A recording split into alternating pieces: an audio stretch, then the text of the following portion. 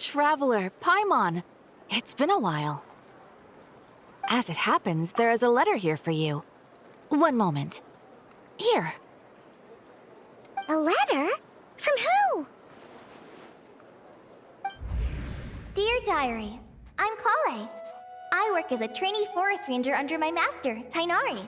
I'm also studying at the academia. I've been getting better and better at reading lately. Mr. Al-Haytham says that the written word is a crucial medium for exploring the world and understanding oneself. That's why I decided to start this diary. That said, what should I write about? Things are pretty quiet in Sumeru these days. Life is good. Every day is a fulfilling and happy one. When I think back to the days when I suffered from Elazar, or way back to when I was injected with God remains, I'm in a much better place now. I hope it stays that way forever. I'll leave it there for now. Master said he'll take me shopping in Sumeru City today, which is great, because I've been meaning to visit the toy seller at the Grand Bazaar for a while now. Kale, time to go. Yes, Master! Huh?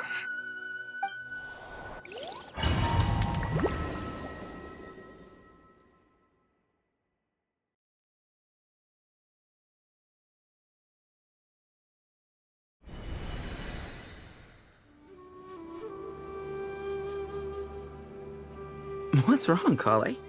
Is there something on my face?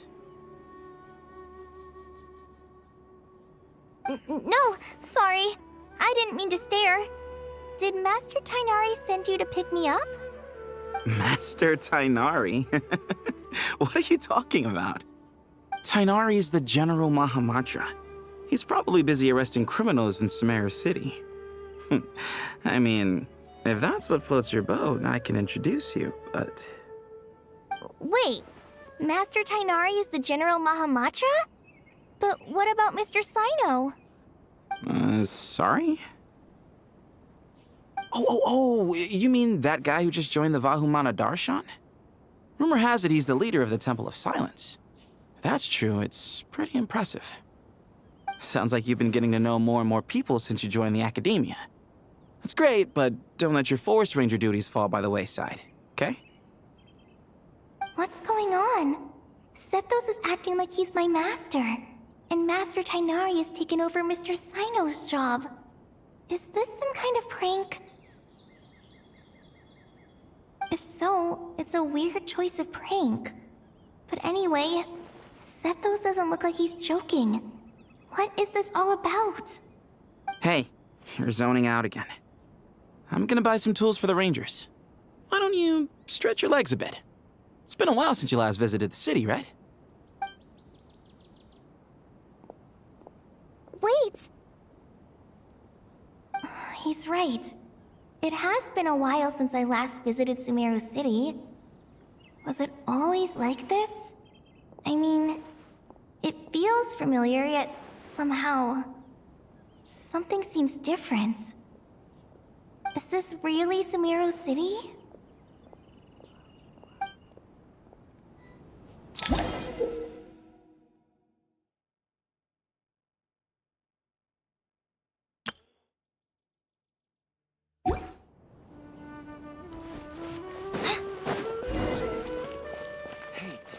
Just walked by? I think she's that famous merc. Would you like some fruit? How will I ever save money to buy that custom-made axe with floral carvings from the blacksmith?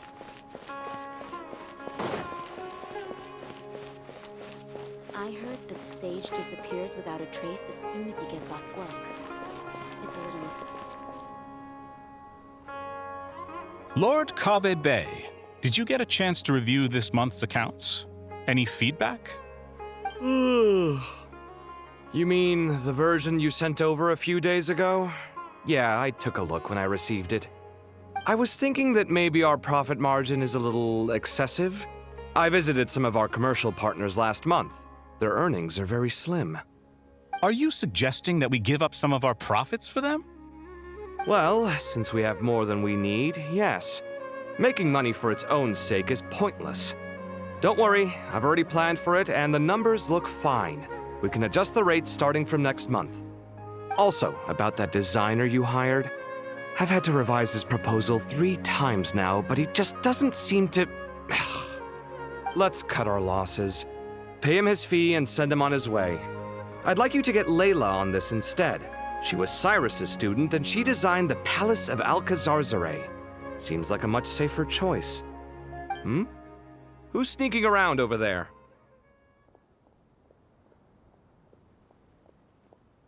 Mr. Cave?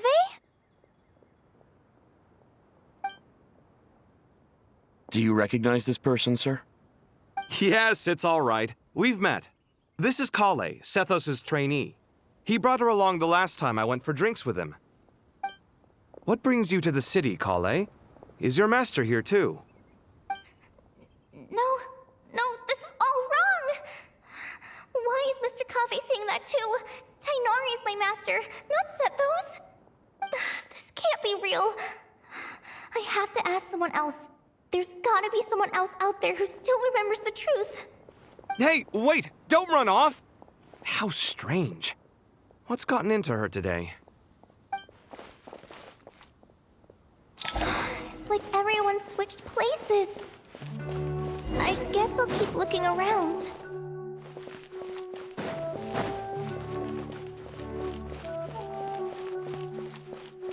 Would you like? Students are under so much pressure these days. Lots of visitors today, I see. Welcome all. It's been a while. Hey, Rahman. You know that guy who sells face powder on Treasure Street? I haven't seen him around in a while. Any idea what happened to him? Oh, you mean a Hongar? Yeah, he got into a brawl with Shavirme on Treasure Street. He's been banned from setting up shop there for now. Seriously? Oh, well, that's a shame. I was planning to pick out some makeup for you. Oh, don't worry about it. The legendary Flame Mane discussing makeup with the Zubair Theater star dancer. Now there's something you don't see every day. Flaming?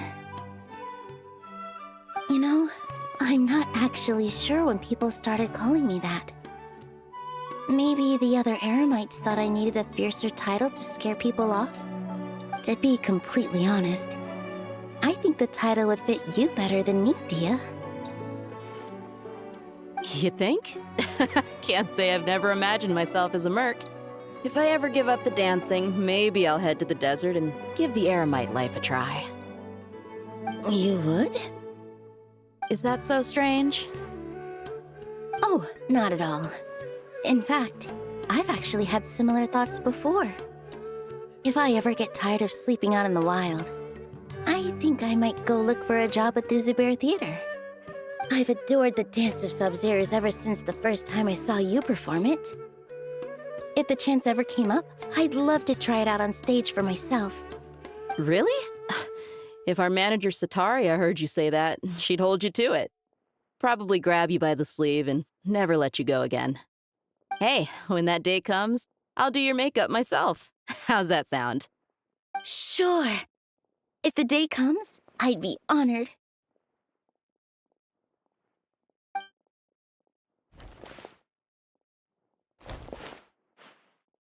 Everyone I know, everything I've ever known.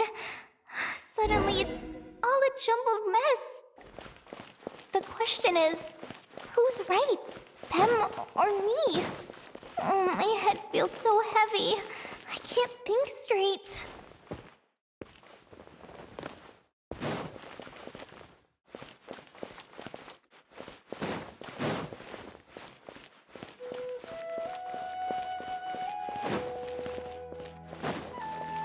There's no one over there. I should go check out somewhere else instead.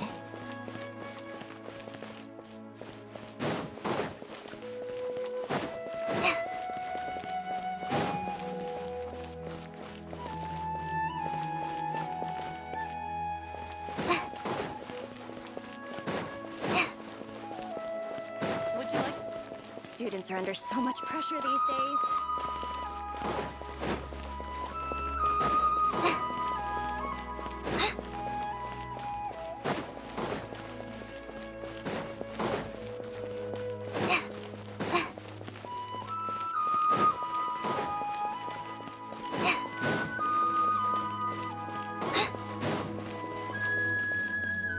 Mahamatra Tainari! We've apprehended the suspect. They say that the fool is prone to blind faith, but the wise man is not immune to it either. Suraj, do you have anything to say in your defense? Tainari, you were the one who turned the sages against me. Just a few words of caution from you was all it took to destroy my research. And now you're trying to stop me again? You should know that mechanical life is the future! We must cast aside our useless flesh and... That's enough. I'm not in the mood to listen to your lunacy. Anyone could tell you how amateur your work is. Karina, Ilias, put him somewhere safely out of the way. Yes, sir. Next on the agenda is... Master? What is it? Wait, did Professor Zahahati send you? She's been encouraging me to take on an apprentice. Might be getting a bit ahead of herself there, though. No, Master! It's me! Kale! Listen to me. Something really weird is going on in Sumeru City. It's like everyone's identities have switched around. You're not the General Mahamatra. You're a Forest Watcher. Just yesterday, we agreed to come to Sumeru City today to go shopping together and... All right, there's no rush. Let's back up a little. Your name is Kale, correct? Although this is our first meeting, you do seem strangely familiar somehow. Is there anything I can help you with? No.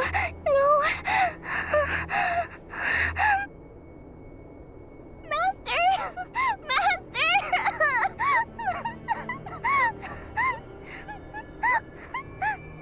What is it? Huh? Did you have another nightmare? I've told you before, when you're tired, lay down on your back in bed and get some proper sleep. It's much better for you than napping on your front. Poor posture obstructs your breathing, which can lead to all sorts of weird dreams. Now, we're supposed to go shopping in Sumeru City today, remember? Cheer up. I'll take you to Hushang's. I heard he's got some new toys in stock. Go wash your face, take some deep breaths, and when you're ready, we'll head out. Okay. Thanks, Master Tainari. So it was just a dream. And yet, dreams can sometimes be a warning of things that will soon come to pass. Who said that? That dream felt unusually real, didn't it? Here's my suggestion. Since you're heading into Sumeru City anyway, you may as well tell Lesser Lord Kusanali about everything that happened. And just to be on the safe side, I think you should also inform your 2 traveler friends who once helped save Sumeru. I'd write them a letter if I were you. Time is short. A storm is coming from beyond the bounds of fate.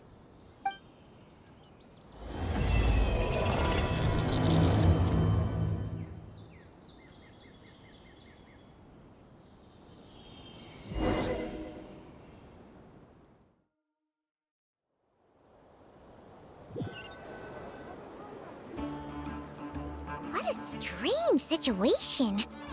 No wonder Kale was in such a rush to write us a letter.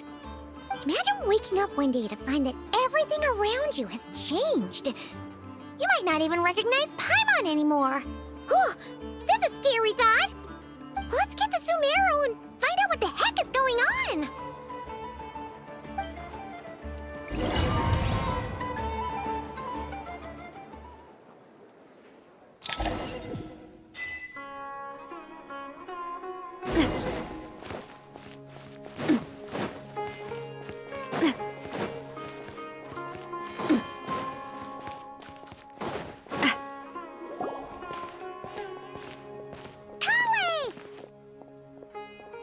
Traveler! Paimon!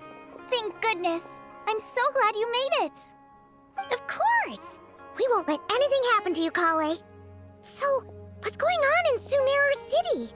Looks like lots of people are moving or something. Yeah, I was just gonna say. After I wrote my letter, Master and I went to Sumeru City and told the Dendro Archon everything that I experienced, from start to finish. She was silent at first. It seemed like she was deep in thought.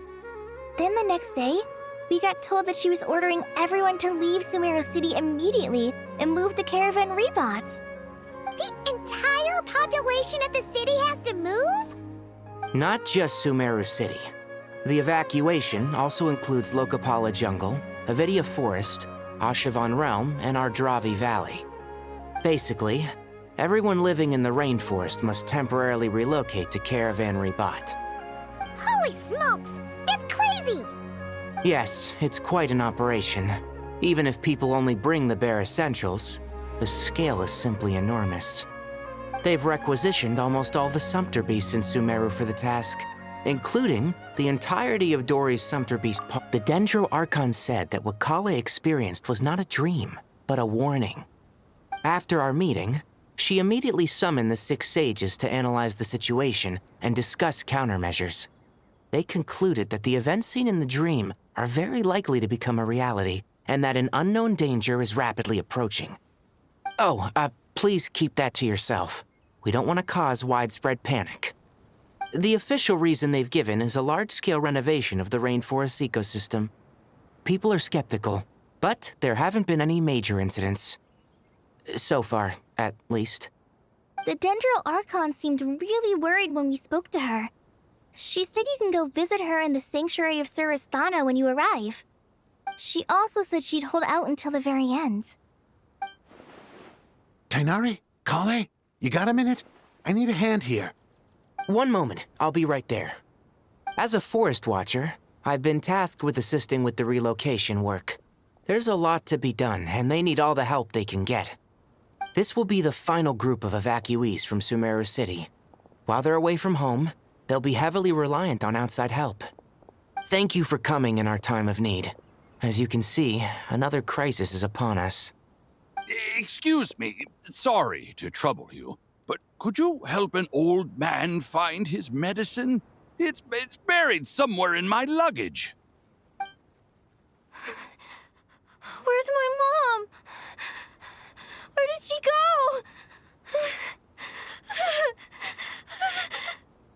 go? Don't worry, it'll be okay. Those items are worth a small fortune. Make sure you store them somewhere safe. You understand? I bet you thought you'd get away with this in the chaos, huh? Guess again. No petty thief gets past me.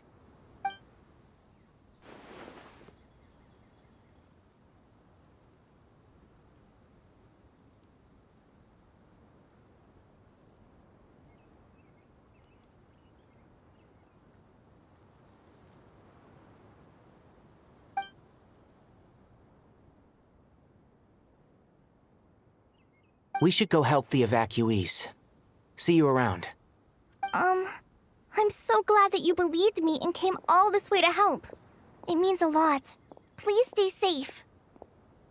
Don't worry. We may not know exactly what's going on yet, but as long as we stick together, we'll find a way through this. Goodbye! Look after yourselves! Will do. See ya!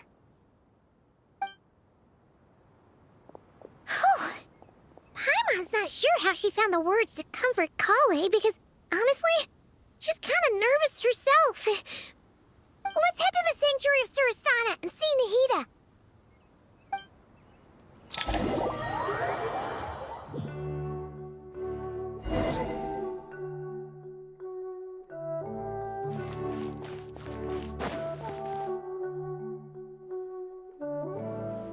Who goes there? No unauthorized access to this place. By order of Mahamatra Sino. Are you blind? It's the Traveler and Paimon. Surely you've seen them before. Huh? Oh, so it is. I'm sorry, I haven't been sleeping well lately. My nerves are a little frayed. The Dendro Archon is in a very vulnerable state at the moment. Mahamatra Sino is concerned that our enemies might choose this moment to strike, so he's ordered us to strengthen our defenses. Just seeing you two again already puts our minds at ease. Please, enter. I'm sure everyone's expecting you.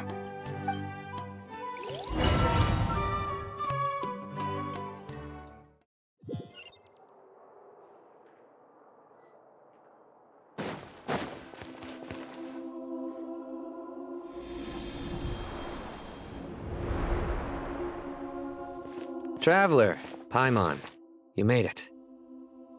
Aha! Perfect timing. Reliable helpers like you are just what we need right now. Oh, it's good to see everyone again.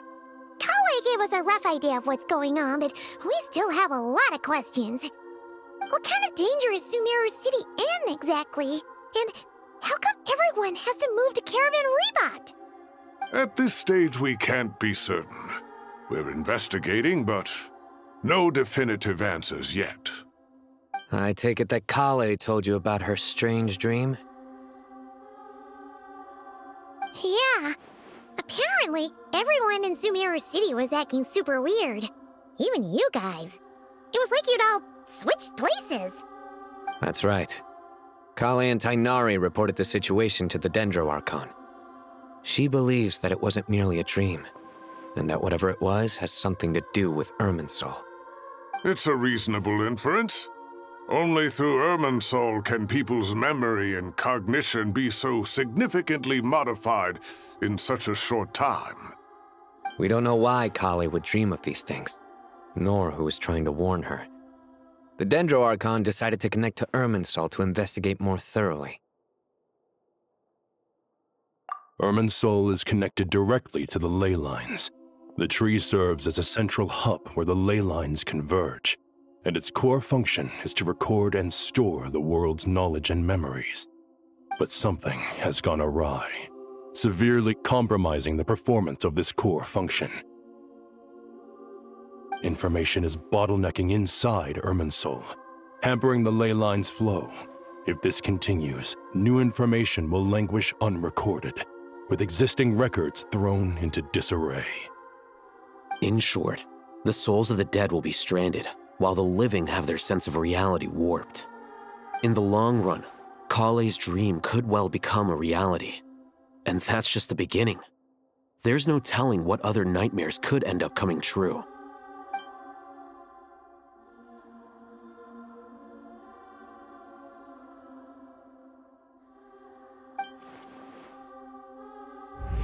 I have come this far, to use my death to open the gates of the ley lines to my people.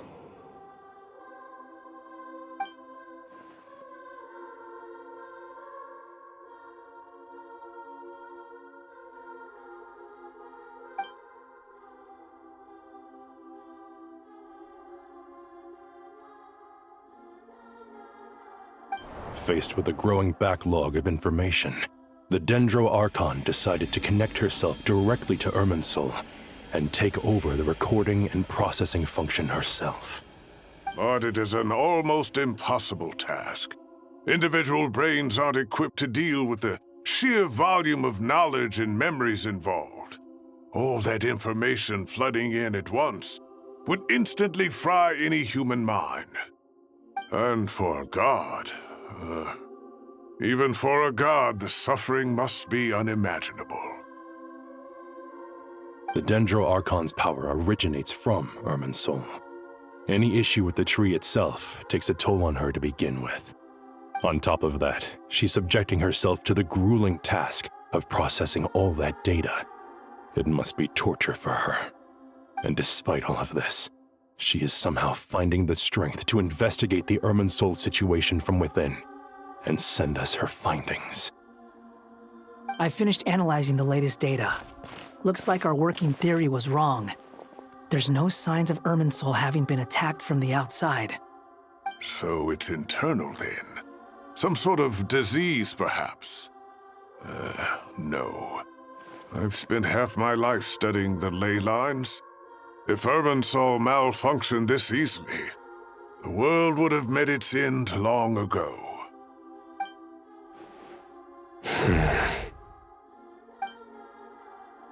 Sino? What is it? Not long ago, I got a tip from the Core of 30 that a large number of unidentified merchant caravans had recently been spotted entering Sumeru through Beta Harbor. At first, I suspected that they might have something to do with all this, so I sent some people to investigate. But if Irminsul wasn't attacked from the outside... Don't you think there are more important things to worry about right now than guessing who's behind all this? It's been over 12 hours with no new intel. If even the Keeper of Irminsul is this badly affected, you can imagine how bad things are in there.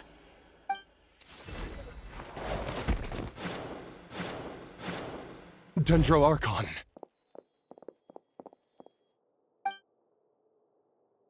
Nahida! What's wrong? Her breathing is weak, and her elemental energy levels are dangerously low. Looks like it's time to move to the backup plan. What's the backup plan? Get out of the city and take the Dendro Archon with us. The entrance to Irminsul is directly beneath the sanctuary of Surasthana. That means this is ground zero if anything goes wrong. The Dendro Archon has a very strong connection to Irminsul. But theoretically, this connection should grow weaker with distance. Under normal circumstances, she can unleash her full power here. But with Irminsul out of control, our first priority is to get her away from here. The situation is critical. There's no time to deliberate. Everyone in agreement? I'll deal with it. I'll also let the Matra and the Core of 30 know to start evacuating.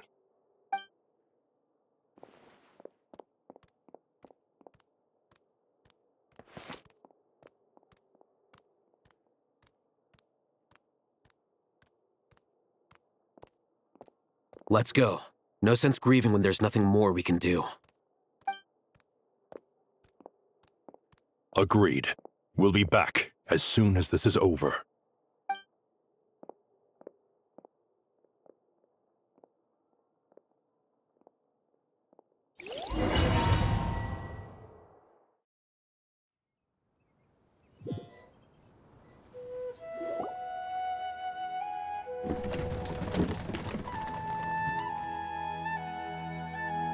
The last group of civilians has been safely evacuated. Dendro Archon's carriage will travel with them. Sino and Hat Guy will protect the convoy. With the Dendro Archon in a coma, we've lost our means of investigating the situation. And with Irminsul still deteriorating, we have no choice but to evacuate Sumeru City. Feels as though we're being pushed along by an invisible hand. Stop moaning, Cyrus. We're the teachers here. We should be showing a little more confidence, don't you think? A wise judgment. Let's move out to Caravan Rebot.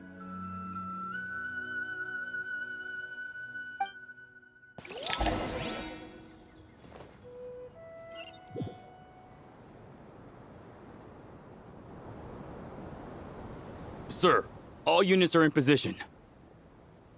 Good. Everything is going to plan. Interfering with Sumeru City is a necessary step, so do not hesitate. The Irminsul situation will not harm you. We need to speed things up here, too. We don't want to keep our client waiting, do we? No, sir. You have my word. Everything will be completed on schedule.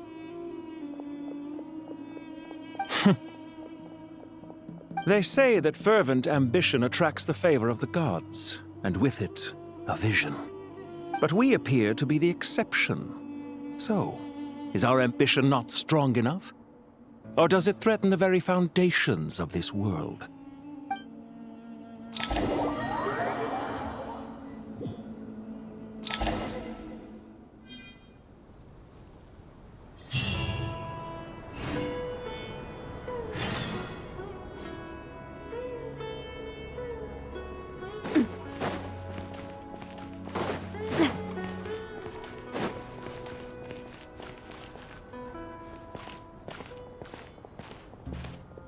How is the Dendro Archon? Her breathing is steady. I prepared some therapeutic incense for her, but it hasn't had much effect. Her vitals are still very weak. Based on the information you've provided, I have a working hypothesis. Her condition is partly due to Irminsul's influence, and partly due to a physiological imbalance caused by the rapid depletion of her power. Elemental energy usually flows through the body at a relatively constant rate.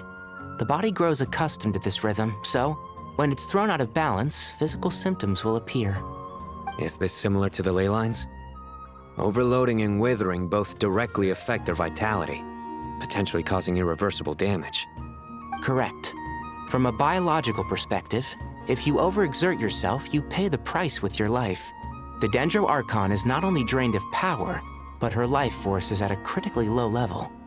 Is there any way to restore her health? I know the ley lines have strong self-healing abilities. As long as any blockages or pollutions are dealt with, they can quickly regain their vitality. But what about people? Well, gods. What's their capacity for self-healing? Before we think about that, there's a bigger predicament to resolve. Restoring the Dendro Archon's power requires us to heal Irminsul first. But that will be extremely difficult without the Dendro Archon's power. Paimon's already getting lost here.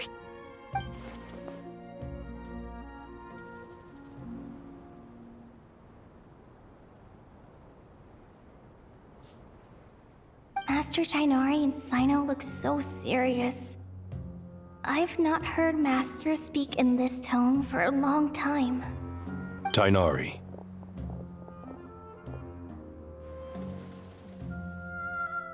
Master Nephis, sages.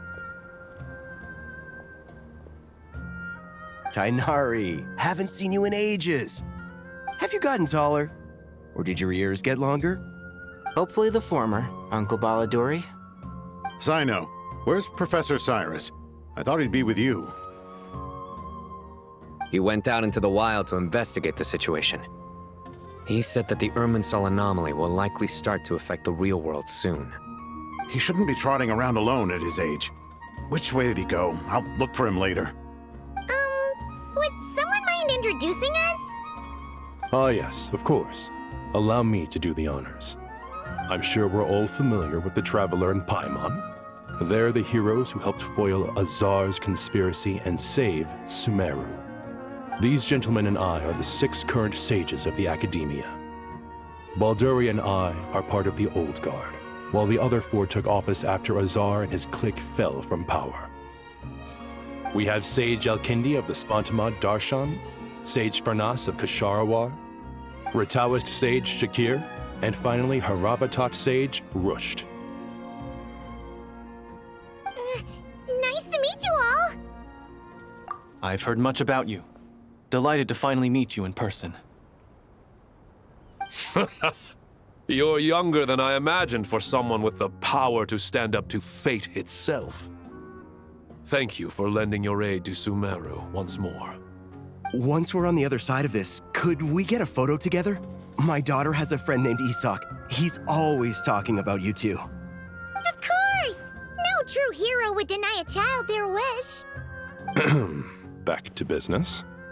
So with the Dendro Archon currently in a coma, the people have taken temporary refuge at Caravan Rebat, but they cannot stay here forever. We need to come up with a plan as soon as possible. Fernas, any thoughts? Well, firstly, having reviewed the data, I'm inclined to agree with your assessment. This doesn't look like an attack on Irminsul from the outside. Rather, it resembles a malfunctioning machine. Calculations going haywire and sparks flying. That being said, before we consider how to fix it, we need to understand precisely what has gone wrong. Furthermore, we somehow need to ascertain this without relying on the Dendro Archon's power. We have no direct access to Irminsul. However, we might be able to gather the information we need from the ley lines. Study the branches to learn about the trunk, in other words. Wait, is that what Cyrus is up to? No wonder he ran off to research in the wild. Curse always one step ahead of me, isn't he? I heard that while in the sanctuary of Surasthana, the Dendro Archon had to serve as the central information hub herself. This is a clear sign the situation within Irminsul might be far worse than we can imagine. Irminsul is vital, not just to the safety of Sumeru, but to all of Teyvat. We must be the ones to bear responsibility for this world. To be on the safe side, I think we need to consider some backup plans. Are you saying we should consider a scenario in which Irminsul is completely destroyed? I'm merely pointing out that the possibility exists. You have a valid point. But until worst comes to worst, I believe we should focus our efforts on resolving the Irminsul anomaly and helping it recover. Kale, I understand that you were the first to foresee this crisis. If it's all right, I'd like to talk with you about it in more detail. Of course, but even I don't know how I came to have that dream. If there are no signs of external damage, could it be a stress fracture? Metals tend to suffer from this issue with long-term use, and Irminsul has existed for centuries, after all. It's possible, but surely a stress fracture would be more likely to cause a complete shutdown rather than chaos. Sages, General Mahamatra, sorry to interrupt, but something has come up. What happened? Some citizens didn't believe that Sumeru City was really in any danger. They slipped away and hid during the relocation, intending to return home. How many people are we talking? About a dozen. Sakura found them while on patrol, but they appeared to be suffering from psychosis. For whatever reason, they were trying to kill each other. By the time we arrived, there were only 2 survivors. One was unconscious from their injuries. The other tried to attack us, but was subdued. Where did this happen? Near Yasna Monument. That's not far from Caravan Rebot. Master. I know. The Irminsul anomaly is beginning to have effects in the world. I didn't expect it to spread to Yasna Monument so soon. It almost feels like we're being chased relentlessly, with no time to catch our breath. Sir Cyrus said the same thing. He sent me back to report in, while he continues investigating. I'll go join him. Count me in too. Don't let my age fool you, I can still fend for myself. Very well. Meanwhile, the rest of us will continue discussing our next steps. Get back soon. Take care of yourselves.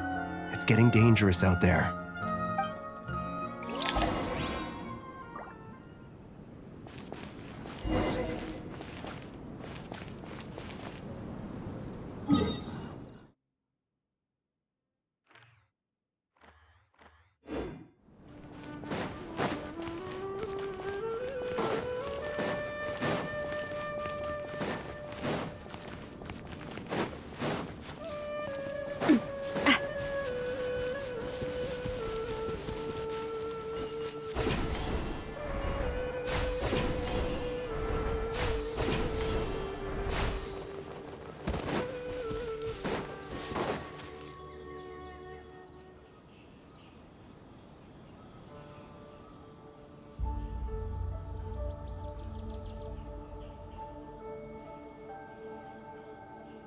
Please, don't go any further. As you get closer to Sumeru City, there's no knowing what dangers you might encounter. So this is our mentally disturbed man? I'm going to gut you all!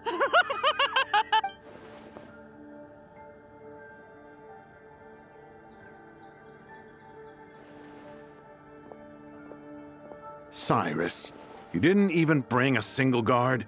Do you think you're some sort of warrior? It's fine. Come here and look at this. Oh, it's... That's right. Flowers that bloom from openings in the ley lines, indicating some sort of anomaly. I don't believe I've ever seen a color like this before. Did you discover it nearby? Not just here. Way over there, too. They're everywhere. There's even more in that direction. How did you ascertain the situation further ahead? Didn't you just say that we can't go beyond this point? Yes. This area is relatively safe so far, but if you continue forward, delusions will start afflicting your mind. However, some vision-bearing mercenaries were able to maintain their sanity a little better. They're the ones who brought back news from further afield. Sino, do you remember the class I taught on dissecting ley line blossoms? I do, Professor. I received full marks in that course. Good. After all these years, it's time to put that knowledge into practice.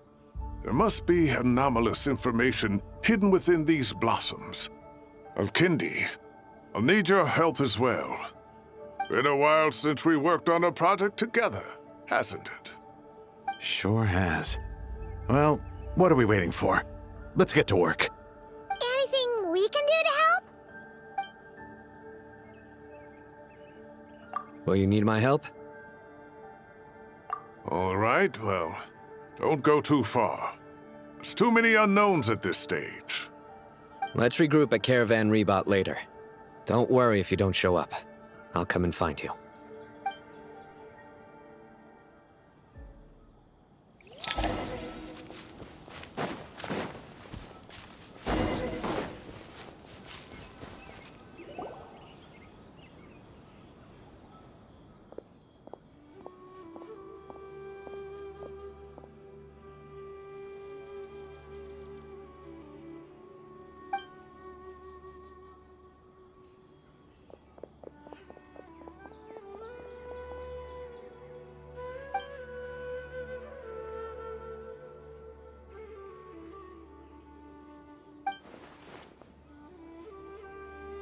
That should be the heart of Oasis.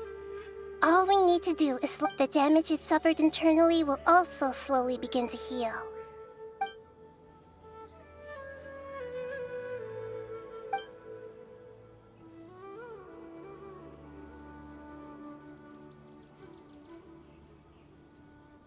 What is it? You thought of something? Really? Then let's get back and tell the others!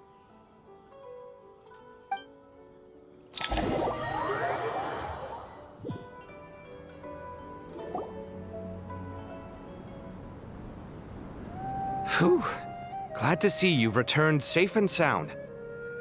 Any longer and we would have gone out looking for you. Well, this is a nice surprise. We've made some progress, so let's start by giving you and Paimon a quick update. By dissecting the ley line's blossoms, we've been able to deduce that although Irminsul is experiencing an anomaly, it has not completely rejected access from the outside. The Dendro Archon has the power to connect to Irminsul, but there's also another way.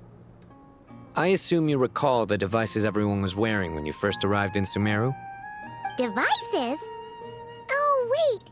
You mean... The Akasha terminals? That's right. Of course! It's been so long, Paimon almost forgot all about the Akasha. Wasn't it shut down, though? Yes, but although the system isn't currently operational, the technological infrastructure is all still there. And it turns out that a certain someone gets so bored at work that he's actually read through every single one of the instruction manuals. No prizes for guessing who that was. If praising others is that embarrassing for you, you can simply spare yourself the ordeal. As much as it pains me to say anything nice about him, there's no denying his intelligence. He rarely forgets anything he's read. The Akasha is exactly what Sumeru needs at this moment. Between us, we should have all the knowledge and expertise we need to get it up and running again. But if I recall correctly, doesn't the Akasha need a gnosis to function? That's exactly right. The Akasha relies on the Gnosis as a power source, and in its absence, we'll need to find an alternative. To tackle this problem, it looks like we'll be relocating once again. Namely, to the Temple of Silence. Ring any bells? It's the only major institution in Sumeru dedicated to preserving the knowledge of King Deshret's civilization.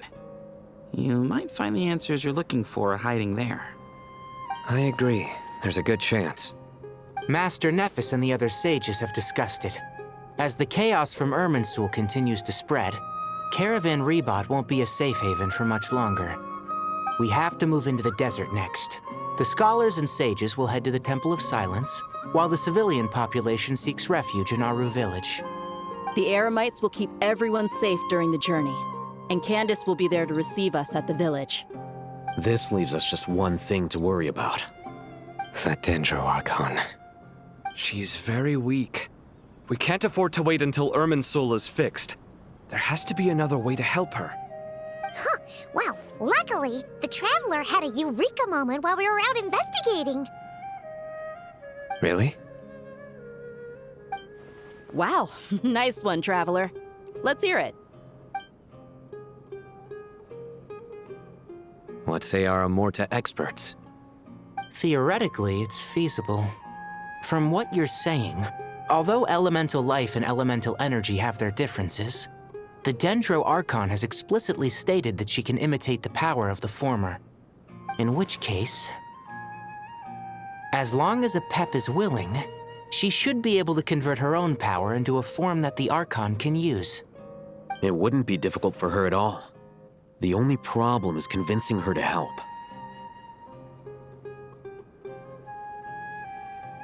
Yeah! Even though she wasn't exactly friendly the last time we met, she didn't refuse to talk with us. When she realizes the danger that Nihida is in, surely she won't turn a blind eye to it. Well, hopefully not. Either way, we're not exactly spoiled for choice here. Hey, it's better than having no options at all. I agree. Without Irminsul's aid, the legendary Dendro Dragon Apep may well be the only living thing in Sumeru who can help our Archon recover her power. There's no time to lose. I'll bring this proposal to Master right away. If he and the other sages agree, we'll split into 3 teams. The academics will go to the Temple of Silence to look for a solution to the Akasha problem. The Eremites will escort the civilians safely to Aru village, and the Traveler and Paimon will take the Dendro Archon to see Apep. There's still a long road ahead, and no knowing if we'll make it. But at least we have a direction now. I'll take it over floundering around in confusion. If there are no objections, then let's proceed. But before we adjourn, I would like to leave you all with some parting words. No matter the distance between us, there will always be an invisible force tying us together. May the bonds forged in the past shine bright like stars and open a new path before our feet. Huh. Is that from King of Invocations? No. This one's from King of Invocations, the sequel. What's the difference? The sequel's much cooler. Couldn't agree more. Well, it was very apropos. Once this is all over, I'll give everyone a copy of King of Invocations and the sequel to show my gratitude. Come on, let's get moving.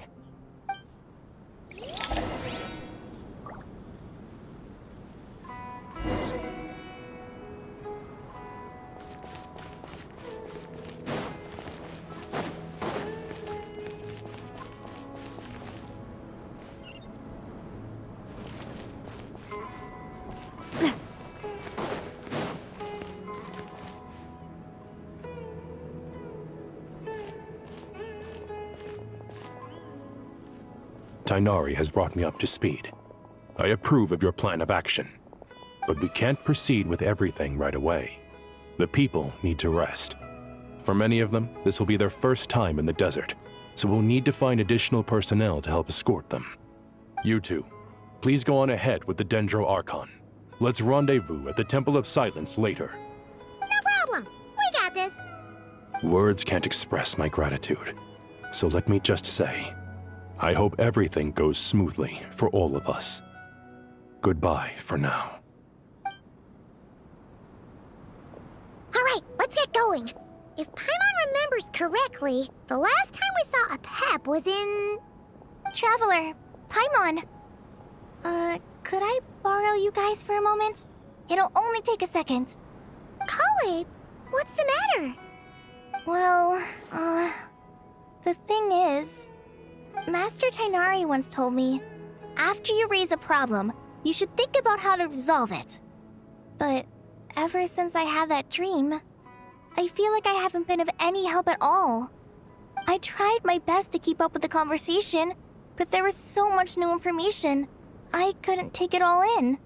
So, I just wanted to ask, do you have any tips for me there? Huh.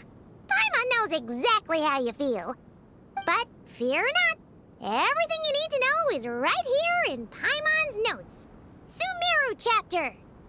It's got tons of info about all the things we've seen and heard on our adventures. Some parts are a little simplified, but hopefully it all makes sense. You see? Being the greatest guide in Tibet isn't just a fancy title. It takes a lot of hard work. Paimon doesn't always understand the things you're talking about with other people. Whenever that happens, she notes down the confusing parts and goes over them in her own time. This is perfect. Could I borrow it? Sure. Matter of fact, you can keep it if you want. Paimon has another copy. The spare copy was originally meant for the traveler. Paimon used to worry that one day he might not need a guide anymore, so she wanted to have a gift for him, in case we ever parted ways. But it doesn't seem so necessary nowadays. We have so many more places to see together. One copy will be enough for both of us. Thank you so much. But still, these are your treasured memories. I think I'll make my own copy and then return the original to you. Anyway, that was all. I won't keep you any longer. Have a safe trip. See you again soon. See ya! Alright, time to bring the Hida to see a pep. Let's hope that old grouch is in a negotiating mood.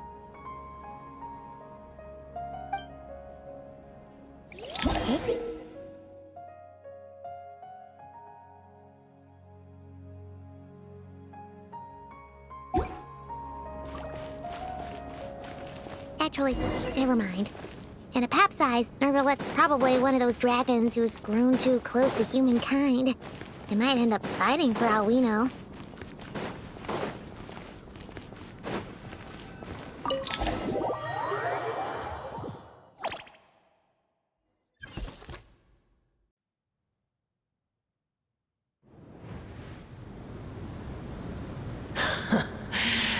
I had a feeling your kind might come calling. The ley lines are in disarray. Something has gone wrong with Irminsul, yes. Even from a great distance away, I can sense that Sumeru is headed for destruction. You who took our home from us, prepare to watch as your own world is plunged into oblivion. This isn't a joke, Apep! Nahida's in grave danger! Can you please help her? Is she now? Then be not mistaken. The fate of Sumeru is of no concern to me. I am neither the god of this land. I may have given my tacit agreement as your kind built homes here and multiplied for generation upon generation. But that does not mean that I bear any responsibility for Sumeru. Tiny boor, puny humans. The age of the dragons ended long ago, and the world that replaced it is under the dominion of the heavenly principles. In choosing not to side with your enemies when the heavenly principles' rules began to relax, I have been merciful enough. Do not forget that I have no love for this world you hold so dear. Be not mistaken. The fate of Sumeru is of no concern to me. I am neither the god of this land nor its guardian. I may have given my tacit agreement as your kind built homes here and multiplied for generation upon generation. But that does not mean that I bear any responsibility for Sumeru. Tiny boor, puny humans. In my eyes, all of you are but in... The age of the dragons ended long ago, and the world that replaced it is under... In choosing not to side with your enemies when the heavenly principles' rules began to relax, I have been merciful enough. Do not forget that I have no love for this world you hold so dear. Be not mistaken. The fate of Sumeru is of no concern to me. I am neither the god of this land nor its guardian. I may have given my tacit agreement as your kind built homes here and multiplied for generation upon generation. But that does not mean that I bear any responsibility for Sumeru. Tiny boor, puny humans. In my eyes, all of you are... The age of the dragons ended long ago, and the world that replaced it is under the dominion of the heavenly principles. In choosing not to side with your enemies when the heavenly principles' rules began to relax, I have been merciful enough. Do not forget that I have no love for this world you hold so dear. Be not mistaken. The fate of Sumeru is of no concern to me. I am neither the god of this land nor its guardian. I may have given my tacit agreement as your kind built homes here and multiplied for generation upon generation. But that does not mean that I bear any responsibility for Sumeru. Tiny boor, puny humans. In my eyes, all of you are but intruders who followed in the wake of the heavenly principles. I am not obliged to be your savior. The age of the dragons ended long ago, and the world that replaced it is under the dominion of the heavenly principles. In choosing not to side with your enemies when the heavenly principles' rules began to relax, I have been merciful enough. Do not forget that I have no love for this world you hold so dear. Be not mistaken. The fate of Sumeru is of no concern to me. I am neither the god of this land nor its guardian. I may have given my tacit agreement as your kind built homes here and multiplied for generation upon generation. But that does not mean that I bear any responsibility for Sumeru. Tiny boor, puny humans. In my eyes, all of you are but intruders who followed in the wake of the heavenly principles. I am not obliged to be your savior.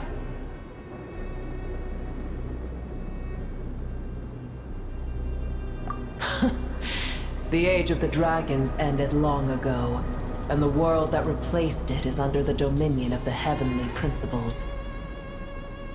In choosing not to side with your enemies when the heavenly principles' rules began to relax, I have been merciful enough. Do not forget that I have no love for this world you hold so dear. Be not mistaken. The fate of Sumeru is of no concern to me. I am neither the god of this land nor its guardian. I may have given my tacit agreement as your kind built homes here and multiplied for generation upon generation. But that does not mean that I bear any responsibility for Sumeru. Tiny boor, puny humans. In my eyes, all of you are but intruders who followed in the wake of the heavenly principles. I am not obliged to be your savior. The age of the dragons ended long ago, and the world that replaced it is under the dominion of the heavenly principles.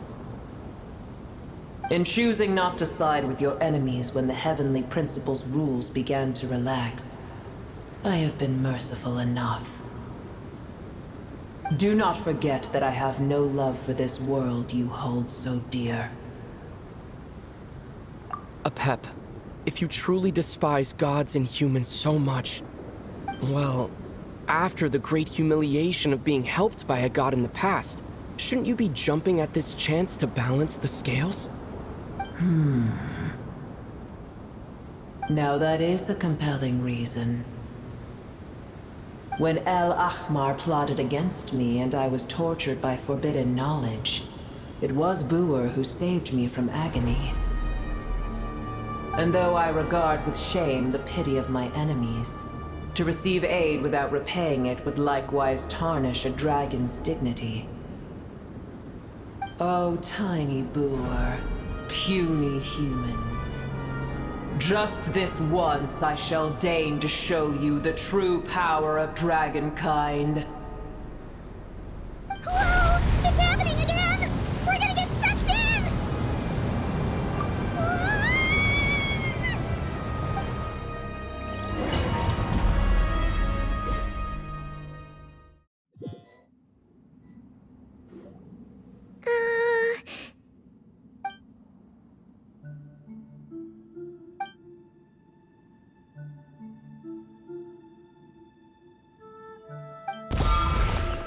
It is done.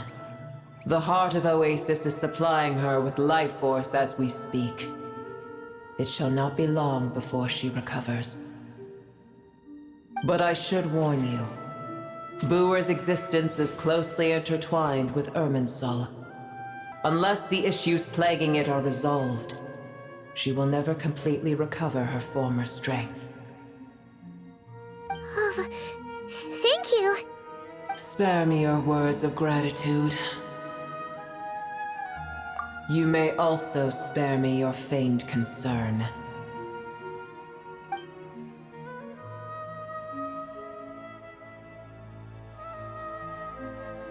A dragon's sovereign's power is far greater than you can imagine.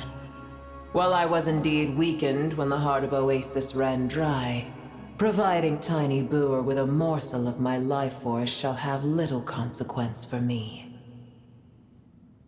Oh, good to hear.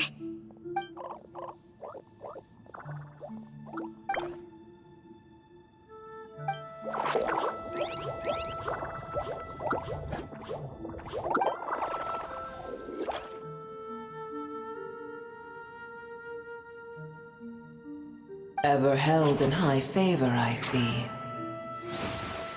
Oh, well, you know. The compliment was sincere. Simply accept it.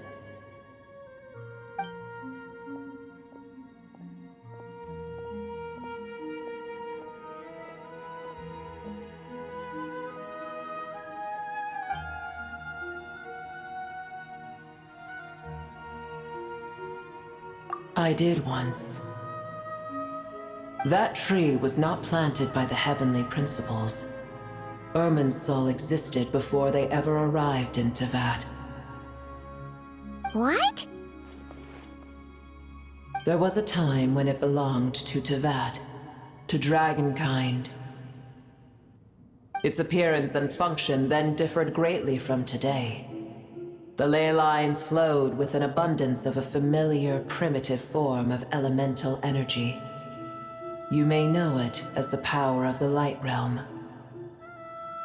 The heavenly principles usurped and refashioned Irminsul, made it serve humanity, and used it to anchor the fate of the world. Yet in the end, humanity has failed to protect it. Heavenly principles, God of gods. It makes me sick. As things stand today, holding a grudge against you would serve no purpose. But there will come a day when we reclaim this world for ourselves. The opportunity will arise no matter how long we must wait. I can already sense that far away from here, the Hydro Dragon has wrested his authority from the hands of the usurpers. Though we have yet to meet, I know that we are both preparing for our revenge day and night. Uh-huh.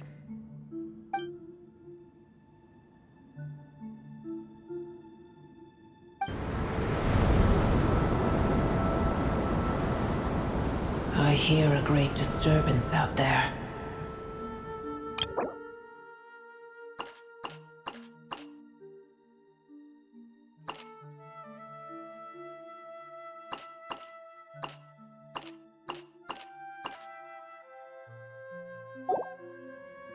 Huh? What is it? Sandstorms come. The Jinn. Another calamity approaches. You both seem restless. Let us part ways here. Boer is safe with me. Once she has recovered, I shall return her to your side. Oh, thanks again. Take care, alright? I told you already I have no need of your feigned concern.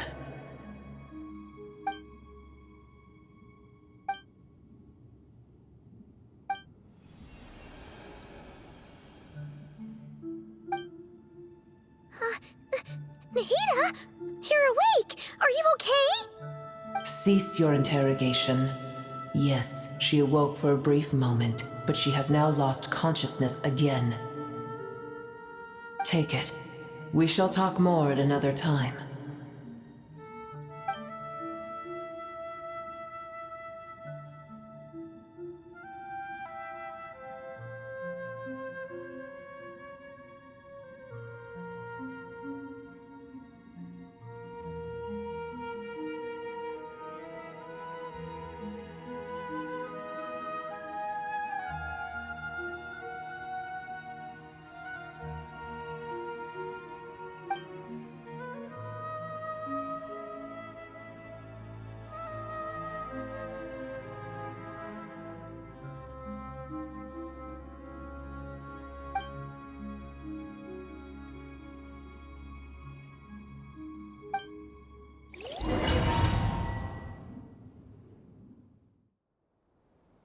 Where the heck are we?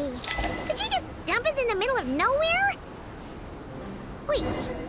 No. Paimon remembers now. The Temple of Silence is...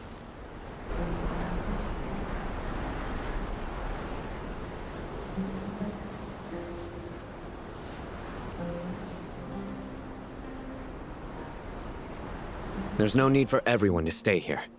I'll protect the sages. The rest of you, return to Aru village. Yes, Mahamatra Sino.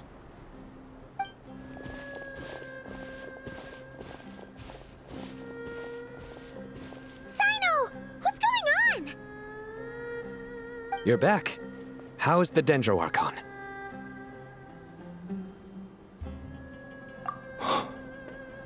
What a relief. It's the Jinn. Countless Jinn have stirred up violent sandstorms across the desert, blocking our path to the Temple of Silence. Tighnari and Kale have returned to Aru village to help. The Jinn are being highly aggressive, so both the village and the merchant caravans require protection. It's just one thing after another. Where did all of them come from anyway? In all my trips to the desert, I've never seen anything like this before. As I see it, the only possible candidate is Gurabad. Gurabad? Baladuri could explain in more detail if he were here. All I know is a rumor I've heard about from previous trips to the desert. Supposedly, a great number of dormant Jinn lie sealed beneath that city.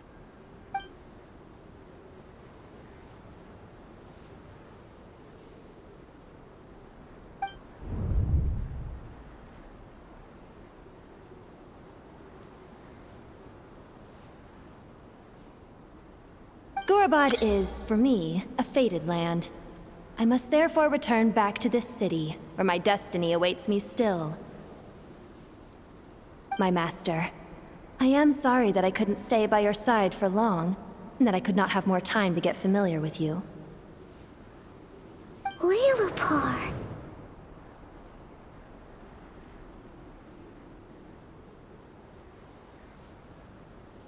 Yeah. We once said goodbye to a friend there. Well, maybe not a friend exactly, but someone we met on the road anyway. She was a strange bottle.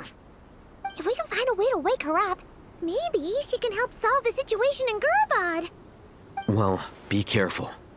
You may find there's more than just the Jinn to worry about. You mean, there are other dangers in Gurabad? It's a sensible assumption to make. The moment we arrived in Caravan Rebad, the Irminsul anomaly started spreading in that direction. Now we've moved to the desert, and suddenly we're plagued by Jinn and sandstorms. To call it a coincidence would be a stretch. Don't worry, we've got gotten a lot stronger since our last stint in Sumeru.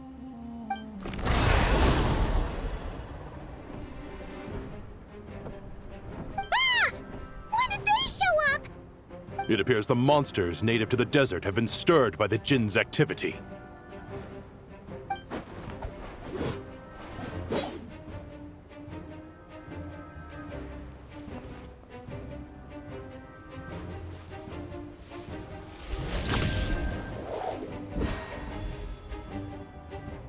You should get going.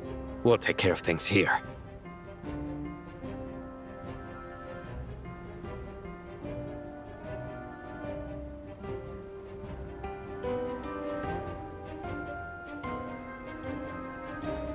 You too. Don't do anything too risky. You got it?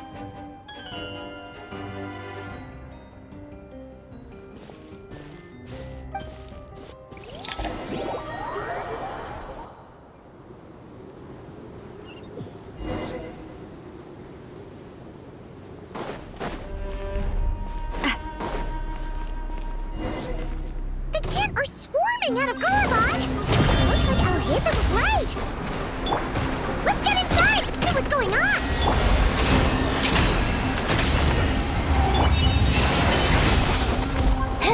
Attack! That's an umbrella warfare, I guess! Hiya!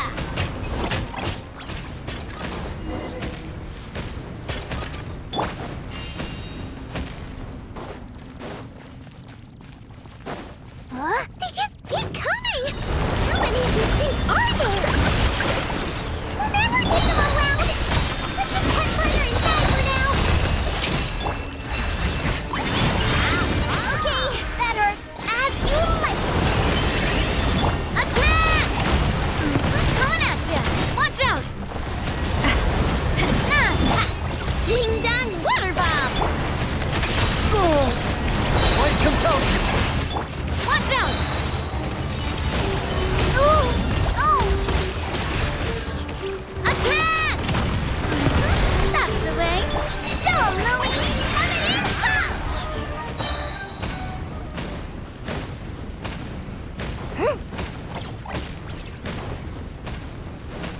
Target spotted! All units at the ready.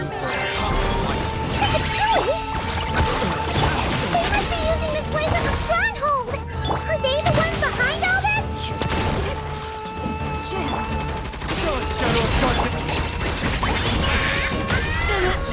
Take too long.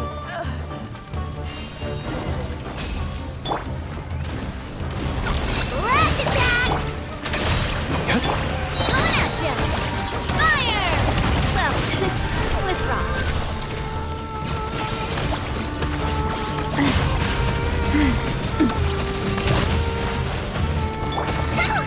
Fighting Jin with one hand and Fatui with the other? This is pure chaos! Go get it, Maiden!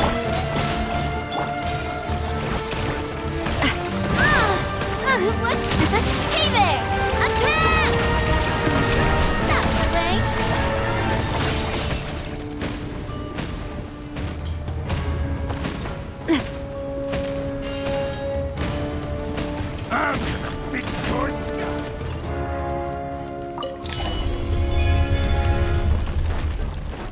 You see that strange machine? Paimon has a sneaking suspicion that that's the thing wrecking Gorobod and setting all those dangerous Jinn free! The target has reached the core zone. Requesting backup. Repeat, requesting backup. Backup en route. Stop him at all costs.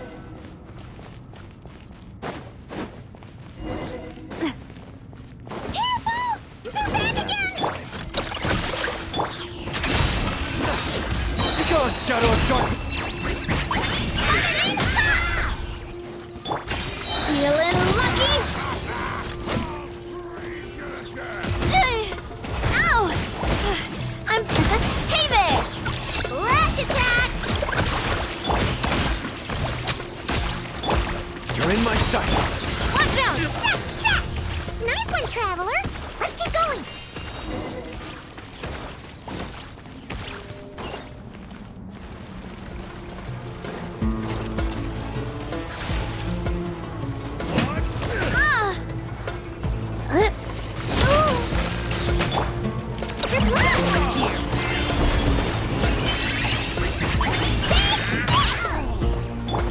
compels you.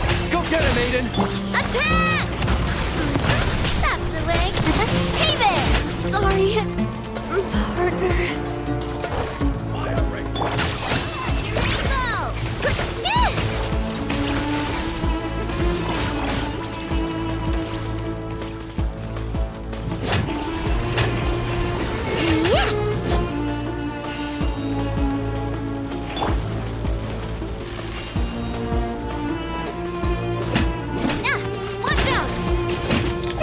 Gen's gone kaput! Now we can finally... It seems my subordinates failed to stop you in your tracks. Apologies, sir. There is no need to apologize. You did well to hold your ground against such a powerful adversary for as long as you did. I must commend your courage and perseverance. So, you're in charge here, huh? First the problems with Irminsul, now this mess in Gurabad? Are you the ones responsible for all this? I'm afraid I cannot answer that. I assume you aren't naive enough to expect answers from an enemy. Oh, this guy is so snooty! However you want to spin it, you're clearly involved in this somehow. So you can either start talking, or we'll have to make you talk. Let's get him! Traveler? What's wrong?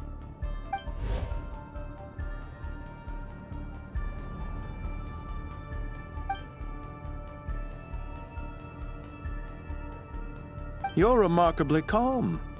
Some would act more rashly upon finding the ringleader all alone. But you keep your cool. Even as your enemy, I must applaud you. Did you show yourself just to say that? Is this you trying to take back control of the conversation? Unfortunately, I really don't have anything to say to you. I am here merely to indulge my own curiosity. Your names are well known among the Fatui. Naturally, I wanted to observe you up close while I had the chance. Hey! Don't treat us like we're some kind of exotic animals in a zoo! Oh, I wouldn't dream of it. You seem rather predisposed to misunderstand me. I'm quite aware that you are both heroes of great renown. You have resolved crises in many nations and won countless allies along the way. I've been following your adventures with great admiration. My only regret is that the trajectory of your journey conflicts with our goals. What do you mean, admiration? Sorry, but that sounds pretty weird coming from you. I don't see why. We may happen to occupy opposing sides, but there is no cause for deep-seated enmity between us. To respect one's enemy is to respect oneself. Well, now that you're observing us up close, what do you see? I've observed as keenly as I can. Yet, while I endeavor to understand, your true strength remains a mystery to me. Violence is not my area of expertise either, so, you see, I would much rather converse with you like this than determine a victor with the edge of a blade.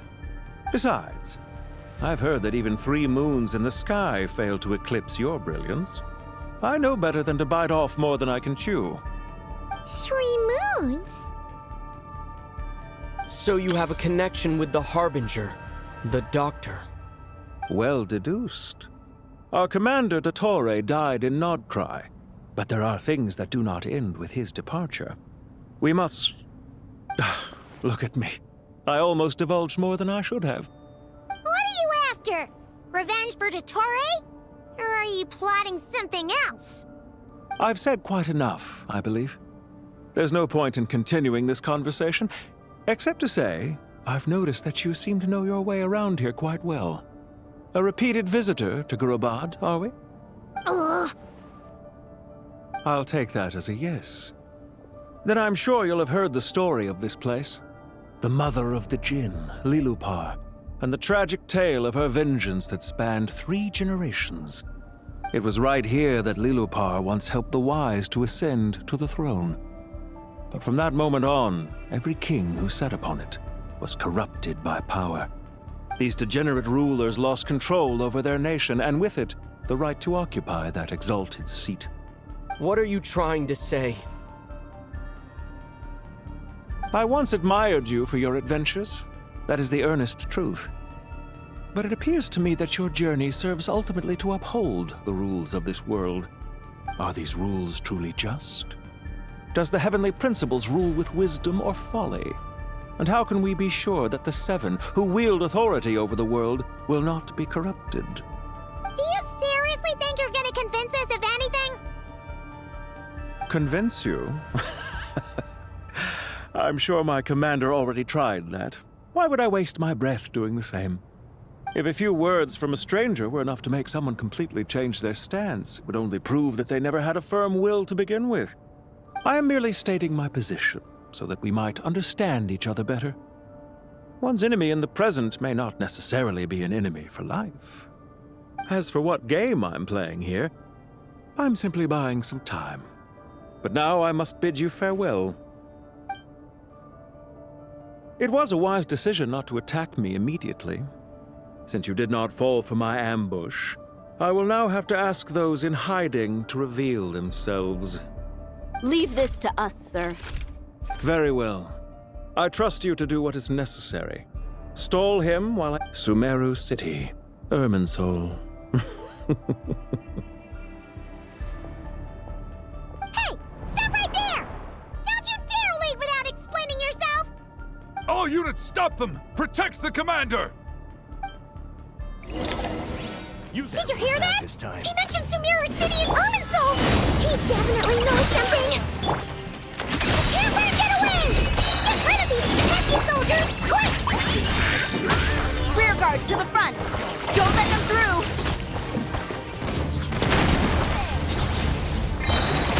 A proper send-off!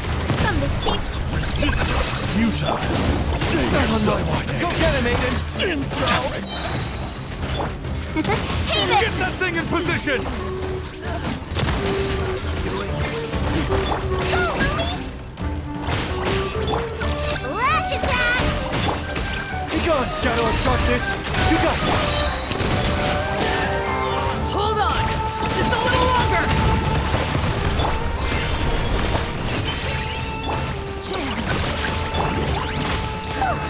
We finally beat them! That mysterious guy can't have gotten far! Let's catch up with him!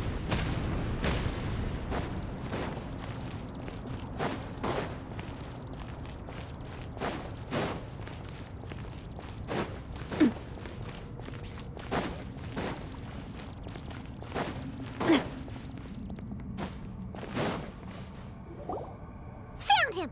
Over here! You're very persistent. Hey, you! Stop running and explain yourself! What are you trying to...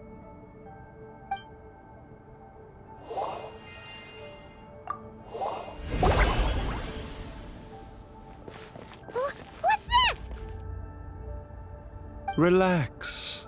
A small trap like this won't be enough to hold you.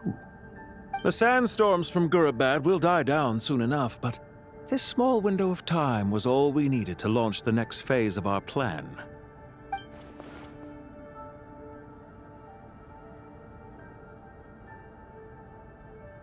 Don't be discouraged. I knew that someone would come here eventually, so I planned ahead. Where to chat with you, which door to exit from, even which mechanism to wait by for you. I thought through every detail. You, meanwhile, know nothing of who I am. So far, you've only heard my voice, and for all you know, it may not even be real. But not to worry.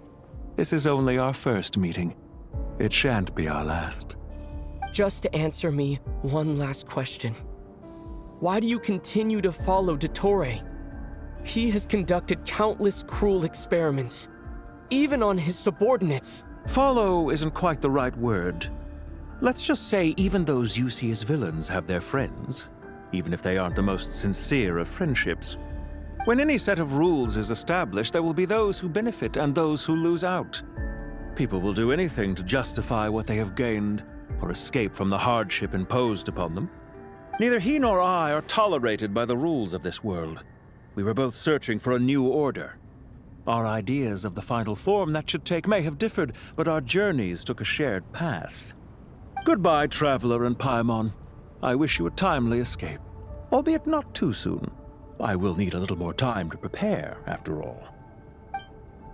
Hey! Come back!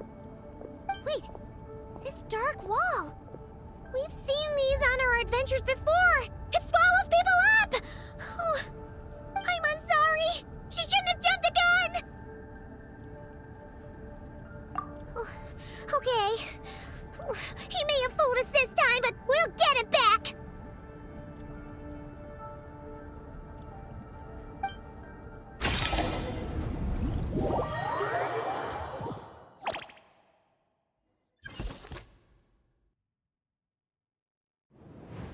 Sino and his team are guarding the north.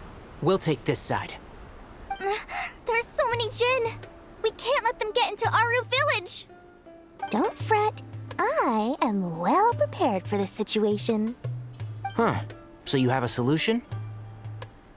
Perhaps you're unaware that I have a trusty genie partner of my own, Plumpy. If I send her to negotiate with the others, this whole thing will be resolved before you can say Mora.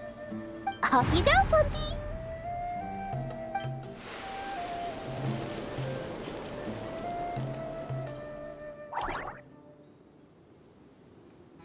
Come on, what's the holdup? 5,000 Mora. 20,000 Mora. 100,000 Mora. Final offer. Ah, so she's a hired partner.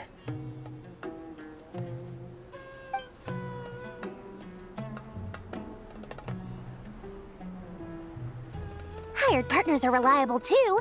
Plumpy here is a highly skilled negotiator. You'll see. Just a few words from her and...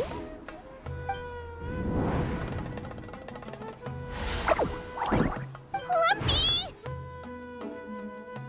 Don't you Jin have any respect for the rules? This was supposed to be a negotiation! How dare you treat my messenger like this? You wanna play rough? Two can play at that game!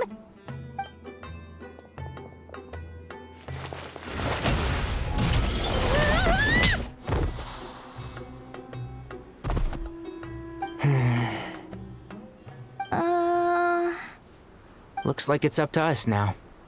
Be careful, Kale. Yes, Master.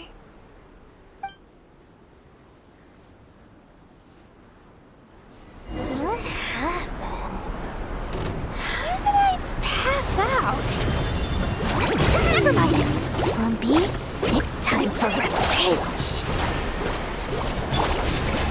You know, this reminds me of when you first arrived in a video forest. You were trying to help a child retrieve a lost toy when you stumbled upon Spinal Crocodile territory by mistake.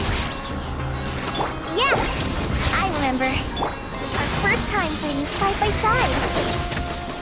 Fighting side by side? I seem to recall swooping in to rescue you with a team of forest rangers. Please stop. One with the forest.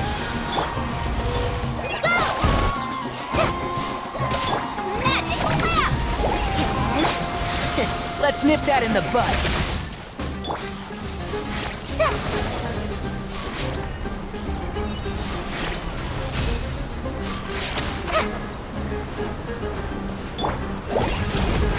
And Shroud!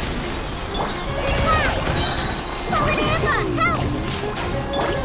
Yeah.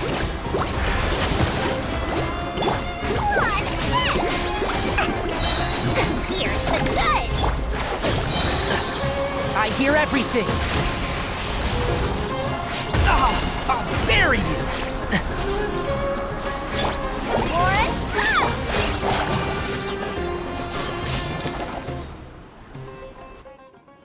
There's too many of them! I can't believe I used 12 rare items in one battle! Ugh. I shudder to think how this is going to affect this month's accounts. The sight of that glaring deficit might be more than my poor heart can take.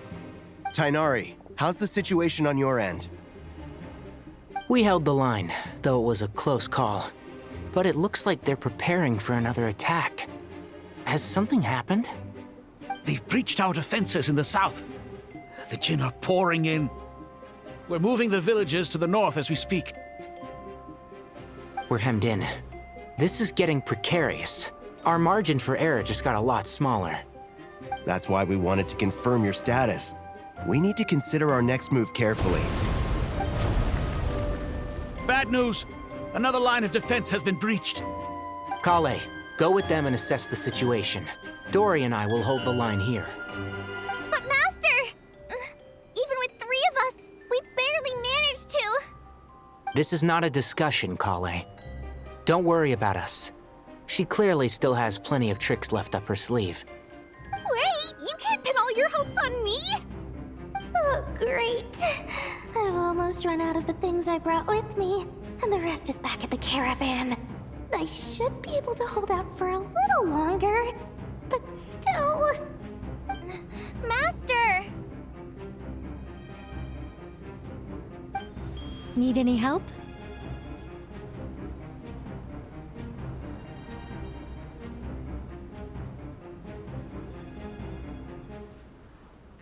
Huh? What is it, Kale? If things continue like this, it won't be long before Aru village is overrun by Jinn, and the sandstorms are sure to follow in their wake. I do have a plan, but I can't guarantee it will work.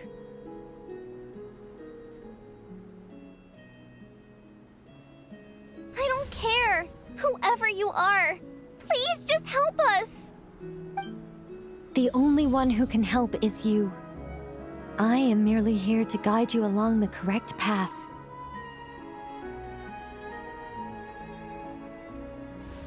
I am a spirit created at the beginning. I am a flickering illusion. I am the shimmering light that flows from the eyes of the Creator. What do you mean?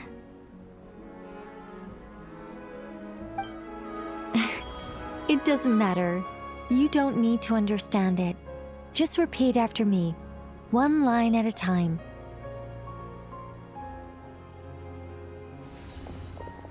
Watch out! Jinn incoming! I am a spirit created at the beginning.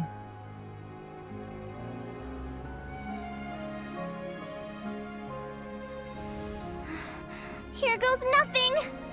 I am a spirit, created at the beginning.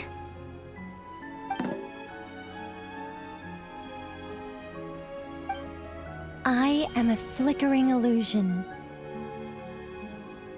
I am a flickering illusion.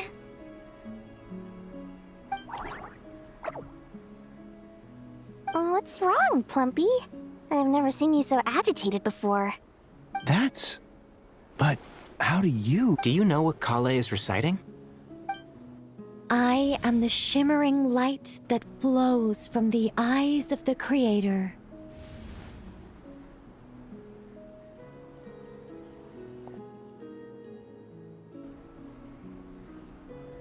I am the shimmering light that flows from the eyes of the Creator!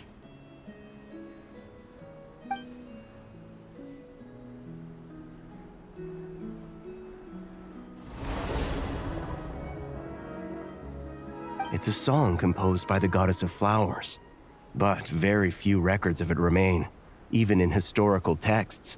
All we have is a few fragments. Is Kale an avid historian? Not to my knowledge. The Jinn have actually quieted down. Although...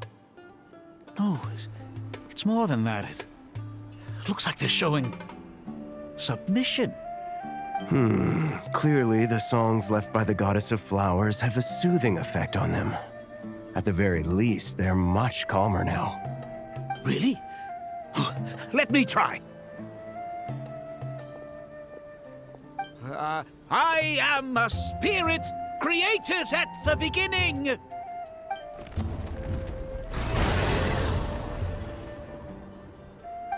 Don't stay away. I'll stop. It seems like the song only works when Kale recites it. But why? Kale.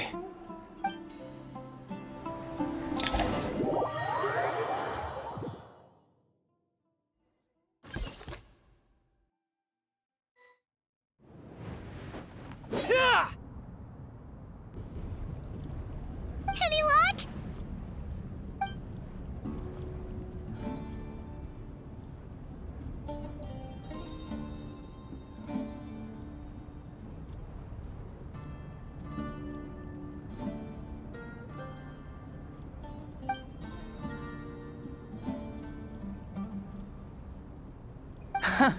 When I heard that loud rumbling in the distance, I thought the shifting sands had bust open the gates to some ancient treasure vault.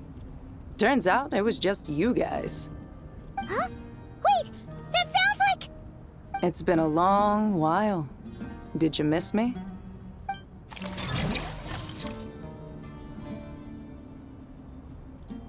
Jet! Ben!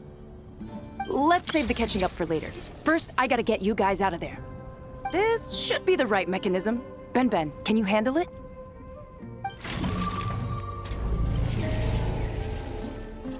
There we go. Come on, let's leave this place.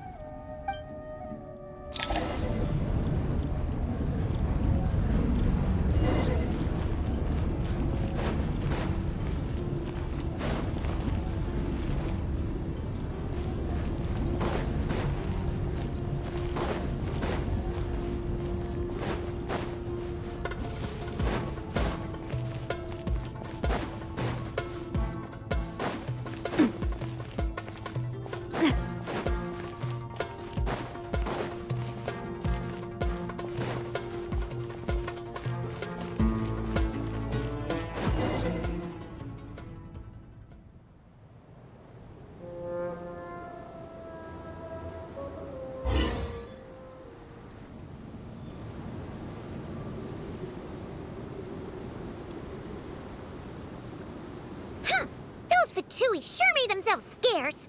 It's like they were never here. The Fatui? They came to the desert again? Yep. No idea what they're planning this time. They were being very coy about it. How have you been, Jet? Well, since we last met, I've started my own band of mercs. We've actually made quite a name for ourselves. Oh, yeah. On a slightly different note, I have some good news. I finally took care of Masaira. Not much to write home about. It was just another day. Found his hideout. Dragged him out of his cozy little bed. He tried to talk me into seeing his point of view, as usual. But I'm way past that by now. There was nothing he could say to save his life. What about you guys? Bet you'd forgotten all about me and Ben, huh? Of course not! We're super-duper best friends! Wow. Sounds like I should make time to visit some other nations too. Anyway, what brings you to Gurabat? Oh, right. I almost forgot. We're here to look for Lilupar. Oh, that bottle? Yeah! We need her power to calm the Jinn and stop the sandstorms. Here's hoping we actually manage to find her, after all the trouble we've been through. Surely, with everything's been going on in Gurabat, she must have woken up, right? Only one way to find out.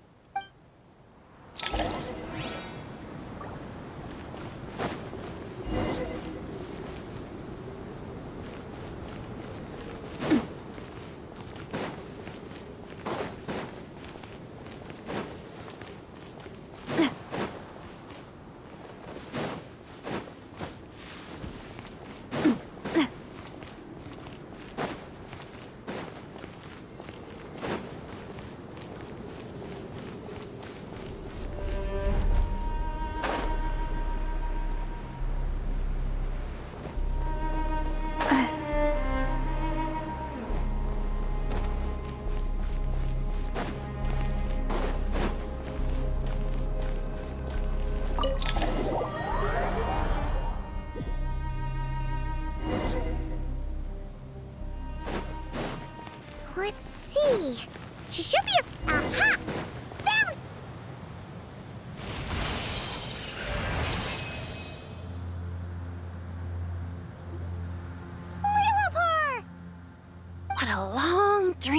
that was.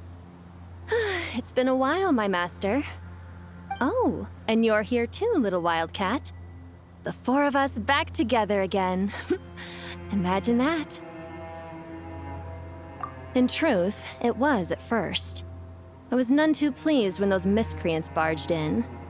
But it did give me the chance to reunite with you, dear master, so I shall overlook their folly. After we last parted ways, I merged with the land beneath Gurabad to suppress the dark calamity stirring in the depths. It rekindled the flame of vengeance within the Jinn, depriving Gurabad of any hope of peace. I fought against it for a long, long time, until one day, I sensed a change in a foreign land to the west. Suddenly, the pitch-black abyss fell silent.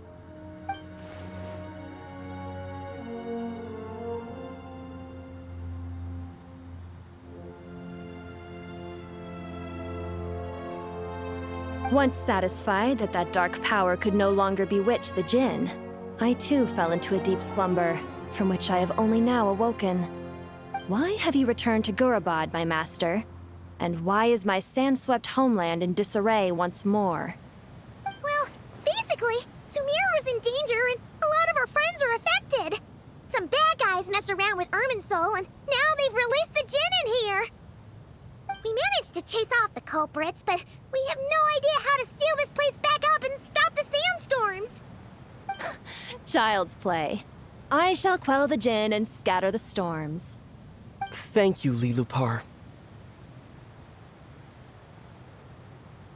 No need to thank me, my master.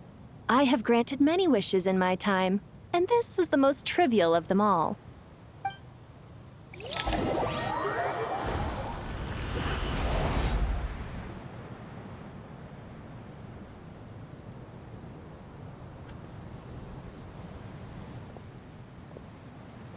The sandstorm's gone. The sun shines bright again. When I said that we'd meet again under a lovelier sun, this was exactly how I imagined it. Yay! Although, honestly, Paimon would love to hang out with you more, even if the weather sucked. Well, there shouldn't be any more Jinn breaking out, right? Are we okay to head back? Sounds good. You can introduce us to your other friends. Another adventure begins. Lovely.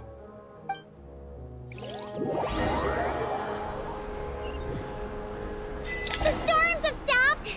We should be able to get to the Temple of Silence without any problems now. Time to regroup!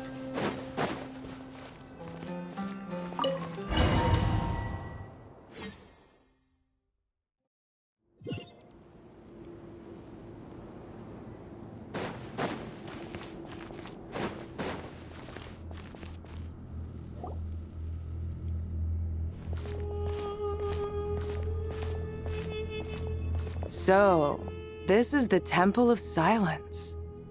I've heard the Nagarjanites mention it in passing, but I never imagined it would be this big. It's colossal. I thought the temple moved to the rainforest ages ago. When did they scamper back into the desert? I don't know. This plan sounds a little too risky for my liking. Even in King Deshret's day, this was experimental technology. We have no idea what could happen if we activate it. Well, unless you know of another viable alternative for the Akasha terminal, I'm afraid this is our only option. The plan is sound, and the risks are manageable. However, if we are to proceed, we must act quickly. The scale of this project is enormous. Even with Kaveh, Faruzan, and every other scholar of mechanics working on it full-time, the proposed modifications won't happen overnight.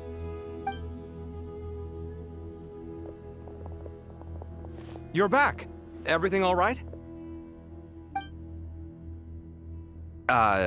And who are they? Friends of yours? Pretty much everyone in the Temple of Silence is. This guy's Kaveh, and the one next to him is Alhaitham. Hello, I'm Jet, and this is Lilupar. Oh, a famous name from the history books. Pleased to meet you. A friend of a friend is a friend of mine, as they say. Who's they?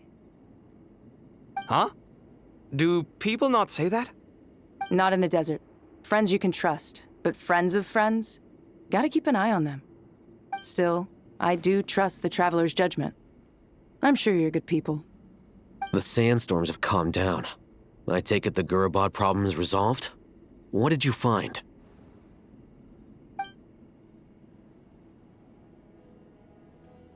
And after getting all smarmy with us, he trapped us there.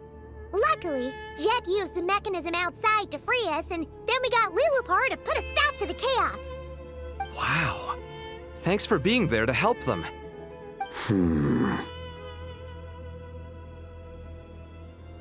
So, this mystery man openly admitted that he was merely a Harbinger's subordinate. Yeah? Is there something weird about that?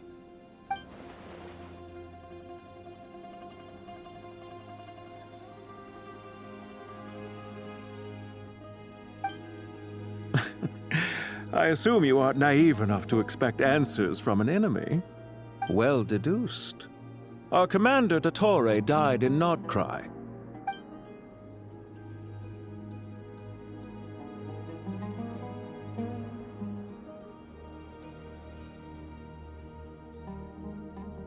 Are you wondering about his true identity? Or do you think there's a big conspiracy behind all this? I wouldn't go as far as to call it a conspiracy. Just the simple fact that having someone to shift the blame on tends to prove useful should trouble come knocking later. The most important thing for now is to solve the immediate problem. Perhaps that man knew you wouldn't have the resources to investigate his background and so didn't put much effort into disguising himself. This is all getting a little cryptic for me. I'll let you guys talk while I take a walk with Lilupar. Jet? Aren't you with the Blazing Beasts? What a coincidence. Didn't expect to run into you here. We're mercs. You can run into us anywhere. Who's this with you? So, did you find the solution you were looking for in the Temple of Silence? You bet we did. This place is incredible. It has everything. So far, we've discussed a plan and verified its feasibility. Building a new system from scratch is out of the question. So our only option is to modify the Akasha using certain resources we hope to find in the mausoleum of King Deshret.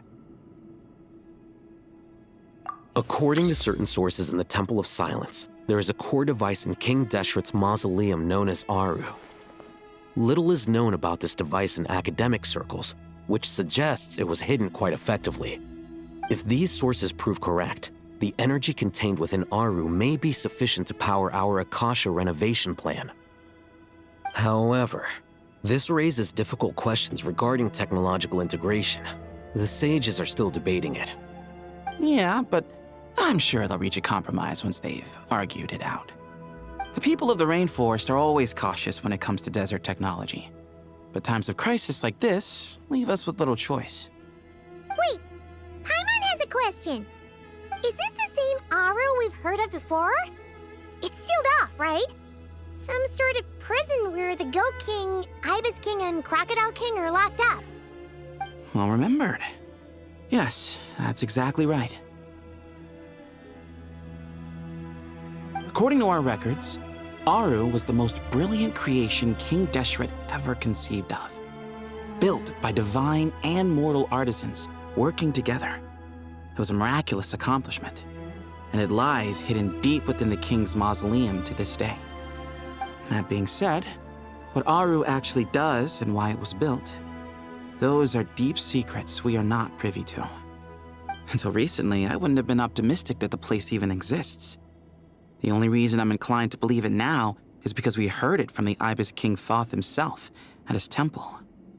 The tale of how the 3 retainers of Al-Akhmar were imprisoned in Aru.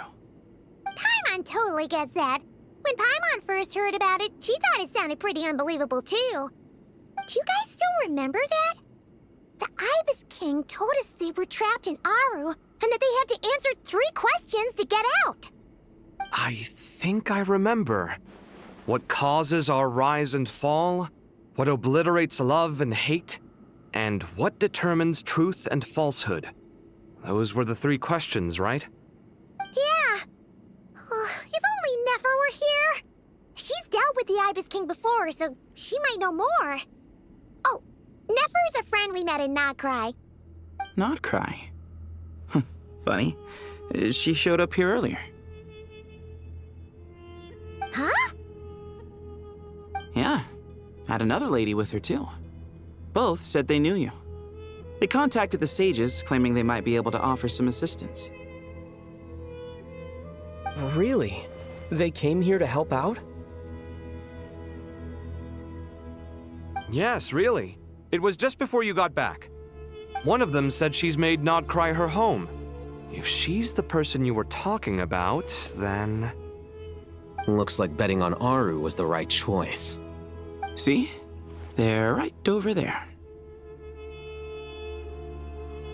Nicole! Nefer! Why, hello! We're here to help.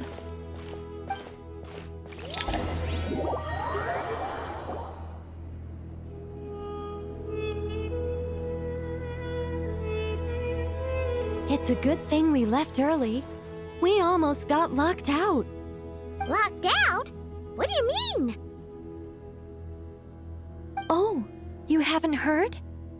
An invisible barrier has appeared around Sumeru's borders, cutting off all travel in and out. No one can leave and no one can enter. Sumeru has become a lonely island. Are the Fatui behind this too? Actually, no. This has nothing to do with them. I suspect it's a defense mechanism within Irminsul itself. Irminsul is the source of Tevat's ley lines, after all, and Sumeru is the nation closest to it. I imagine this function was put in place to seal the entire region off in the event of serious damage, preventing the disaster from spreading to the rest of Tevat. It may have been implemented long ago. But doesn't that mean that the people here won't be able to escape to other nations if the anomaly keeps spreading? Currently, that does appear to be the case, which is precisely why I am here. This is a critical moment for the world, and Sumeru is the eye of the storm.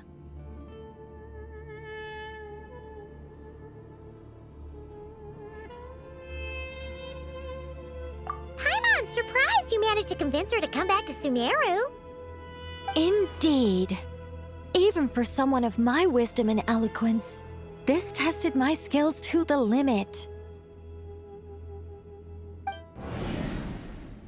And why should it concern me that Sumeru's in trouble? Surely you don't think I still have feelings for that place? Judging by your tone, I suppose you don't. Sounds like you don't know much about my past. And here I thought you knew everything. All I know is that the Ibis King is the source of your power. He was quite a prominent moon envoy once upon a time, so I do know a thing or two about him.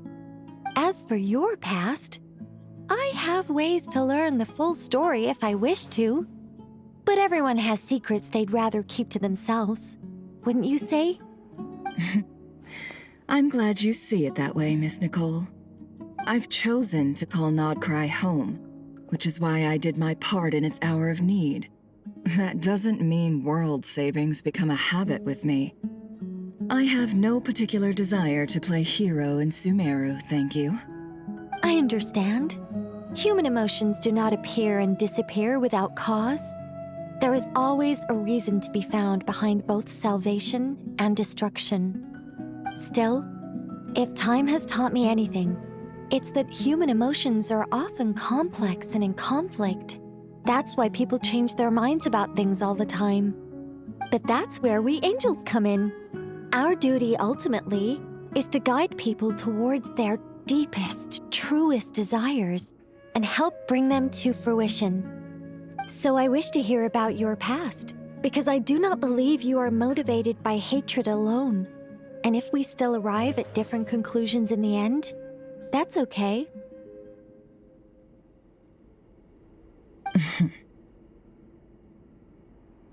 I refuse. Wait, what? But I set the atmosphere and everything. Isn't this supposed to be the moment when we finally open up to one another? Is it? Maybe I'm not so good at reading the atmosphere. You're right, Nicole. There's more to me than just hatred. Had it consumed me, I'd be left stuck in the past forever, never living in the present. But I don't think that your guidance can change my mind. The all-consuming sands, the bloodshed, both deserved and undeserved. Those old emotions cling to me like a shadow. Do you wish to shake them off? No. I hope to remember them forever. Those emotions and memories shaped me into the person I am today. They'll always be a part of me. In that case, would you like to hear my perspective, at least? Sure. It's not every day you get to hear an angel's opinion. A long, long time ago, when the angels still walked freely upon the earth, I found life tedious. Monotonous work, lukewarm relationships. Things weren't nearly as interesting as they are now. And yet, since the angel's demise, I have found myself missing those days on more than one occasion. Human emotions are often attached to a person, a place, or an object. When those things are gone, the memories quickly fade, and the emotions slip away along with them. If Sumeru were destroyed, both rainforest and desert would be no more. With the object of your hatred wiped from existence, it would not take long for the memories buried deep in your heart to slowly fade.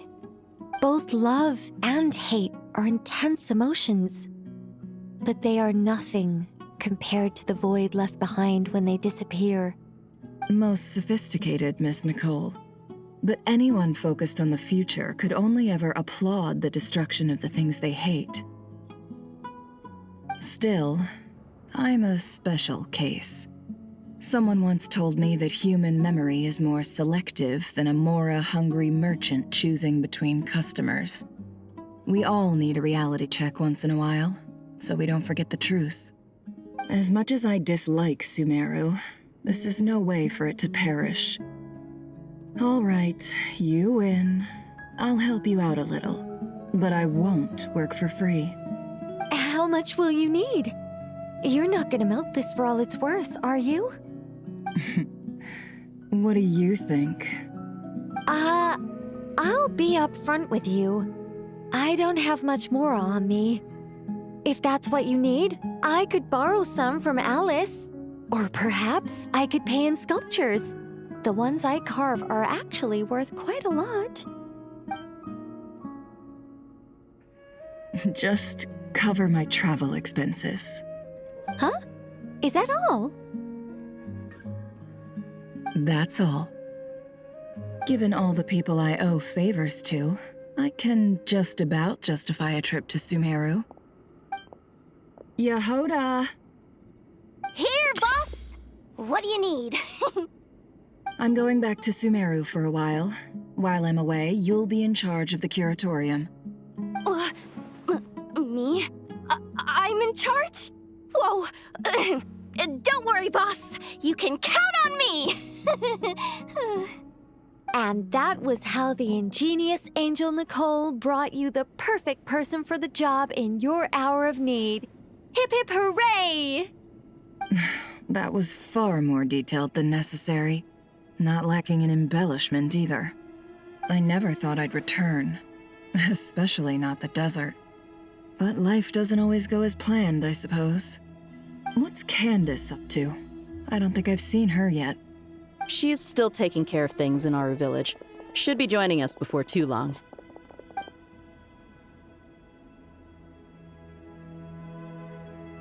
Oh, and sorry. Hope we're not interrupting anything. We have some good news, though. We're planning to go to the mausoleum of King Deshret to look for the legendary Aru. then use it to try and restore the Akasha system. According to records in the Temple of Silence, the mausoleum houses something called Aru's Chute, which can be used to establish connection with Aru.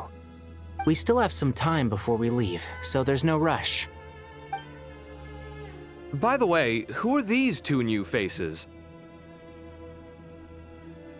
Just call me Nefer.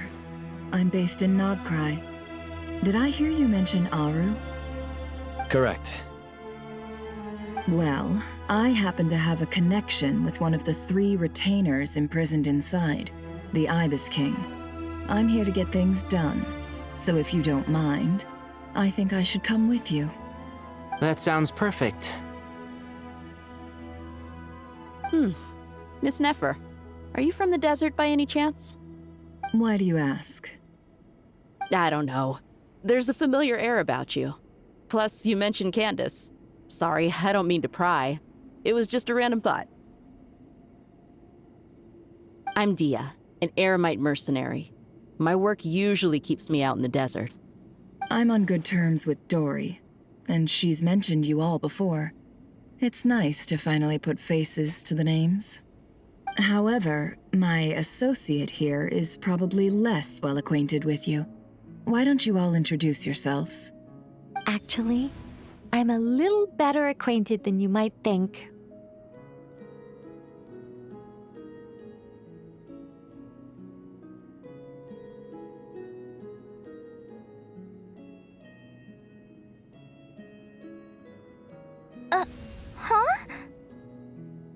Huh. Are my eyes playing tricks on me? It looked like you spoke without moving your mouth. Ventriloquism. I have heard tell of it before. What is it, Kale? It's you! You're the voice who's been speaking in my head, aren't you? You encouraged me to report my dreams to the Dendro Archon, and got me to recite that magic prayer. Mm-hmm. I have many titles, but let's go with the most pertinent one. I am Nicole Rain, an angel who has lived since ancient times. An angel?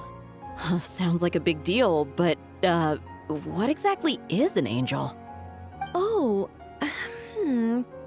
Well, we're a rather long-living race of beings. Not gods, technically, but we can still tell you a lot of stories from ancient history. Yep, and she's also an amazing sculptor. You could say she's a real creative type. Well, ma'am, if both the Traveler and Paimon give you rave reviews, you must be pretty impressive. Oh, please don't call me ma'am. I find it so awkward when people get too formal with me. Just relax and be yourselves. No need to be nervous. Miss Nicole, if it's okay, could I ask you a few questions? Yes, you may. I can see your heart is filled with confusion, and you are desperate for answers. I also know which questions you want to ask me. Why did you dream of Sumeru City in disarray? Why did those verses soothe the Jinn only when recited by you? I can guide you to the truth, but it involves a personal secret of yours. I'd prefer to speak with you alone, if possible.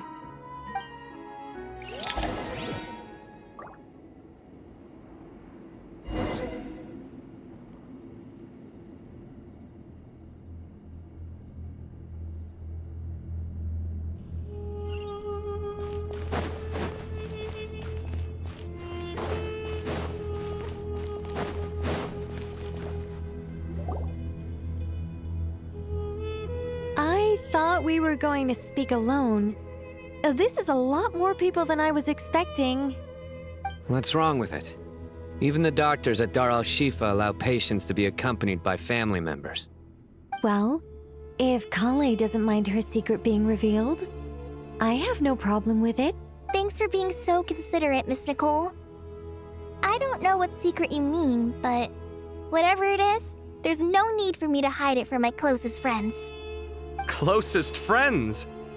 It's so nice to hear that.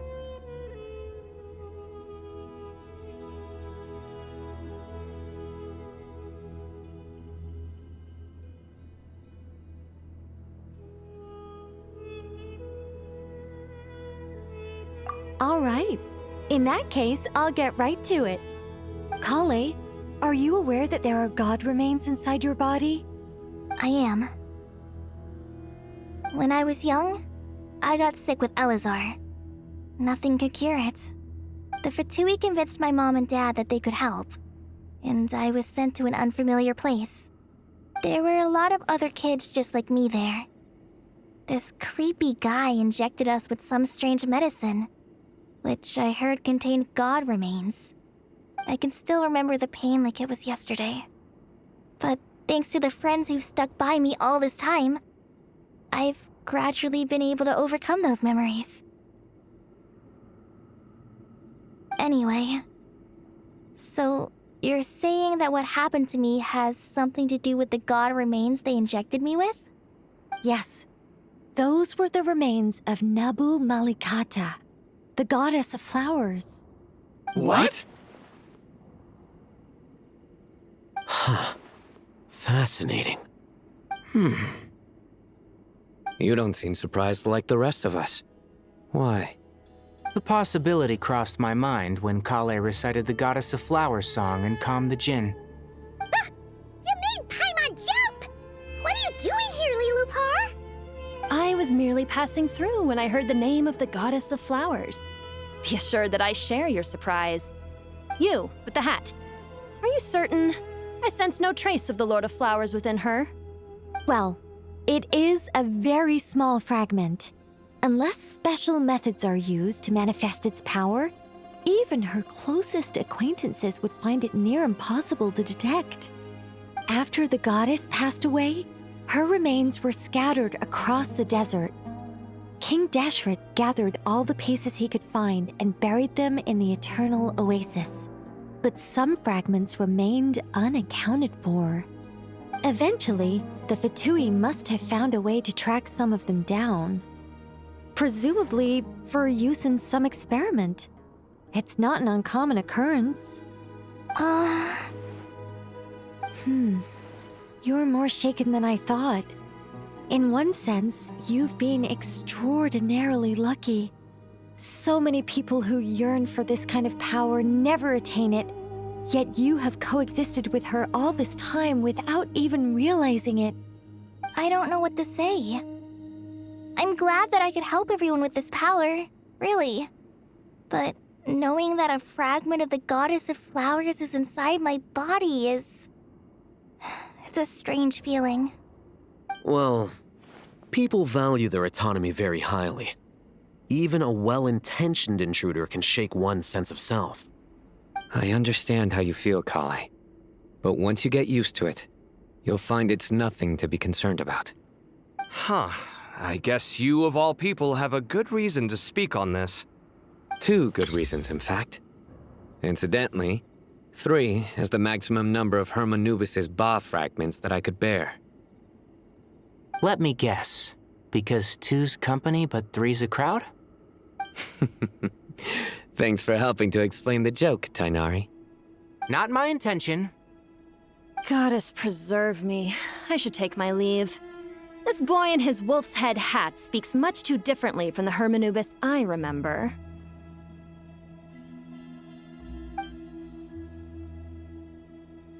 Kale, all I'm trying to say is, no matter how many Hermanubis fragments there are within me, you wouldn't think of me as Hermanubis. In the same way, you are simply you. Yeah, I know what you mean. So about that dream I had, was it a warning from the Goddess of Flowers? Yes. Just like me, she was an angel created by the primordial humans, born with the instinct to guide living beings. Though her body and soul have perished, her essence retains its natural instincts. Even her smallest remaining fragments would do their utmost to send you that warning. The Mother of Dreams? Lord of Flowers and Oases? She must have had a premonition. That is why she gave that dream to you. We won't let our efforts go to waste. But I still don't understand. Why me? Yes. Why indeed? You weren't the only one injected with god remains, but only in you have her fragments persisted. I suspect it may be because of the firm will you showed in the face of suffering. She was likely assimilated by that will. Of course, this doesn't mean you have to shoulder any extra responsibility. As this young man said, you are who you are, and that will not change. All right, any further questions from the family members of the patient? If not, we should head to the mausoleum of King Deshret. Let's move out. Time to put our plan into action. We all hope it'll work. But will we really be able to open Aru? And even if all 7 pillars of King Deshret agree to let us proceed, the scale of the work to follow is daunting, to say the least. Haven't you handled other big projects before? I mean, the biggest project I've worked on to date is probably the Palace of Alcazarzaray, I guess? But this is orders of magnitude beyond that. It's a total nightmare. Look on the bright side. At least this time you're actually here when Sumeru needs you most. You won't have to come asking me for details after the fact. Mock me all you want. But now that I'm here, things will be resolved far more quickly and smoothly than last time. Kave's self-doubt disappeared in an instant. Like magic. Well, this confidence is most gladdening. Now, go and pack your things. We'll head to the mausoleum as soon as you're ready.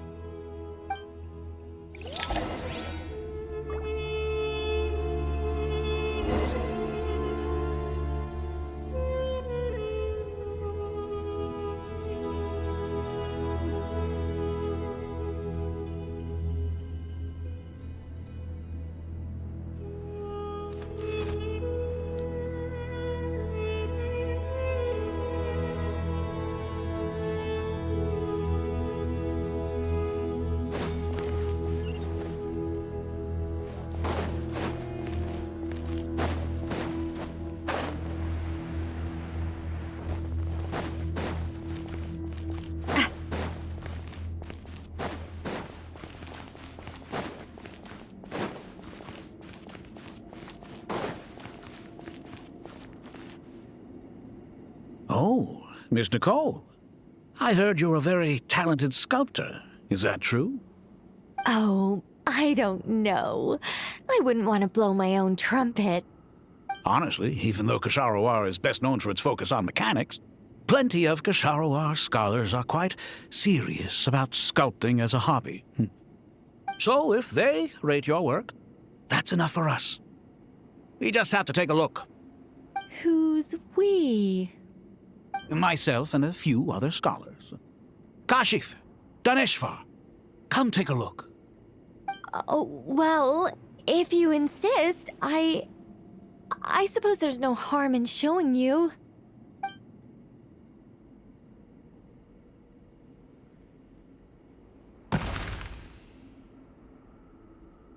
Whoa! Where did that come from? Look at the level of detail. It's so lifelike. The squirrel descends from the heavens like a champion, and the earth trembles beneath its feet.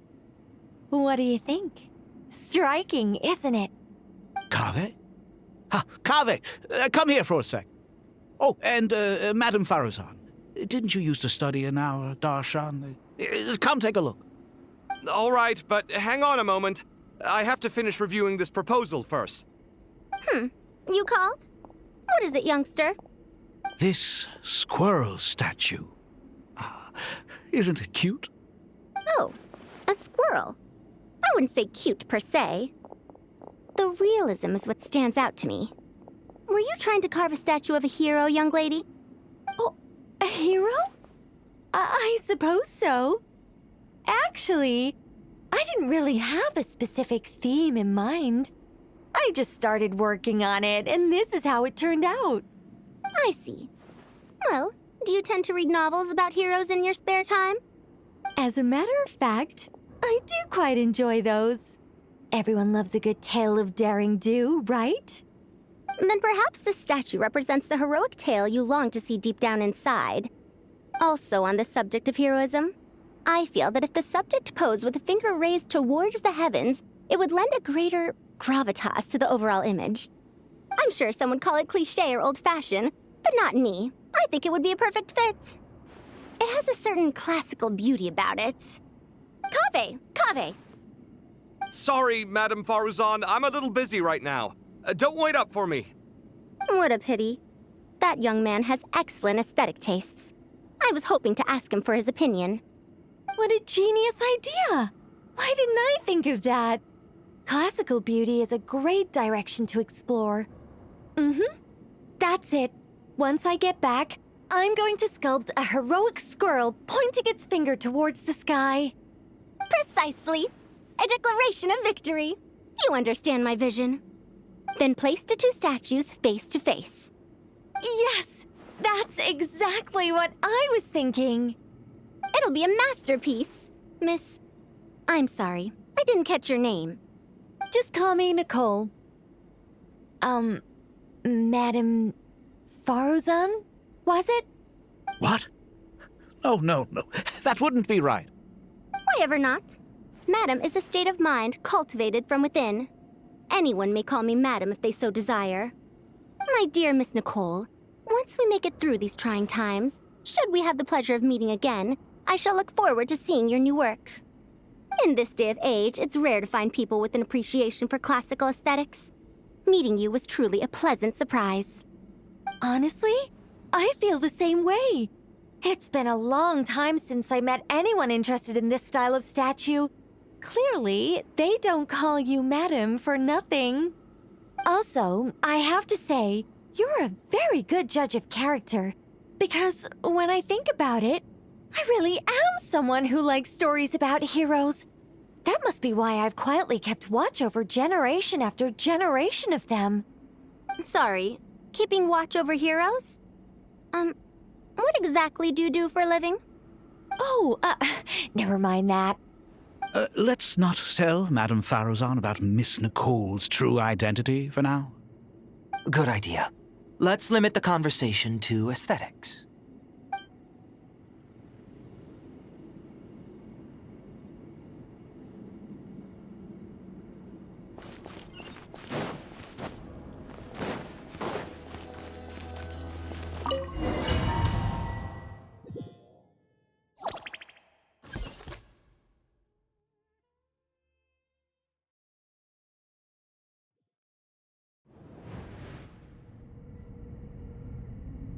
I hope everyone's ready. We'll be arriving at our destination very shortly.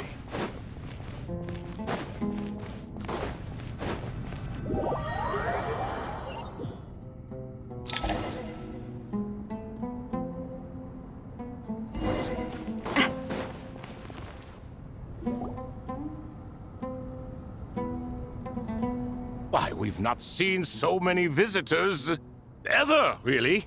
What is this place now, a tourist attraction?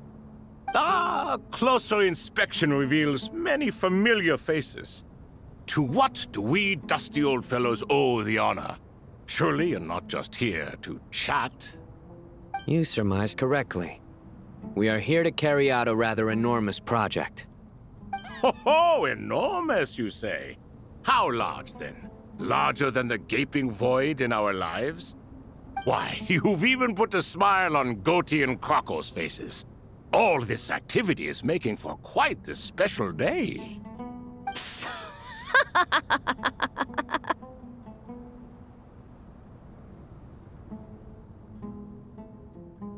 I know that laugh. Lilipar? What on earth are you doing here? Oh, this is hilarious. Turns out good things really do come to those who wait. As long as you stay alive long enough. When did you three get locked up in here? And still you act all high and mighty, putting on a show for the younglings. Truly hysterical. Why, you... Yes, I know. No need to shout. You're right, Lilipar. Goatee, Crocco, and I all have the same problem. But didn't King Deshret seal you away? How did you break free, and how did you get in here? Who knows? Perhaps you can ask my master one day, should you ever get the chance.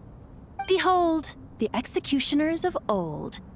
Some have turned into fragments residing in human bodies, and others are imprisoned eternally, leaving not a single shard behind. It's almost tragic, watching lowly prisoners like you act all self-important. Curiosity gnaws at you, doesn't it? Your interest in the outside world threatens to burst you at the seams. I'm starting to take a liking to this magic bottle lady. Time is of the essence. Let's get down to business. We come to you, O three ancient lords, to request your assistance on behalf of the Academia. If we can help you regain your freedom, then please consider lending us your aid. As for precisely what we need your help with, it's a long story. So, to demonstrate our sincerity, we are prepared to first resolve the problems that plague the three of you. All right, stop arguing, Croco. And Goatee, don't you start. What's the harm in letting her speak? It's not worth getting so angry about. Forget about her. The three questions are the crucial thing here. But do you really have a way to answer them? You once answered the final question, Nefer, but the seal did not open. Unless, with the passage of time, you have found a new answer? You could say so. When you first asked me what determines truth and falsehood, my answer was a liar's soul. Liars are the best at seeing through the falsehoods of the world. But if you want them to tell you the truth, you have to reach their soul. I think that makes sense. I found it quite compelling myself, and I told Nefer so. Unfortunately, it brought us no closer to liberation. Well, that's simply because it was my answer, not the one King Deshret was looking for. Can you guess which answer Al-Ahmar wanted then? Time. And that's not only the answer to the final question, it's the answer to all three of them. All things wax and wane with the passage of time. Love and hate eventually fade into nothing. Current affairs are always fraught with conflict and controversy. Only time can distinguish between right and wrong. You once described King Deshret as a proud man. I'd say that the prouder someone is, the more inclined they are to believe that only time is qualified to be their judge. Time. Well. Indeed. Perhaps in building Aru, our king was in fact attempting to reverse time, to bring love and hate, right and wrong, the rise and fall of all things back to their point of origin.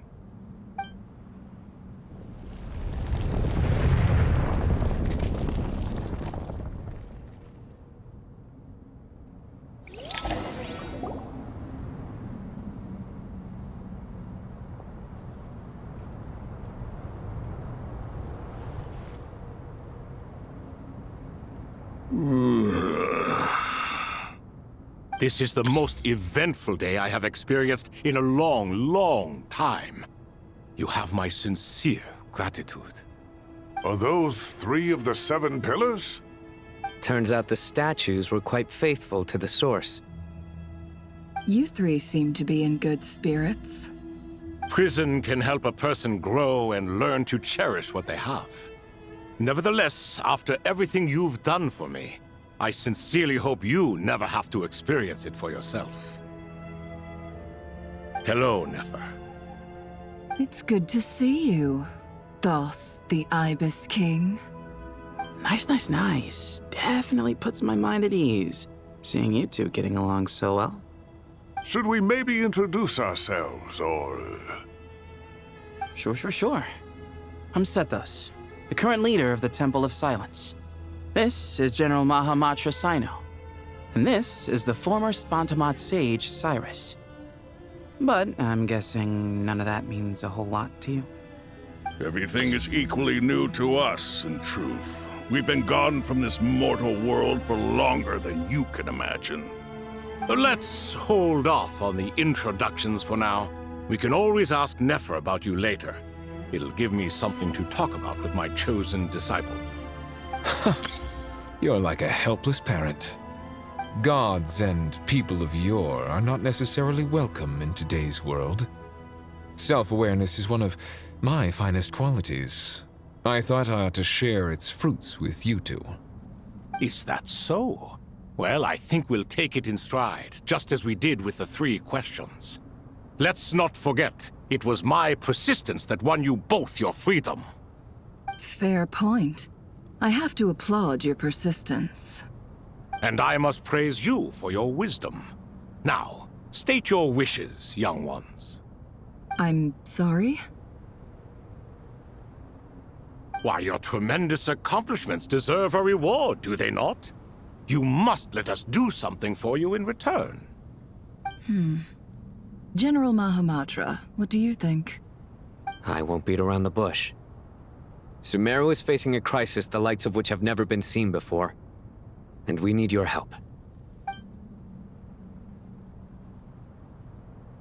Every calamity throughout the ages has been connected to us in one way or another, whether we were its cause or consequence. Whatever is wrong with Irminsul, it severely affected the Dendro Archon. She fell into a coma and is currently receiving treatment from the Dendro Dragon.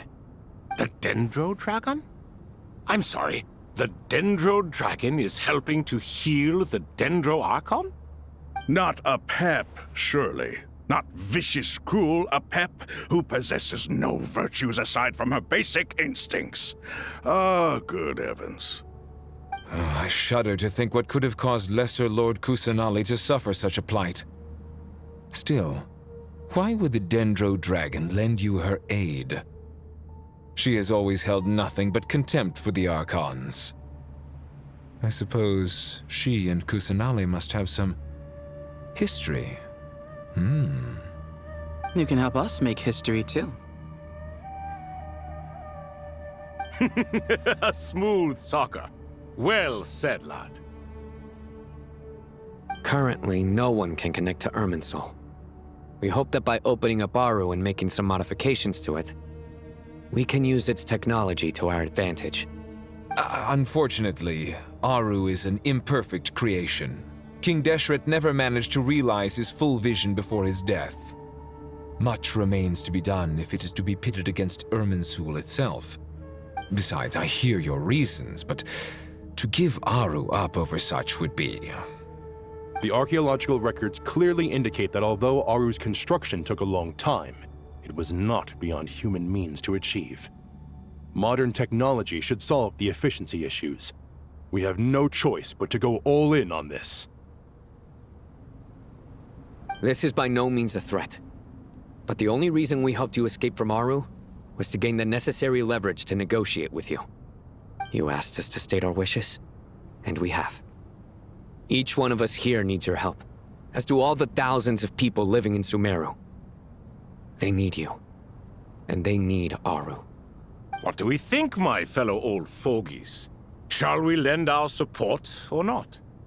Since you ask so nicely, naturally. Naturally what? Are you for or against? I simply mean we shall do what comes naturally. You claim that you wish to open Aru. Know you then that the golden slumber created by King Deshret is preserved within? We do. We understand the risks involved. In all likelihood, the mortal world will never again be able to replicate King Deshret's work. Never will there be another chance to come so close to creating a utopia. Knowing this, are you sure of your decision? We are sure. Before people can dream, they must first live. If your minds are made up, very well. We shall summon our erstwhile colleagues to discuss this further. Saint Shezepank, Saint Bennu, once you surrendered to silence and were buried with King Deshret. But now, we invoke the right to awaken you with our voices.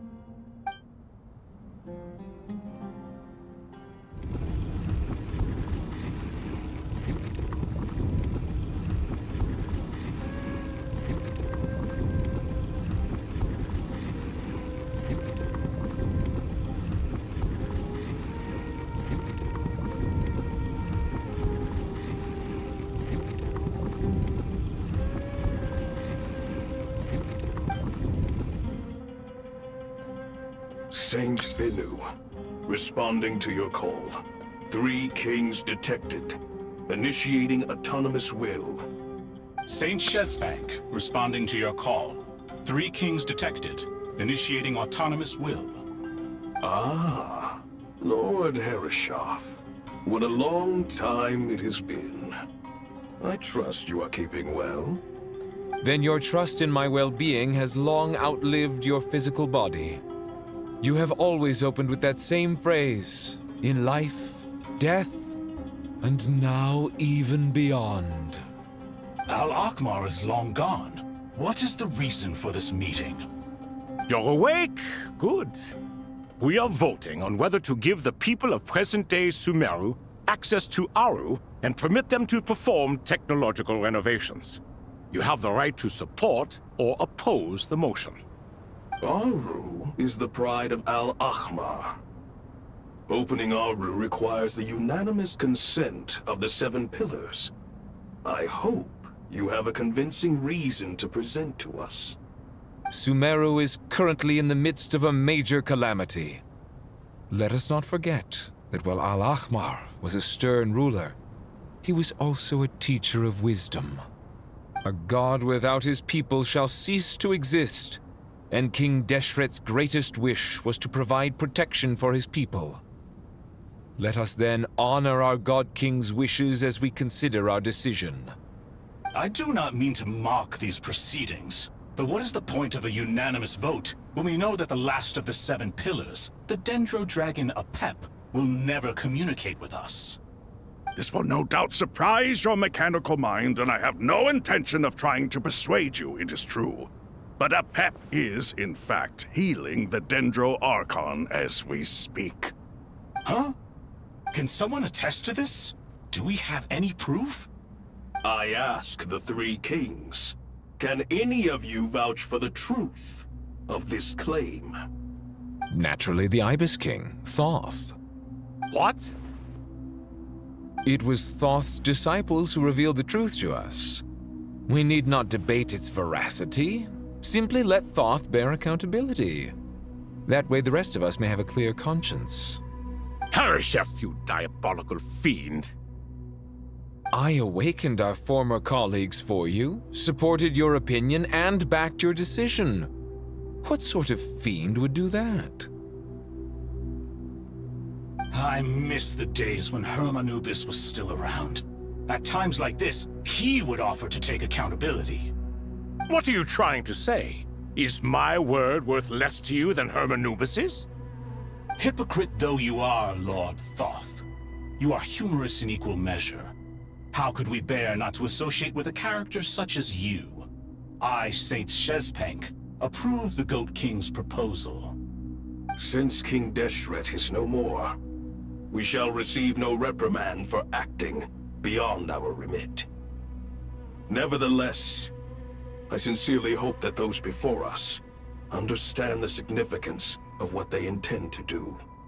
Remember, the moment that Aru is liberated, the myriad souls residing within the Golden Slumber will return to the ley lines. And once the ley lines flow again, these souls shall in turn be received by Irminsul. To take this step is to bring the perfect afterlife created by our king to a permanent end. We understand that well, and we have decided to proceed regardless. Furthermore, the contemporary human perspective would contend that confining souls in this way is no act of benevolence. The deceased have a right to rest in peace. King Deshret's creation is clearly a place of rest and peace. It is just that many do not see it this way. But no matter. Saint Binu approves. Hermanubis' representative and the Dendro Dragon Apep made their choice ahead of time, while the Goat King, Ibis King, and Crocodile King have also granted permission to liberate Aru.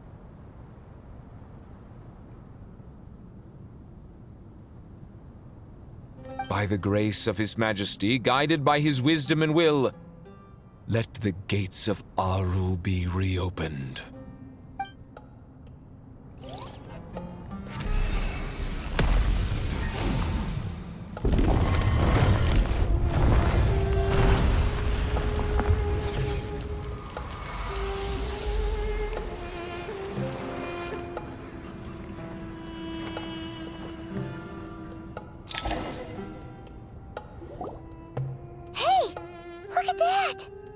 What's this? Are we under attack? No. Wait, it's...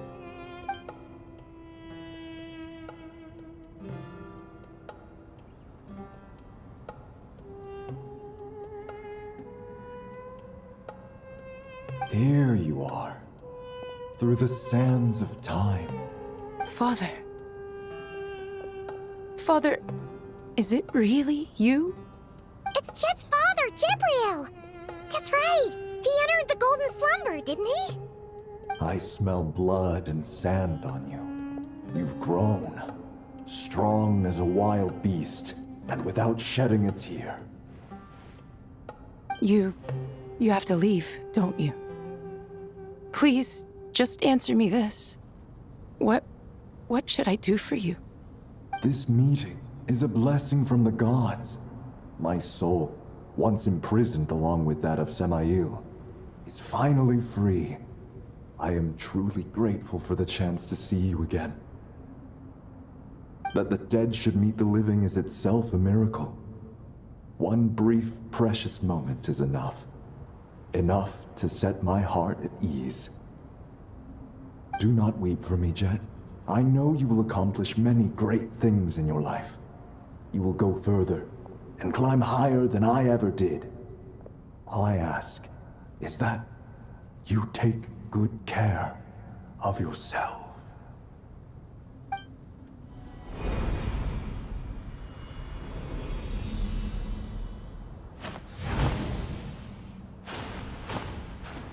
Father! Father! Father. Hey, Jet. Do you want something to eat? Maybe it'll help you feel better. I'm fine. Thanks, Paimon. It was just a little sudden. The chance to see my father again meant the world to me. He was trapped in the golden slumber for our sake. And now, after all this time, he can finally rest in peace. I'm glad. It's a huge relief. You've grown strong, Jet. More than enough to fend for yourself. Yeah. I'll leave the past in my memory where it belongs. My family, the good times and the bad. Goodbye, Father.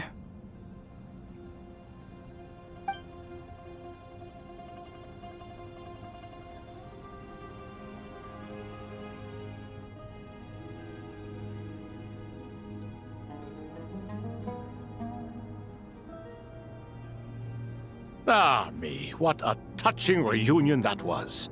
It seems we did a good deed today. We three retainers, once imprisoned for our iniquity, are surely the least qualified to judge whether this deed is good or bad. Either way, Aru is open. Now you have your opportunity, and with it, whatever trouble may ensue. Although Aru was created by a god, human craftsmanship was nevertheless required to build the gate that connects it to this world. Perhaps the relationship between gods and humanity follows a similar principle. As for your proposed renovations, we cannot determine which functions to keep or discard. Proceed as you see fit, but please entrust the task to your most accomplished scholars, or Bennu will be most displeased. It matters not. The Ibis King shall be accountable if any problems arise. Ibis, you chose to take on disciples, and so it follows that you must accept the risks of associating with humans. If I'd known you'd be like this, I would have locked all of you away in Aru, never to leave again for all eternity. All of us? What does this have to do with me? Vilify me no further. Scholars, since you have liberated Aru, allow me to present you with a gift. Using Aru's power, we shall install a defense mechanism at our king's mausoleum. You must be guarded even against Irminsul itself. This shall afford you some convenience. Unseen and unheard. From this moment forth, none may by sight or hearing perceive anything said or done within the mausoleum. Amazing. And all this is achieved just with the power of Aru? With technology from the heavens, the possibilities are endless. Just because King Deshret did not use it for this purpose does not mean that it cannot be done. So, marvel away. This is the reward you have earned. All right. Well, that resolves the issue of confidentiality. What about the technical side? Do we have the manpower? Why, yes. I've already contacted them. They'll be here soon.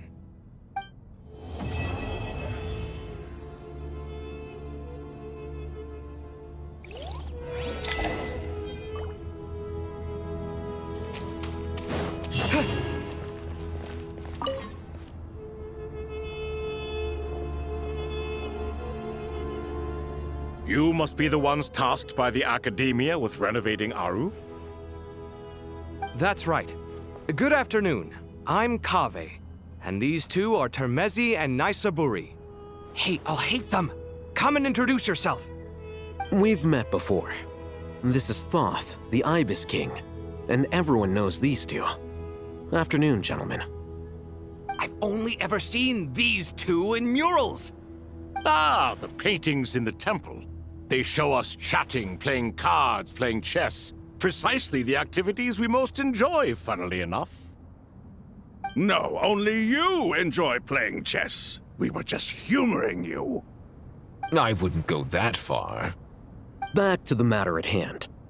A preliminary assessment by the Academia indicates that this project requires expertise in various disciplines, including the deciphering of ancient texts, mechanical engineering, the restoration of ancient ruins, and elemental theory. The most capable minds in their respective fields are here before you. If there are no objections, we'd like to begin our work. The artisans who built Aru for Al-Ahmar gave their very lives to create this splendid work. Follow their example by giving your utmost devotion to this project. I didn't know that. We'll do our best, of course, but we certainly won't be sacrificing our lives. Such brazen words. Humans these days are a far cry from their ancestors. What little respect you show for King Deshret. No, that's not what he meant. Please, don't mind him. He shares your sentiments, just not your, penchant for hyperbole. Assuming that's what you were going for? I just think it's important to manage expectations. Forgive my lack of courtesy, but we simply can't sacrifice our lives to the gods on completion of the project like people in the legends of old. Here's a first draft of the project proposal for your perusal. Please let us know if you have any requests. Normally, I'd have made it look a lot more visually appealing, but we were really pressed for time on this occasion. I hope you'll forgive me if it's a little rough around the edges. Naturally. If my fellow ministers deem this meager display of respect sufficient, I suppose I can consider agreeing to their proposal. Why are you so preoccupied with the ostentatious displays of respect to Al-Ahmar? We should be trying to make things easy for them. You never know. We might have to rely on these young people to look after us in our old age. Exactly. This is Aru's mainframe. Be reminded to use it with great caution. We certainly will. Thank you for your assistance. You may attempt to lay out punishment should you so desire, though I'm afraid it would be futile. You and I both know that certain components of Aru can only be operated by humans. King Deshret always believed in humanity. Still, the reason that Aru's modules are designed that way He's not so much because he trusted them, but more because he was wary of you. Is that true? No wonder human artisans helped to build Aru then. He actually required human assistance to create his greatest work. Naturally. Have you noticed that the Goat King keeps giving superficial responses? It's like he's just going through the motions and leaving the real debate to his colleagues. He understands the art of perfunctory speech. That's what earned him his position as the Minister of Ministers. It seems the rumors about King Deshret being a poor judge of character are baseless after all. Excuse me for being blunt, but it sounds suspiciously like you're putting yourself on a pedestal and mocking me. You're mistaken. And while there's nothing strictly wrong with making every conversation about yourself, it's not exactly a positive tendency either. You? Whatever. I knew it'd be like this working with you. All right, let me past. I need to look at this console. It's your job to activate it after all. Let's begin. Everyone, please proceed with the external checks and preparations as per the procedures outlined in the engineering plan.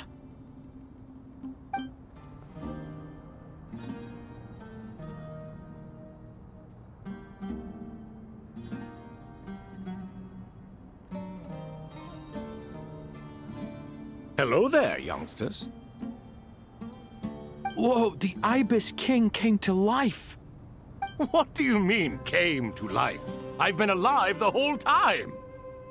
You did say we could start our research, right? Are you having second thoughts now? I've reviewed the proposal. The work you're planning to carry out on this grand device is ambitious in its scope. You have ample confidence in your abilities, I take it? I wouldn't say I'm feeling hugely confident, but given how bad things are, I'd rather at least try something than sit around waiting to die. You are the top scholars of your day. I trust you are aware that there are countless links between Aru and the Akasha? Aru and the Akasha?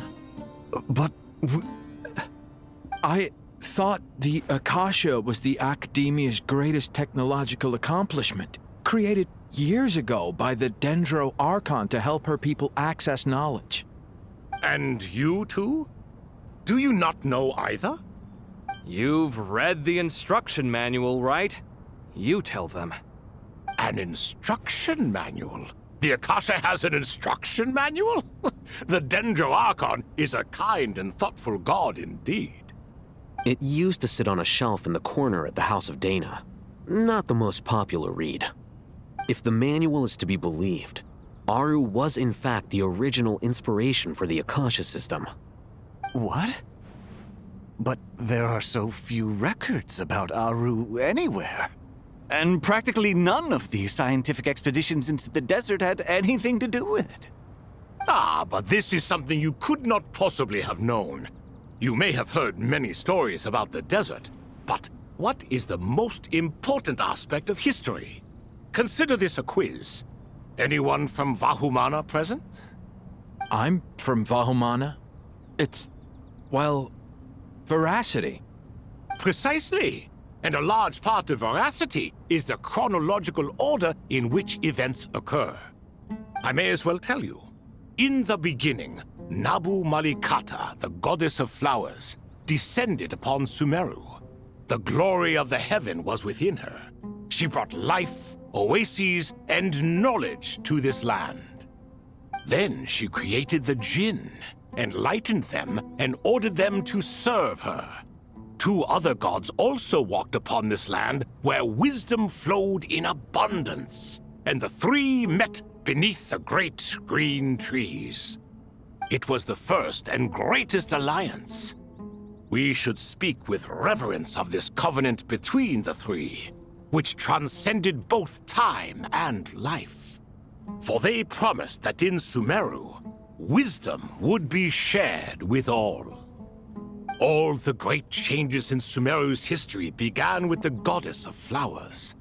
For King Deshret's sake, she pried into the secrets of Celestia, and for this was burned to ashes by the flames of wrath. So grieved was King Deshret by her passing, that he lost all interest in state affairs and devoted himself instead to the knowledge that she had brought back. It was after learning of the technology from that floating island in the sky that he first conceived of Aru. And so, the Akasha was inspired by Aru, while the basis for Aru itself came from Celestia's technology. Well, if the two share a common technological origin, then connecting one system to the other is an entirely feasible idea. Unbelievable. Have you no reverence at all for celestial technology? No, I do, but there's no time for that. The schedule is too tight. Blame it on the deadline. Perhaps you could try coming up with our cutoff dates. You know what it's like having to turn around 5 different drafts in one day? I wouldn't wish it on my worst enemy. Yeah, also, Sir Ibis, King, you don't plan on getting directly involved at all, do you? Yes, well, you strike us more as having come to give a popular science lecture. Or, wait, does this count as more of a first-hand witness statement? Neither. Anyway, this sounds like far too much work for me. Still, if Aru is so powerful, why didn't King Deshret use it for more ambitious ends? Because it was never fully completed. King Deshret had grand plans, but he perished before they could come to fruition. In the beginning, his wish was to create something that could rival the very world itself. The Lord of Flowers sacrificed everything for that ambition. What he desired, she bestowed, and thus was knowledge brought into the world. Her courage and sacrifice had to be honored with the most splendid of monuments, or King Deshret would surely have deemed it a grave injustice. And that monument, built from knowledge and technology, etched with a sacrificial and courageous love, even in its unfinished form, it deserves to be treasured. At that time, King Deshret said the following to the Lord of Dendro. Since we share an eternal covenant, I shall never be your enemy. Hence, the fruit of wisdom from the heavens is not to be devoured. Remember, it is not that I lack the power to become the enemy of wisdom. Yet you and she have taught me much and shown me kindness. For this, I cherish you both. In the end, Aru was only used to store a portion of the souls. It was but a primitive form of the masterwork the king had envisaged.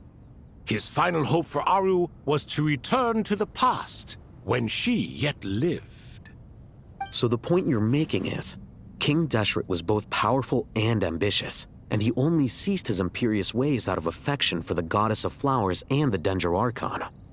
You could see this as an act of mercy, but you could also see it as the sentiments that lay between these three gods placing constraints on him. This was, after all, the foundation of the alliance between them.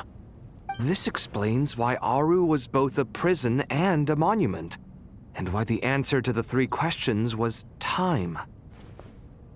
You have to be careful who you get involved with, or you invite all manner of misfortune. This is as true for gods as it is for humans. Love is the same. It is both a prison and a monument. All right, let us pause the story here for now. Seeing as you've been so diligent, I'll offer a little help. Who's in charge again? Is it you two? Ah, yes, me and him. Now then, close your eyes. Wisdom hides in the space between the tangible and the intangible. It is to convey the incommunicable through the simplest of mediums. By the power of King Deshret, I shall grant you a glimpse into the unseen secrets that lie at the threshold of existence.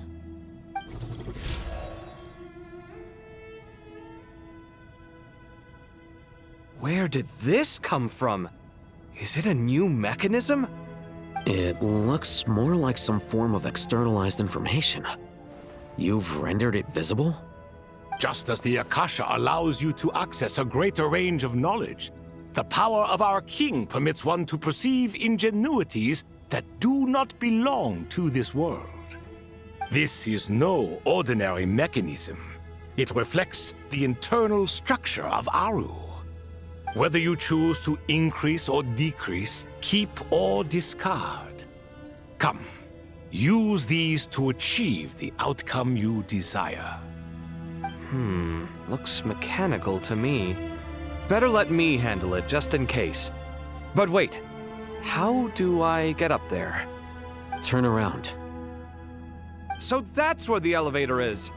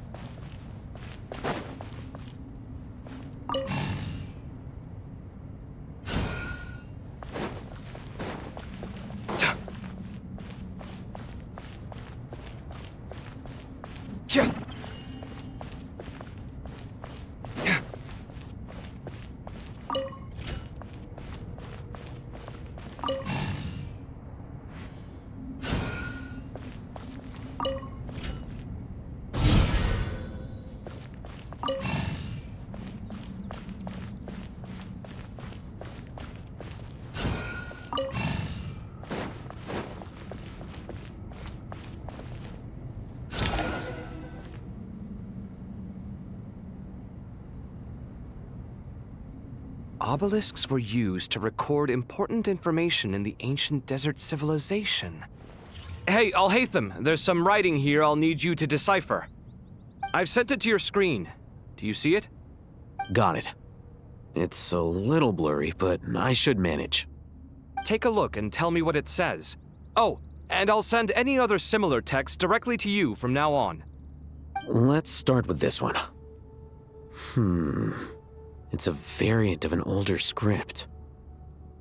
Herein lie verses written for the Yellow Sands. Looks like cultural information from the age of King Deshret. If so, I suggest you delete it. Words thrown together merely for fun. I had no idea Aru kept a record of this. Well, as long as you're certain that this is strictly private information, that's fine. It is unimportant. All right, well, I guess I'll start now.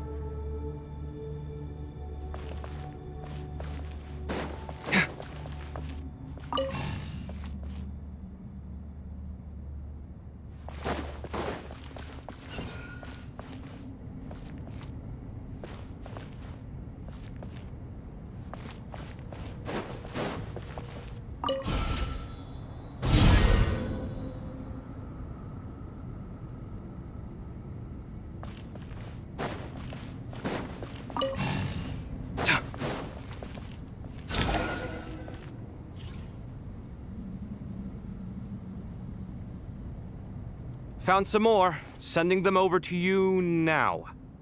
These are all reports about the Gurubad conflict. Can we delete them? I'd say so. Most of this information has already been archived anyway. What if there are details in there that Vahumana missed? What are we supposed to do if they come after us in the future? They'll just have to live with it. If we don't resolve these issues now, there won't even be an academia in the future, let alone a Vahumana Darshan.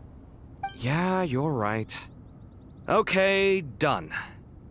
There's some other similar monuments nearby. I'll check them out.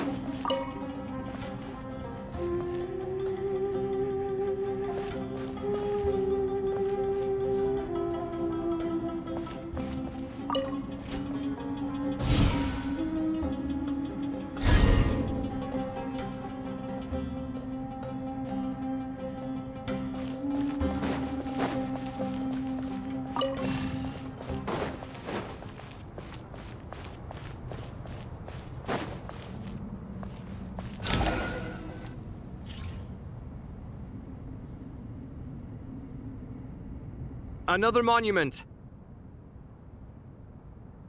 Hold on.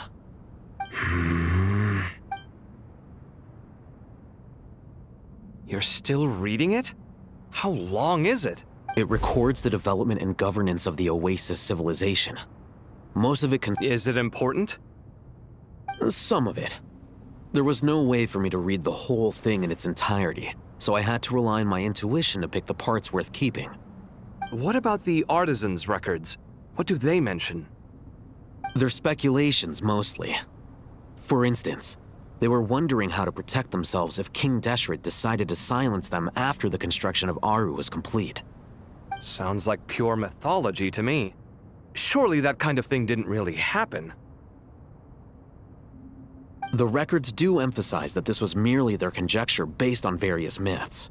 Still, the artisans did leave details of their plans to survive, including blueprints for their escape route. Even that got recorded? Okay, well, I'll make a copy of this first before I delete it. Is that truly necessary? You won't be needing those. No, the blueprints are important. I want to keep them as a memento.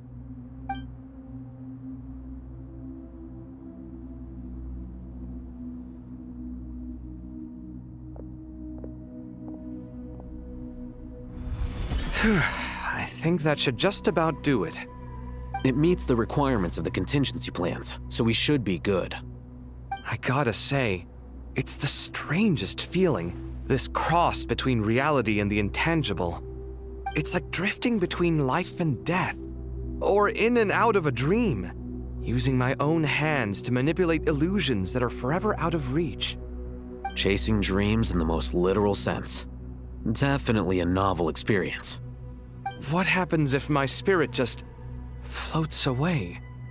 That won't happen. Anyway, I wouldn't celebrate just yet if I were you.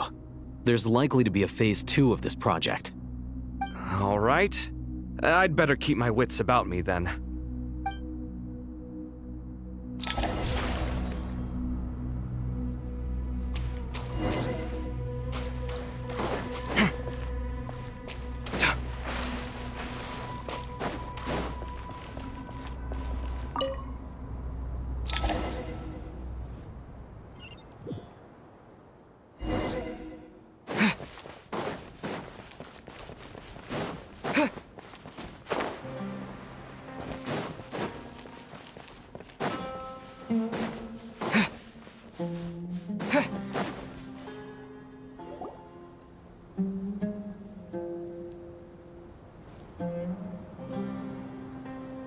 Traveler from afar, do you worry for the fate of Sumeru as well?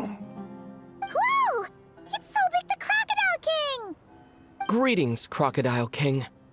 Please be at ease. I'm just here to chat with you about Lesser Lord Kusanali. Sounds like you really care about her. Yes, although to be exact, it is a mixture of both concern and curiosity that I feel. Speaking of Nahida, Paimon was wondering how she's doing. Wait a moment.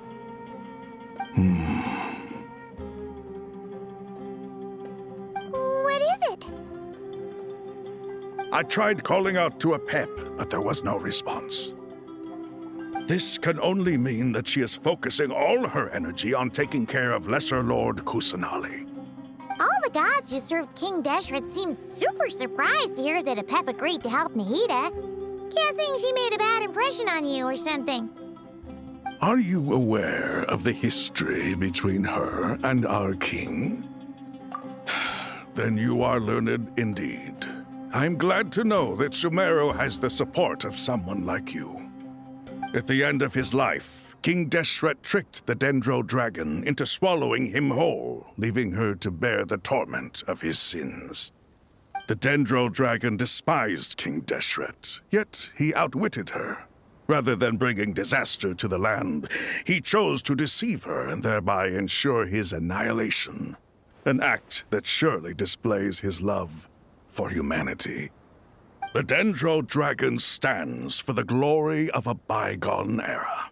She hated Al-Ahmar and what he represented. All the gods, all the power they wielded. And so, her willingness to help the Dendro Archon through this crisis comes as a great surprise indeed. It makes one wonder whether, perhaps, the Dendro Archon assisted her in the past. Yep, Nahida did her a huge favor.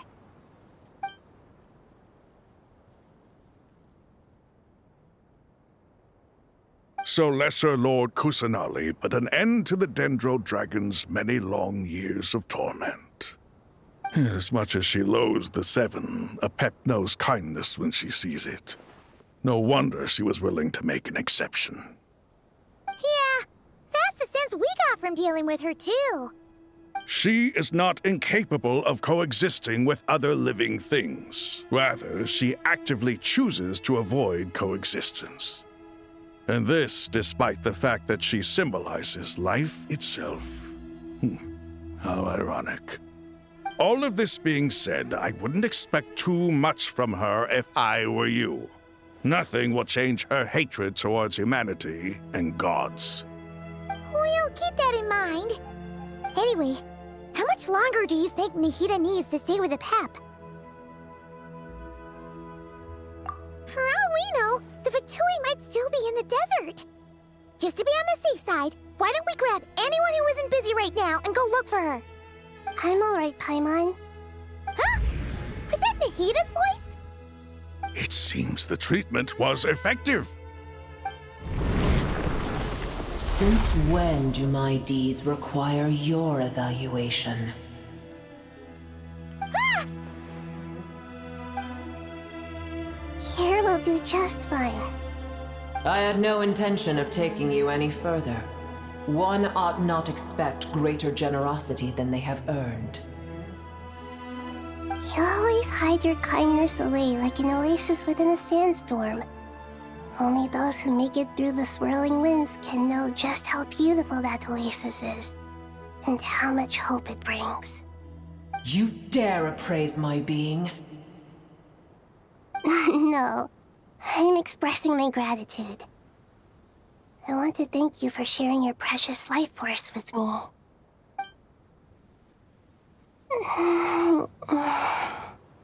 Awake already?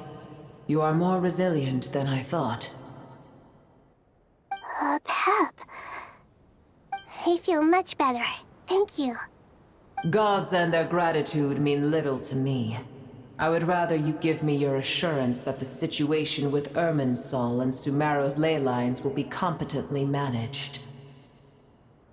If I suffer any ill effects from the ley lines, you, as the god of this land, will be held responsible. And you would not enjoy being held to account by me. I understand what you require. but I would assume this task even if you did not demand it. Sumeru is my responsibility. I must resume my duties as soon as possible. A farcical notion. God of Sumeru, I hope you realize how unextraordinary your strength is. And yet, maybe it is precisely what defines me. A god of wisdom is not meant to rule by force. Then hold steady. We go forth. Well, I'll be. Is that a pep? Do my eyes deceive me? Of all places, the Dendro Dragon has decided to visit the mausoleum of King Deshret? I see that after all this time, El Ahmar's menagerie of ministers remain as vile as ever. It's a pleasure, Dendro Dragon. Had you arrived but a little sooner, you might have attended a meeting of the Seven Pillars. What a nauseating thought.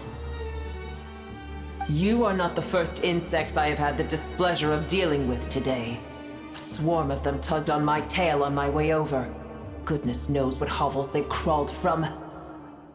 Why do all the creatures of this world remain so lowly after all this time? What did you do with them?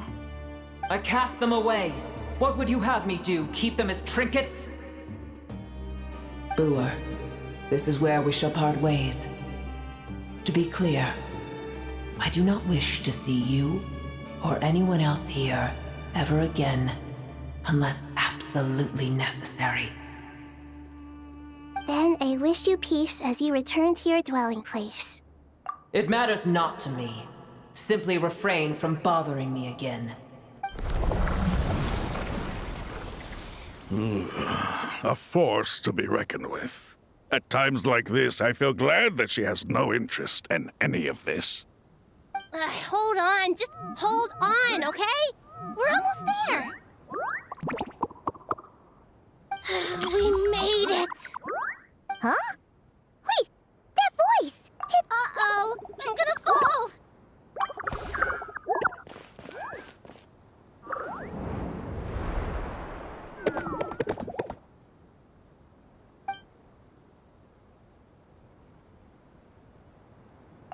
Well, that's a relief. A pair of safe hands indeed. The Dendro Archon's familiars. They are the last thing I expected to see here. Huh? Wait, what are the Aranara doing here? Don't you guys hate the desert? Obviously I was worried about the Dendro Archon. I've been supporting them with my Pari powers the whole way here. Oh, you seem pretty nervous. Is it because there are too many people around? Not just people. It's all these non-human beings, too. It's hard on them. I can't believe you made such a long and dangerous journey just for my sake. I appreciate your support so much. Thank you all. I'll have to ask everyone to wait while I help our new arrival settle in. Once I'm done, I'll gather everyone to discuss our next steps. Traveler, Paimon, shall we find a place for our friends to stay? Awesome! Let's go! Well, first I have some questions.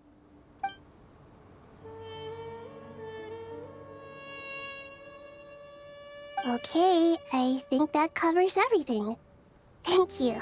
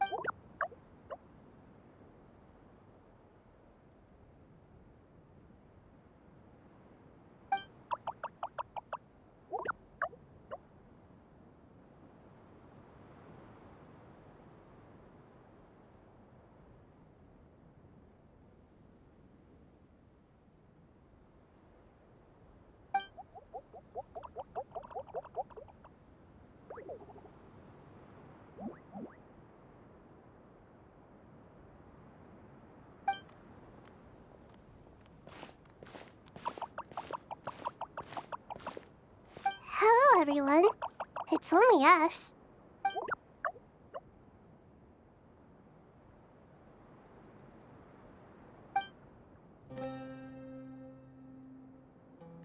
It must be very tough for you coming all the way out here, especially since you don't like the Voluka.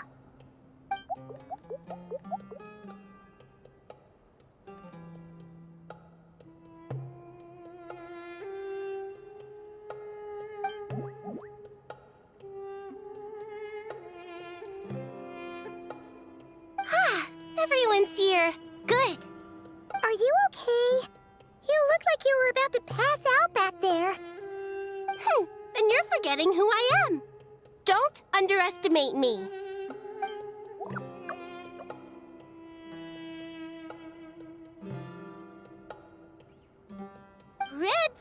Oh, excuse me! Are you comparing me to Paimon?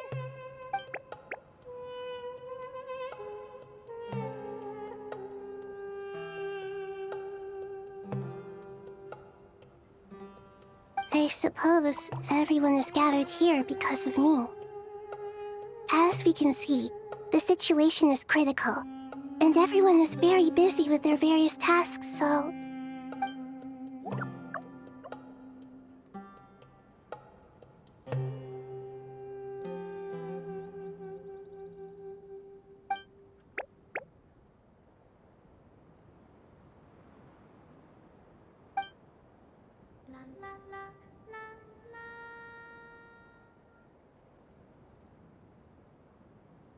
I can't thank you enough. Right now, we're focused on restructuring Aru, processing excess information, and helping restore everyone's confidence. I'm sure you'll find it all very straightforward. I can help too. Just let me know where I'm needed.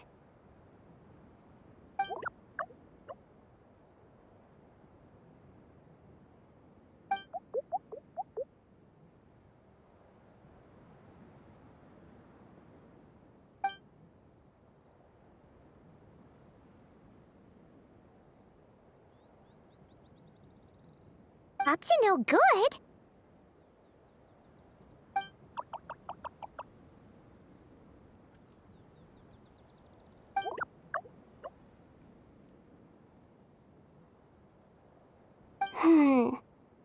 That definitely sounds suspicious. Traveler, Paimon, I have other work to attend to. No problem. Leave it to us! Thank you. I'm counting on you.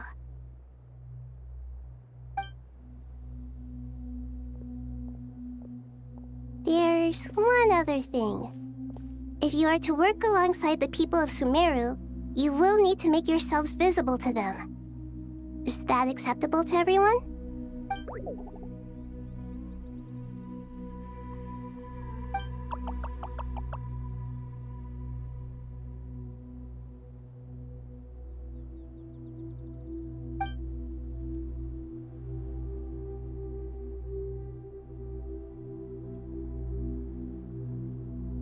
There's nothing to fear. No one here will hurt you. But if you do feel afraid, don't worry. Just call my name and I'll be there.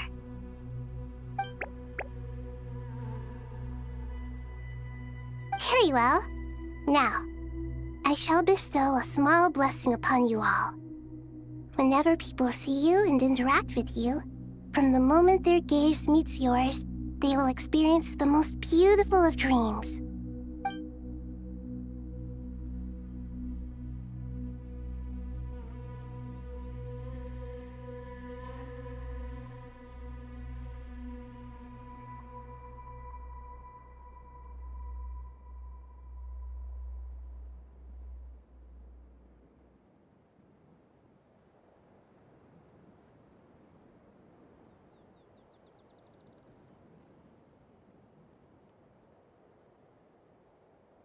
Do not fear. We will face it together. This too shall pass.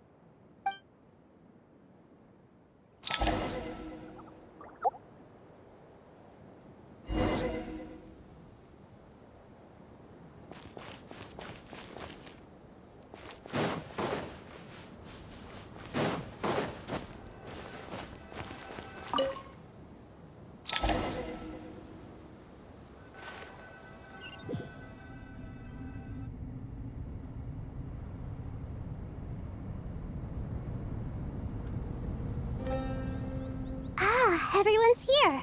Wonderful. Dendro Archon, you're back. Are you recovering all right? You mustn't push yourself too hard.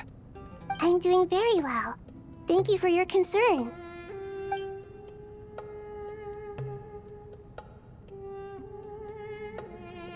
I see. Using the power of Aru to reboot the Akasha and gain access to Ermin's soul. It's a sound plan, although... I regret to be the bearer of bad news, but with the state that Ermin's soul is currently in, it's impossible to access via traditional means. Even the Akasha won't change that. Alas, we had feared this may be the case. And what about non-traditional means? Non-traditional means? Are you saying... Desperate times call for new measures.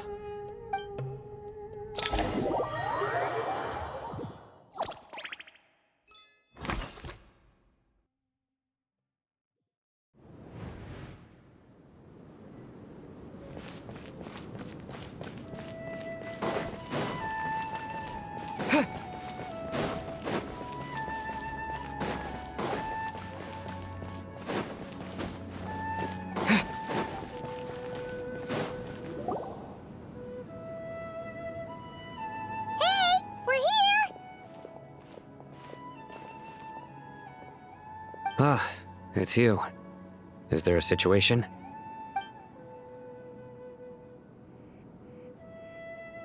The Aranara have good intuition when it comes to people. In other words, there may well be a traitor among us. Given everything that's going on, I'd be more surprised if there wasn't. Miss Nefer, as a professional intelligence broker, I trust you have a solution? Not one that I'm willing to volunteer. What's in it for me? Let's say I'll treat this as a pilot project aimed at expanding your intelligence operations. Whatever business you're in, an avenue to demonstrate your abilities could never hurt. I like the sound of that. Glad we're on the same page. Given that you rarely set foot in Sumeru, practically no one at Caravan Rebot knows who you are. I take it you've read the files on everyone in the area? Yes. I also skimmed the list of evacuees, and am more or less up to date on where everyone stands. Any initial suspects? Limiting the scopes to males whose recent activity could be viewed as suspicious. I've identified 3 names. The Aranara saw 2 people talking, but currently we only have 1 suspect. The other person was probably just a messenger, and in all likelihood has already left Caravan Rebot. Everyone is heading for the desert per the evacuation order. Anyone willing to turn back at this stage is almost certainly with the Fatui. There's no way it was a spur-of-the-moment decision to act at a time like this. This spy must have been planted long ago. We need to smoke him out from wherever he's hiding. Sounds like you have the beginnings of a plan.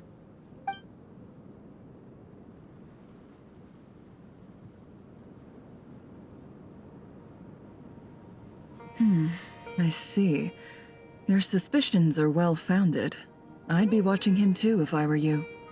So far, we still lack solid evidence that he's been bribed. He hasn't made any recent purchases that would indicate he came into some cash. Then let's get closer to him to confirm before we make our move. I can handle it. I'm not based in Sumeru, so... And you're certain you've never encountered this person in Nodcry? I'm certain. Besides, it's extremely rare for me to have had any direct contact with Sumeru mercenaries besides Jet. There's no way he could have seen my face before. Sino, stay out of sight and wait for my signal. If he raises any red flags, I'll bring him toward the main road. Understood. I'll take it from there. Excellent. Well, it's a pleasure working with you.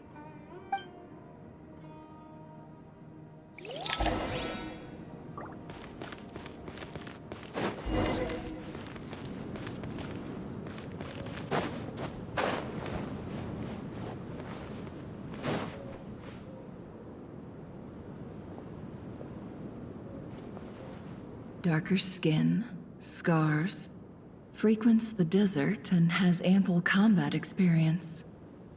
Nothing unusual about how he dresses or acts. What's that he's looking at? A coin. Interesting. Could that be how his contact paid him? Conveniently discreet for someone trying to hide any unexplained income. And yet it could be highly valuable. Sorry to bother you. Has everyone here already left? I don't suppose you happen to see a lady wearing a hat? Ma'am, what are you doing in Caravan Rebat all by yourself? The main group evacuated some time ago. Didn't you pass them on the road? My friend and I lost some of our cargo along the way. I didn't want to miss out on potential business, so I told her to go on ahead and meet the client while I retraced our steps. I didn't think it would be so late by the time I found it. And then there was a terrible sandstorm. Forgive me for asking, but just to be on the safe side, could you describe this friend of yours? Sure. She has blonde hair, and she was wearing a hat and a white dress. You'd definitely know if you'd seen her. Yes, I think that does ring a bell. Ah, my apologies. During this exceptional time, the Corps of 30 are under orders to be extra cautious when dealing with unknown people, whoever they might be. I understand. Well, sir, is there anything else you need to know? If not, I'd better try and catch up with them. Hey, wait! They left a good while ago now. You'll never catch up with them on your own. Why don't I give you a ride? I'm here to collect the last few people anyway. We have plenty of carts, so one more won't be a problem. That would be amazing. Traveling with a group will be much safer. I'll have to pay you for your trouble. Hey, let's not worry about the money for now. Wait here a moment. Once I'm done packing up, I'll take you to join the rest of the group. All right, thanks. Let me know if you need a hand carrying anything. No need for that. I'm strong enough for both of us. Okay. Well, I wish there was some way I could repay you. Guess it's my lucky day, running into someone who knows what they're doing here. You might have just saved my life, you know? You're not wrong there. I mean, what kind of cargo is so important that it's worth risking your life to get back? I hope for your sake that it's priceless. Actually, I suppose I can tell you, since you've been such a big help. But be sure to keep it to yourself, or we could both be in big trouble. Oh, really? Sounds mysterious. We're in the antiques business. You understand? Some of our goods aren't acquired through the most legitimate means. We have to be very discreet when we're selling them. That's why I had to go looking for the missing cargo alone. Ah, no wonder. Well, ma'am, in that case, it turns out that maybe there is something you could do for me. I'm all ears. But to be clear, our commission isn't cheap. Think carefully before you ask. We don't want to ruin our relationship before we even hit the road. I'm sure that won't be a problem. My issue is, I have something that's a little difficult to sell on as well. Take a look at this.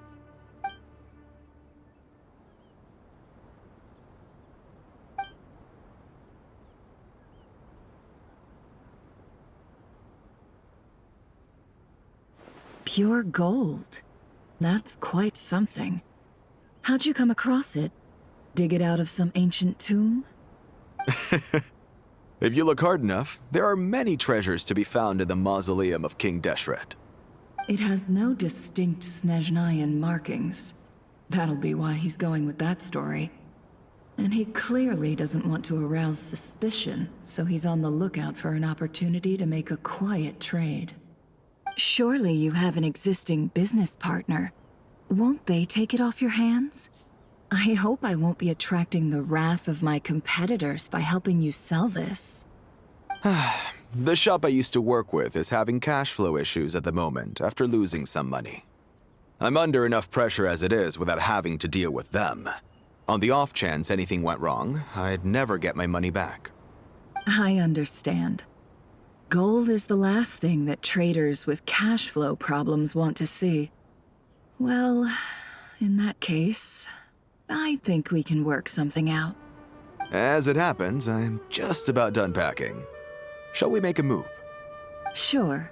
Let's walk and talk. This evacuation was a huge operation. They needed a few people to stay behind and tie up loose ends. And I ended up being one of them. You're lucky you ran into us in time. I certainly am.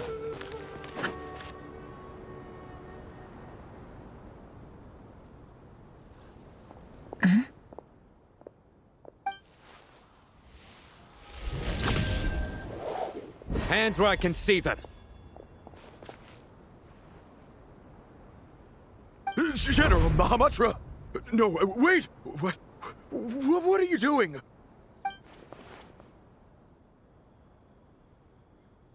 This is the coin? Good. Sadly, you won't have the chance to spend it. Nicely done. Looks like Sumeru's Matra are a well-oiled machine nowadays. Unmarked gold coins are quite difficult to trace. Thanks to you, we have secured the evidence. Here's what's gonna happen.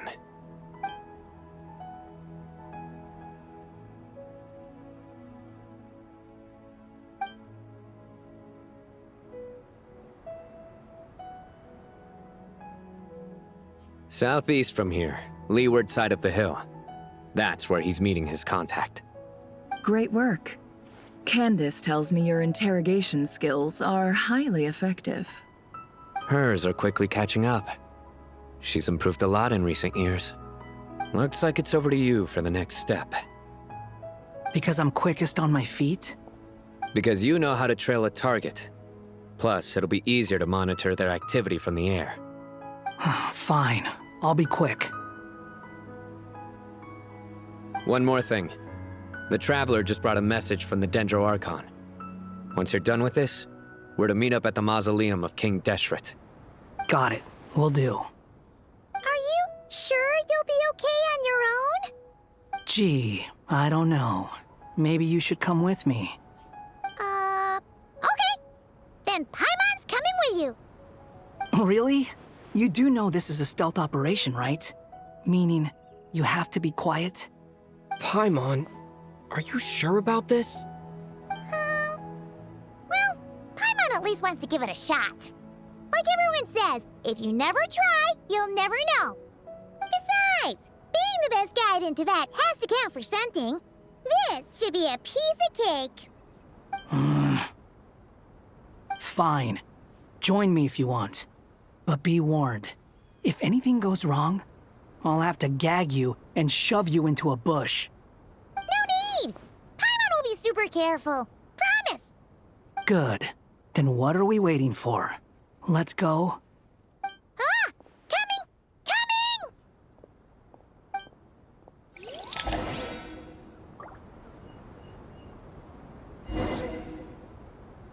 Behold!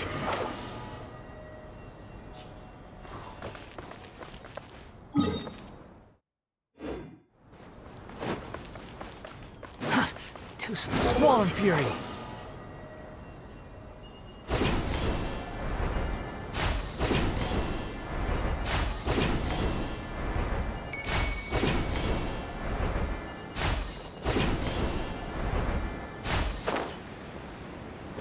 Quit following me.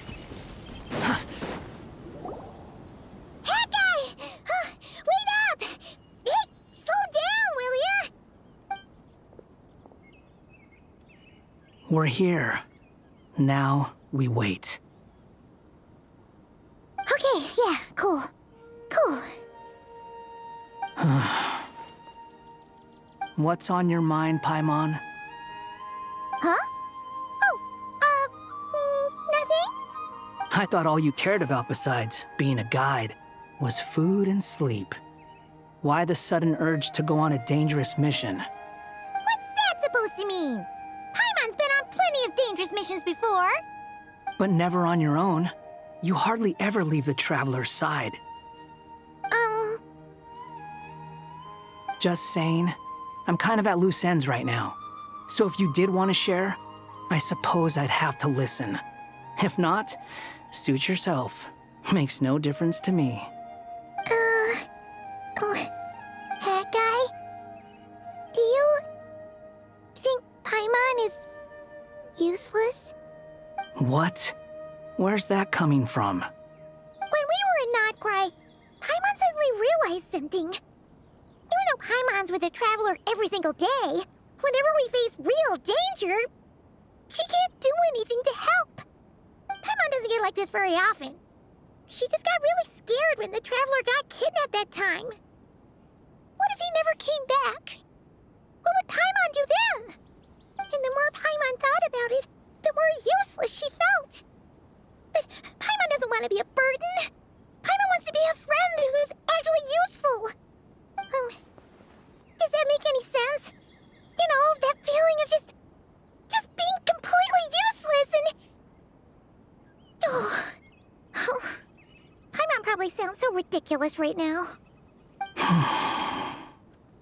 You asked the right person. Boy, do I know that feeling. Oh, that guy. I'm not gonna try and encourage you. What I will say is this. When you start doubting yourself, you have two choices.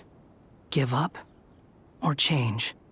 You have to make the decision to move forward. Otherwise, no amount of consultation from other people is gonna help you. So ask yourself, what do you want? To get stronger? To learn more? Whatever it is, go do it. You won't have any regrets if you can at least say that you tried. Oh. All right. Something's not right. Shouldn't they be here by now? Paimon, is it just me? Or is it a little too quiet around here? Should Paimon take a look? We'll give it another hour. If nothing happens, we head back. Okay.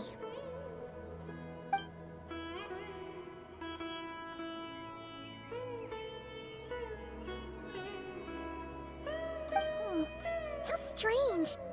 We've been here for ages. Where the heck are they? Have we been stood up? What is it? Did you think of something?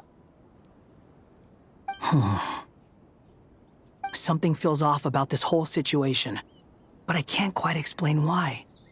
We know for sure that the guy Sinocot had something set up, yet somehow his contact is a no-show. So, either the handler got caught, or, more likely, they decided to cut our guy loose. But how would they know to do that? Wouldn't they at least send someone here to check things out? That's the problem. They couldn't possibly know what's happening here. Unless... This feels all too familiar. Come on, let's head back.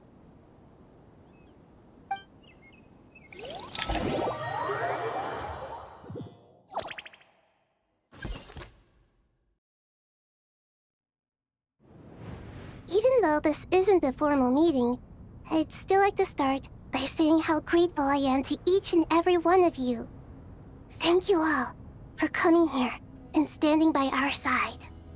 Chesapeake and Bennu are currently assisting the scholars with the maintenance of Aru. Please forgive their absence. As for Hermanubis, may he rest in peace. We remember him with great fondness. There have been times when I imagined what it might be like to meet you all. Now that it's really happening, I feel quite emotional. Time has taken many things away, but that which remains is all the more resilient. I must say, there is one thing that rather surprises me. You appear to be in good spirits, Lesser Lord Kusanali. But even so, I can sense that the life force given to you by the Dendral Dragon has far from fully resolved the problem of your vitality. Oh no! So even Apep's power didn't work? Don't worry, Paimon. It worked very well indeed. The issue is how closely I am tied to Irminsul. Until the problem with Vid is resolved, there is no way I can fully recover. Sumeru has undergone tremendous changes during her absence. When gods pass away, inevitably, people's faith in them grows weaker. You must have sensed it already. Your power is not what it once was. Regrettably, this is true. I too have grown weaker due to the effects of Irminsul. Right now, we're all in quite a sorry state. Then what do you suggest? We take all the help we can get. Sumeru is our shared home. You and I, gods and humans alike. We must unite all our strength in this moment. Though Al-Ahmar is no longer with us, the alliance between the three gods remains in force. Regardless, as subjects of our king, we have a responsibility to support Sumeru through this catastrophe. Not to mention that it was the people of Sumeru who released us from this prison of Aru. Times have changed, and the people of today possess greater wisdom than those of the past. You really know how to give a rousing speech, Koti. Now then, let us learn more about your plan. The brightest minds of the Sumeru Academia are busy opening and renovating Aru. They claim it has something to do with Irminsul? Correct. Irminsul has existed in Teyvat since the very beginning. But during the Age of the Dragons, it did not possess the significance it holds today. After the heavenly principles arrived, the power of the Light Realm was divided into elemental energy, and Irminsul was refashioned as a device that records and preserves all information. Since then, everything in this world has been inextricably linked to it. As the Dendro Archon, I have a duty to protect Irminsul. To Sumeru, it is both a national treasure and undeniably a major threat. Teyvat has seen many upheavals in the last few years. The most recent of these was a major crisis in Notcry, which forced Sumeru to be even more vigilant than usual. I made sure to monitor all the pathways through which an outsider could potentially transmit themselves into Irminsul. But despite my efforts, a major problem still arose within.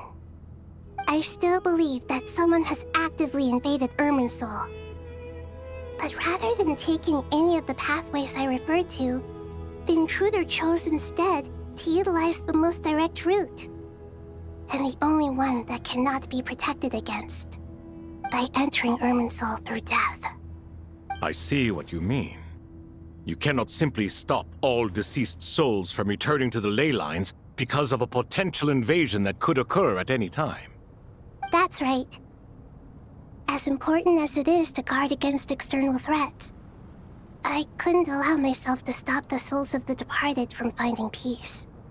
Please, understand how difficult this predicament was for the Dendro Archon. Defense has never been an easy task. After Irminsul was invaded, my authority was quickly restricted. Soon after that, the tree began denying access to any connections. I'm sure you feel responsible, but you are not to blame.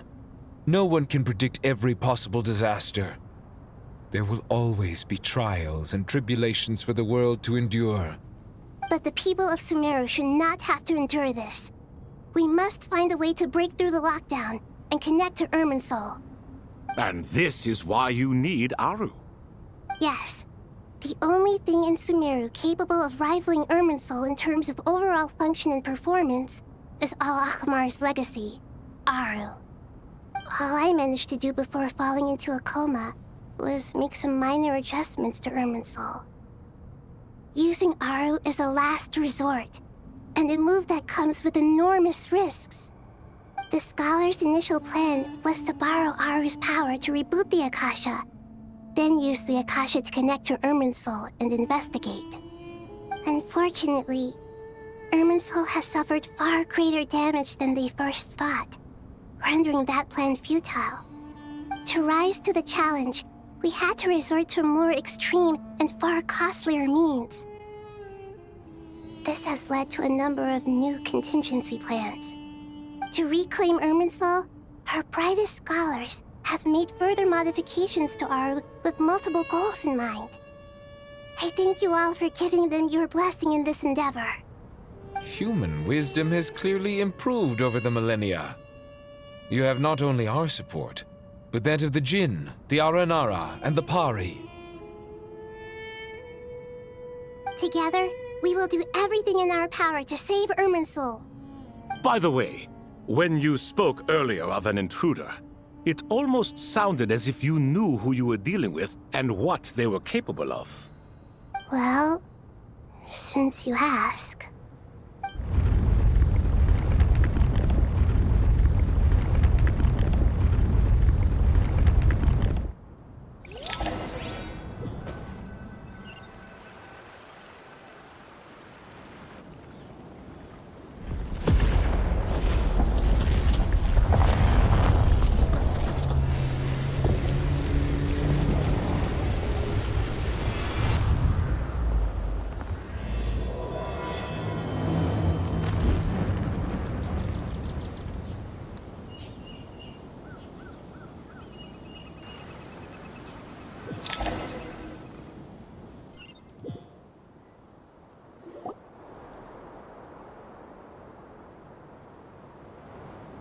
Master Tainari! What is that? Is this Irminsul? How did this happen? What's going on inside? Luckily, we managed to evacuate everyone. What in the world was that? That was terrifying!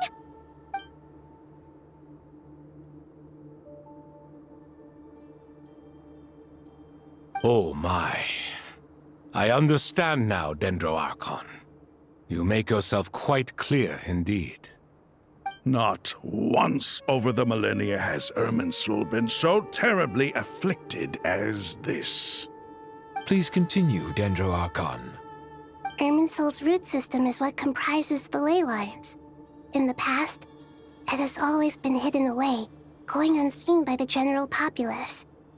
But now, an evil intruder is making it reveal itself. It has become a tree of unbridled greed. A clear sign that a deranged experiment has advanced to a new stage. Blasphemy. From where I stand, an experiment in the name of blasphemy sounds rather improper. But if we are to honor Dottore's will, this is what we must do. The birth of this tree proves to me beyond doubt that this incident is connected to him. But to explain the situation in full, there is someone I need to tell you about.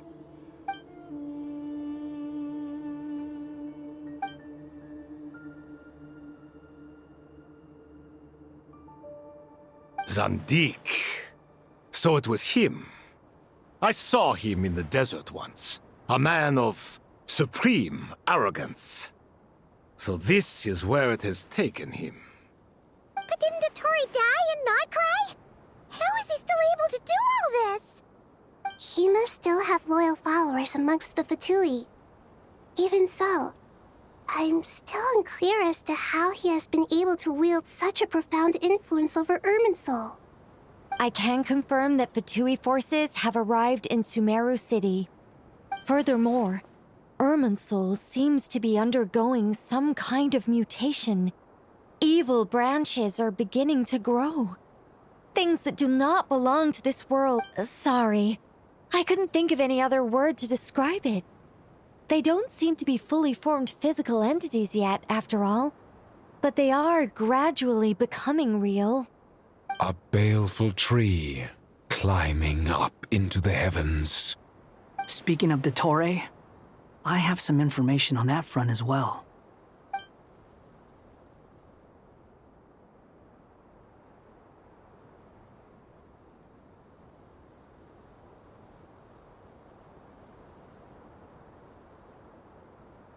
I didn't think it was wise to state this out in the open.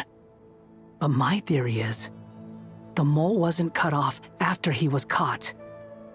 They wrote him off from the beginning. You mean the Fatui never intended to follow through with him? Then why plant a mole at all? It's hardly a conventional strategy, and the rationale behind it is pretty twisted. But as it happens, I know someone who works exactly this way. And when it comes down to it, his goals are very simple.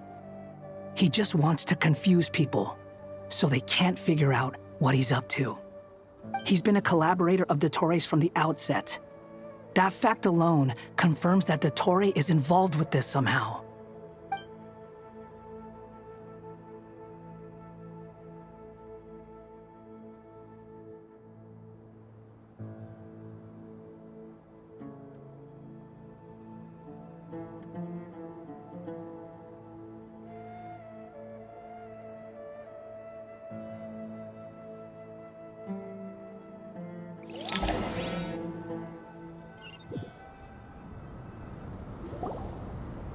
There is still much to be done.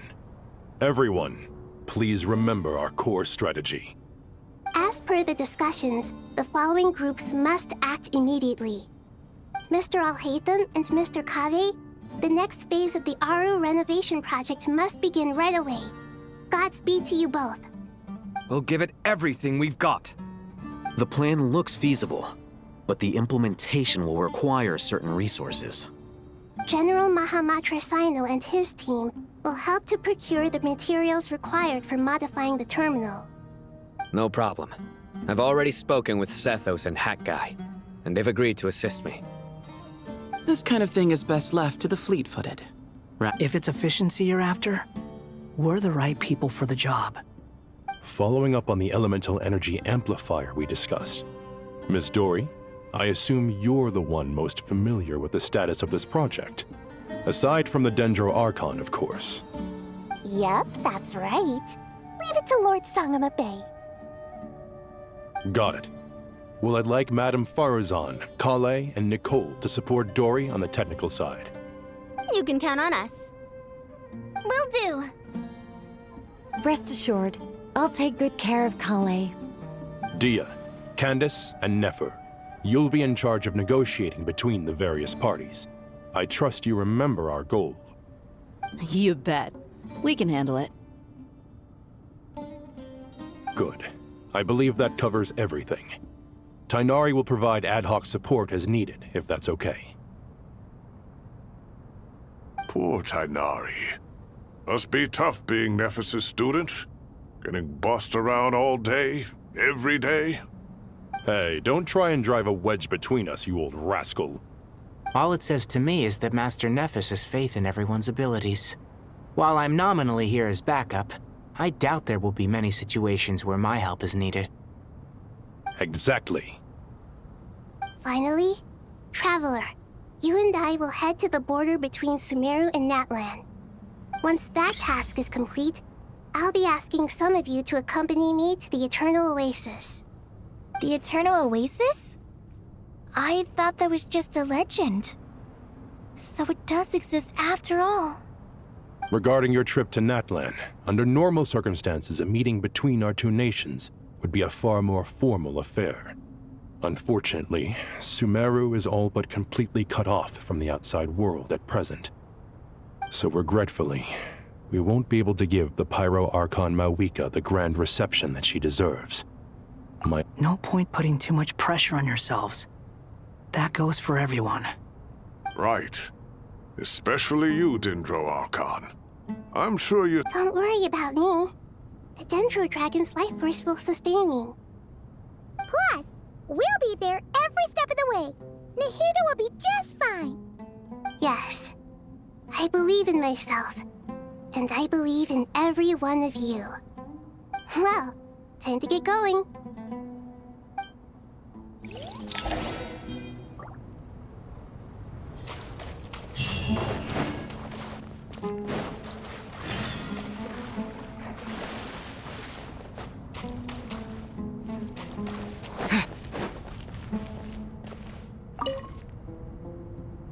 To what extent we can implement the final plan depends on how successfully the Akasha can be modified and configured.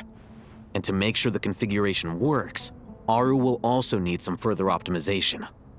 Yeah, no surprises there. Once we roll this out, any Sumeru citizens who already have Akasha terminals can simply continue to use their existing devices. This still leaves us with a significant equipment shortage, though. Many groups of people were never issued Akasha terminals, including mercenaries, the desert folk, and many others. We'll need a supply of rare materials for the renovation of Aru and the production of new terminals. Right now, the best place to source these locally is from the primal constructs within King Deshret's mausoleum. Time is not on our side here. It's gonna be a race against the clock. The Aru merge and renovation project will have to be carried out by you two. Everything's riding on this, so failure is not an option. Best of luck to you both. As discussed, General Mahamatra Sino and Mr. Hatguy will source the required materials. Mr. Sethos is quite familiar with the layout of King Deshret's mausoleum. With him accompanying them, things should go quite smoothly.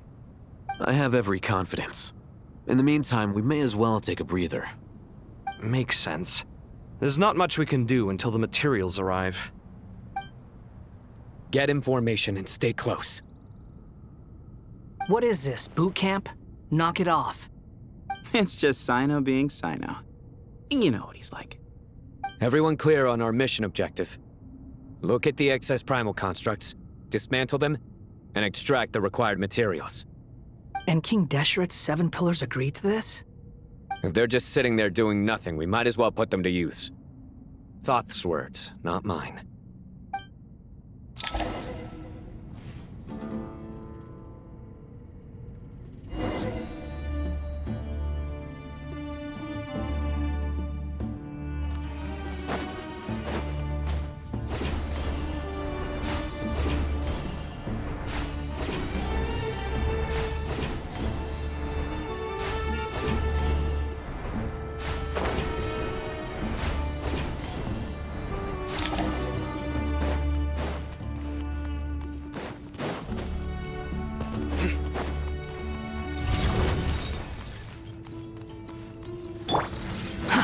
Too slow.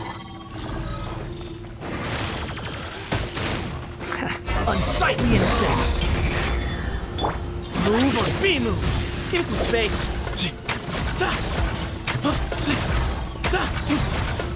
Through me, justice is served. Their penance is due! Guilty!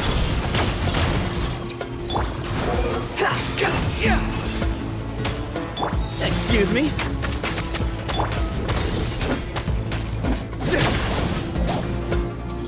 Behold!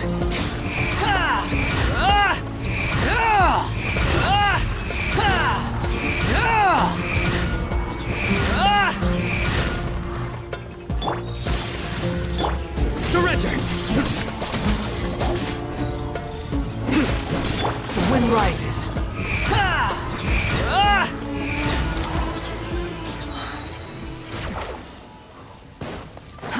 Too slow. Behold!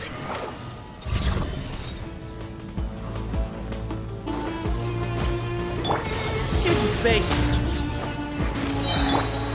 Cry louder. Futile.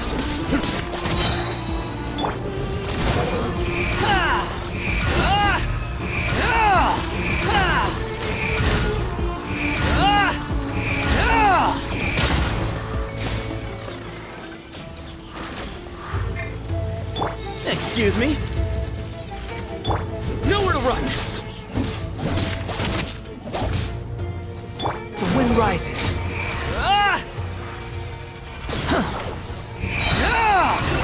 Know your place! Sage's wisdom! Way ahead!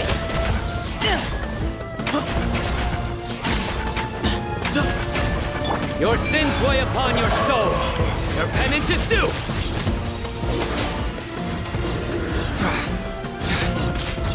These devices should still be usable even though they're broken down. Let's take them back for the others to review.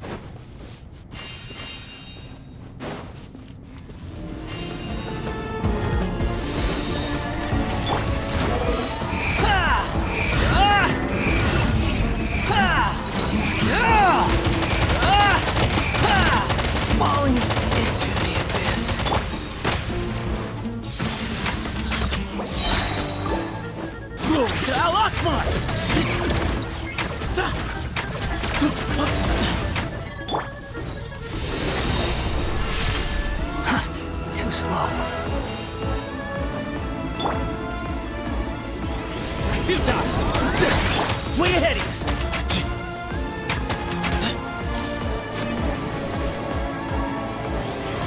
Behind you!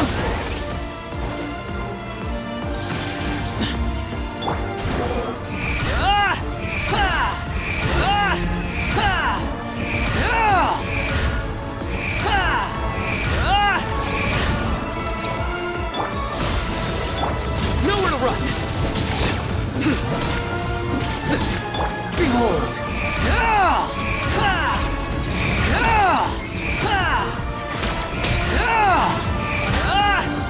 Upon the gale.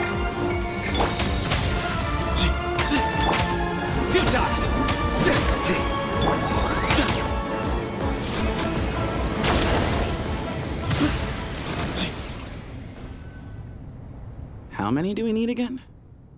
Enough to make an Akasha terminal for everyone who doesn't own one. I remember you telling me how revolutionary these Akasha terminals were. You've used one before, right? The Academia declared the Akasha to be the most powerful and comprehensive wisdom dissemination system in history. That should give you an idea of how... Certainly sounds impressive. Neither Hat Guy nor I have ever had an Akasha terminal. Well, if it all goes to plan, that's about to change.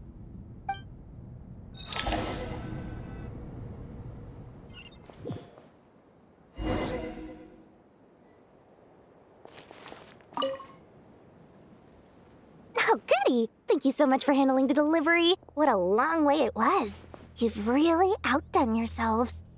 I'm well aware what a bumpy, dangerous journey it must have been.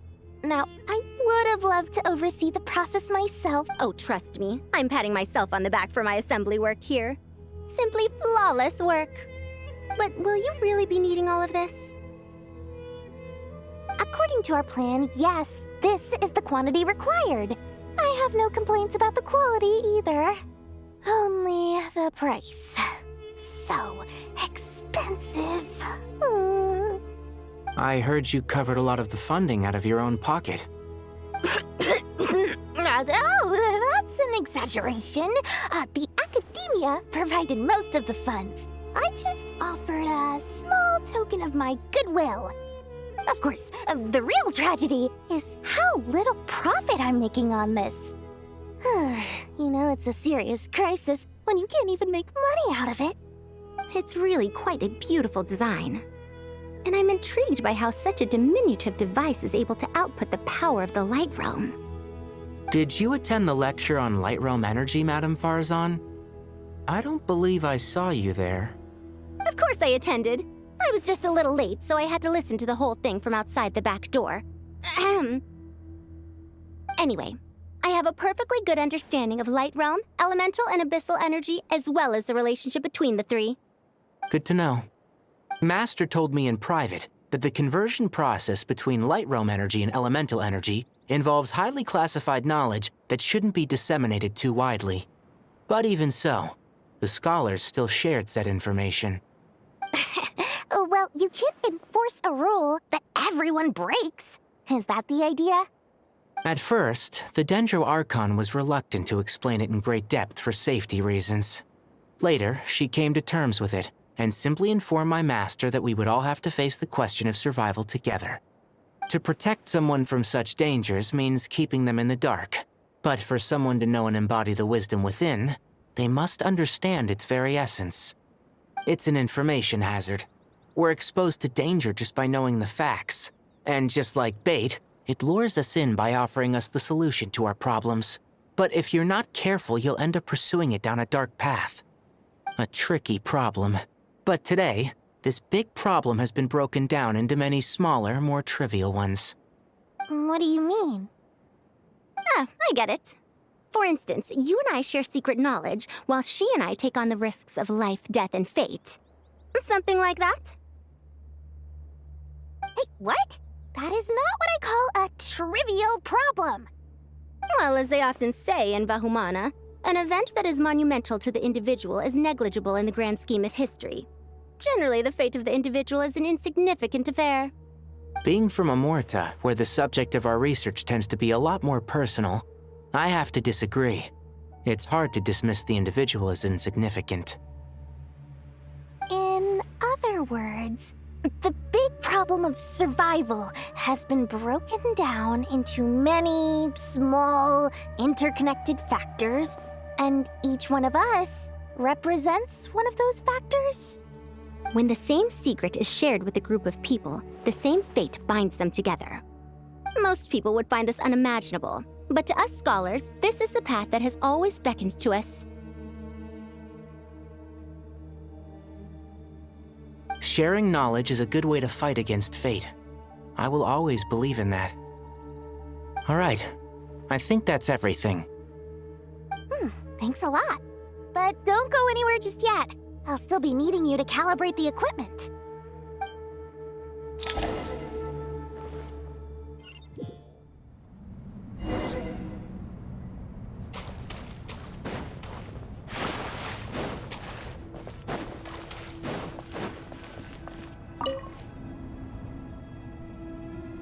Okay, the materials are ready.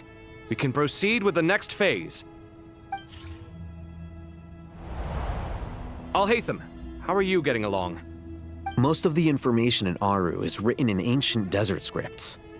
Some of this is written in a tribal language, while other parts seem to be a variant of an Oasis script, based on the glyph forms. Oh. Not lost to history, I hope. Some are. All we can do is infer the meaning based on the rules of related languages. Although, this section actually fills in some of the missing historical record. I'm transcribing it so we can bring it back to the academia. After Aru started up, 2 more lines of text appeared here. Can you read them? Humans may not read what is written by the gods, except by not reading. Victory should not be easy to attain, for it symbolizes divine wisdom. Knowledge must not waver, for it has external borders. Is this a clue to solving a puzzle? Or is it being symbolic? You can't read it unless you don't read it. Victory is wisdom. Knowledge is confined by borders. Wait, I think I've got it. It's a metaphor, isn't it? It's talking about... a chessboard.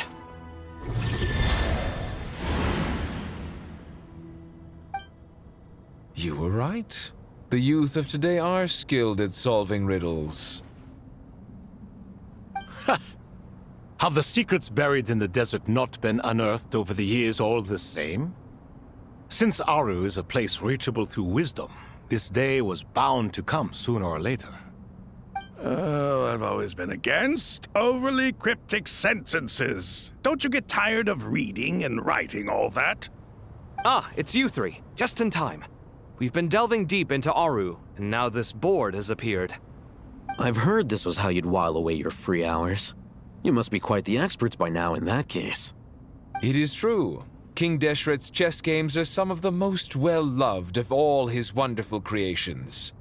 If you have ever been to Safhe Shatranj, you may well be familiar with the chess pieces you see here. Is this chessboard supposed to be another visualization of the interior of Aru, then? Naturally. Visitors, everything is ready. Only by completing the challenge on the board in accordance with the rules will you be permitted to overwrite Aru. 1 second. It's not dangerous, is it?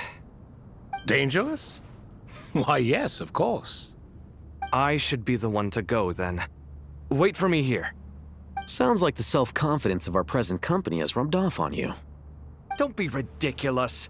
I'm your upperclassman, and that means I have to look out for you. I appreciate the sentiment, but a game of chess typically requires 2 players. Besides, I'm sure they won't let things get out of hand. Keeping things relatively safe is in your best interest too, isn't it? Fair enough. I mean, you guys are controlling the difficulty, so please don't go too hard on us, all right? Ah, but Bennu said he wanted to put some respect into these whippersnappers. All right, all right. Thank you. Obviously, we'll still try to be careful. This doesn't seem like ordinary chess.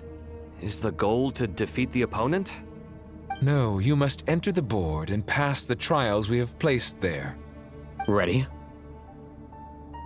Let's do it.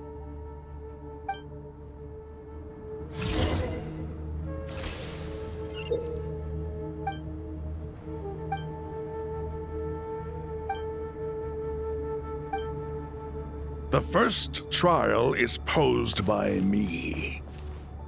I don't think this is gonna stop us. Ah, but the key to this game lies in working together. Otherwise, you will be deemed to have broken the rules. Looks like it's up to me. Marak, can you open it? King Deshret's favorite primal construct. Living on in suitcase form, of all things. Amusing. Ho-ho! Excellent work.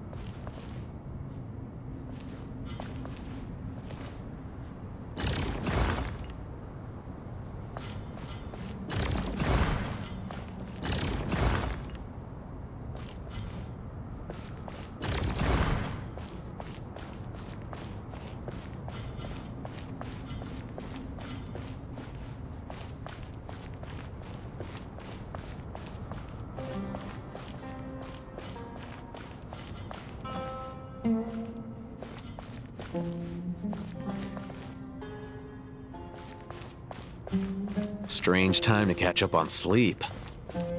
I'm not sleeping, I'm thinking! It's not that simple, you know.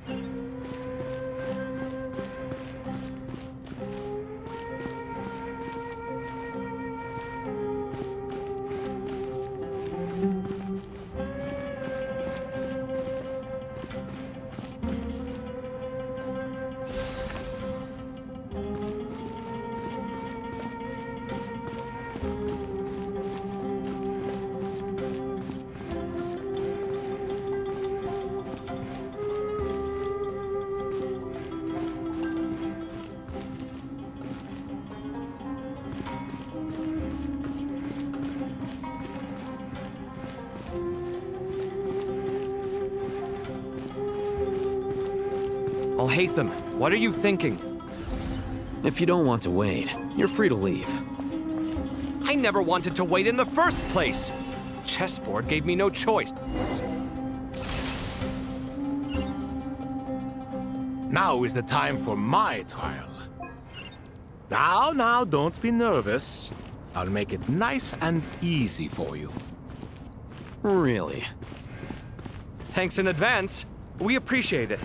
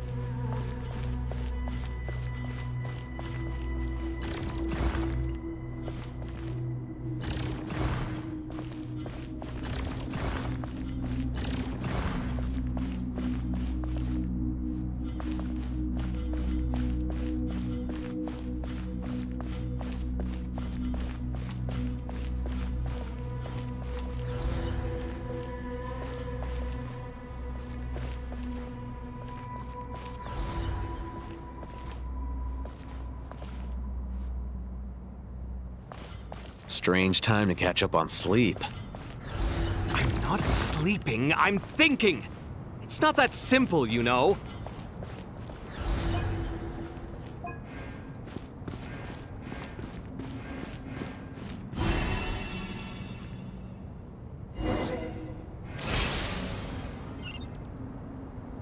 Ibis King, don't you think this all rather inappropriate?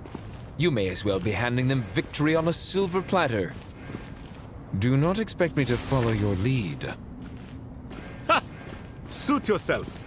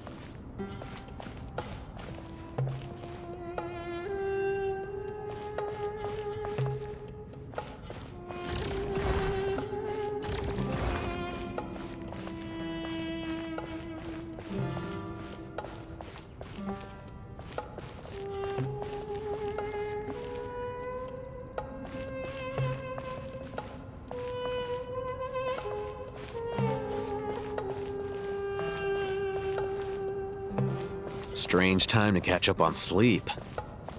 I'm not sleeping, I'm thinking! It's not that simple, you know.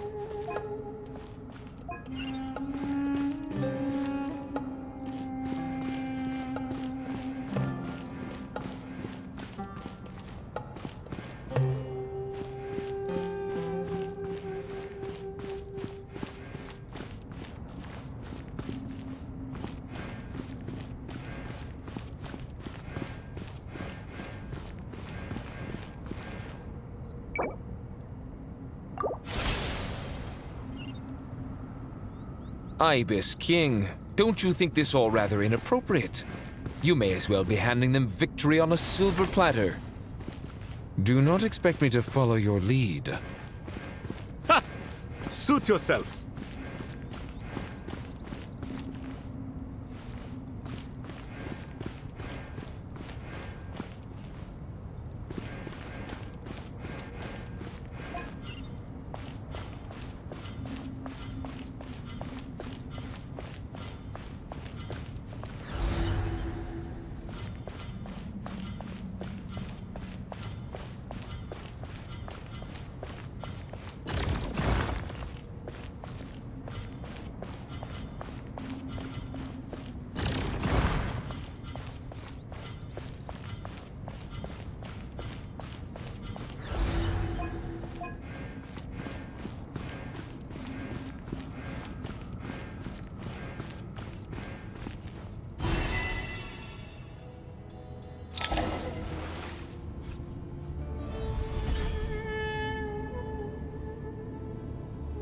Done. Finally. It's over. But seriously, that was incredible! Standing on the chessboard felt completely different from standing on solid ground. And also... Oh, sorry. I'll save my thoughts for later. Thanks to the three of you for helping us out with this. Is it just me, or were you giving us quite a lot of guidance along the way? We made but a humble contribution. You lived up to our expectations. Bravo! Our aid was not given for naught. In addition to the existing functions, I'd like to ask you for another favor. Since Aru's interference shield can cover the entirety of the mausoleum, it should be possible to extend its range even further. Perhaps you can find a way. So, building upon the existing functions to... I'm with you! Imagine for a moment. What would the ideal outcome look like if this function were compatible with the devices? I agree. This is the best solution possible. Please, everyone, we beg you to help us. Me, oh my! Well, since you ask so very nicely, I suppose... Goti? Kroko? What do you say? Naturally.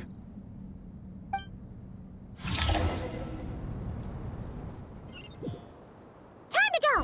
Let's go find Nahida!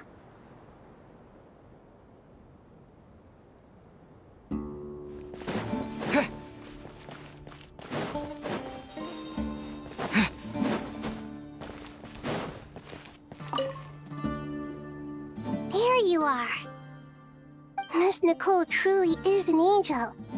She said that while the other members of the Hexen Circle are busy with important work, she is quite free, and she's more than willing to accompany the people of Sumeru for the... Oh, yes, Nicole, all right. Always super patient and loves to help everyone out.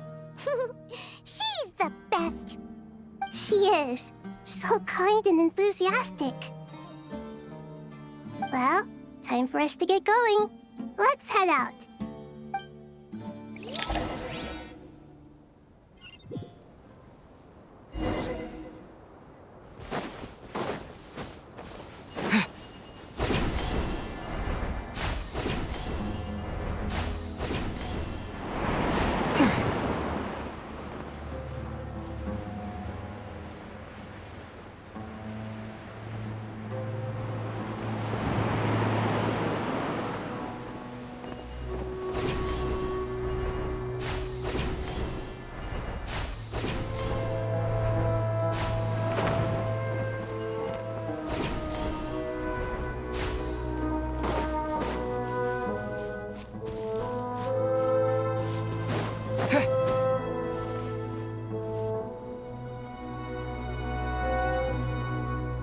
This should be one of the closest places to Natlan in all of Sumeru.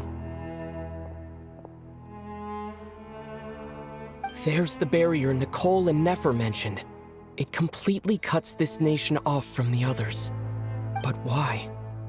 Why separate you from the rest of the world now, specifically? And if I'm not mistaken, Irminsul was polluted once before, wasn't it?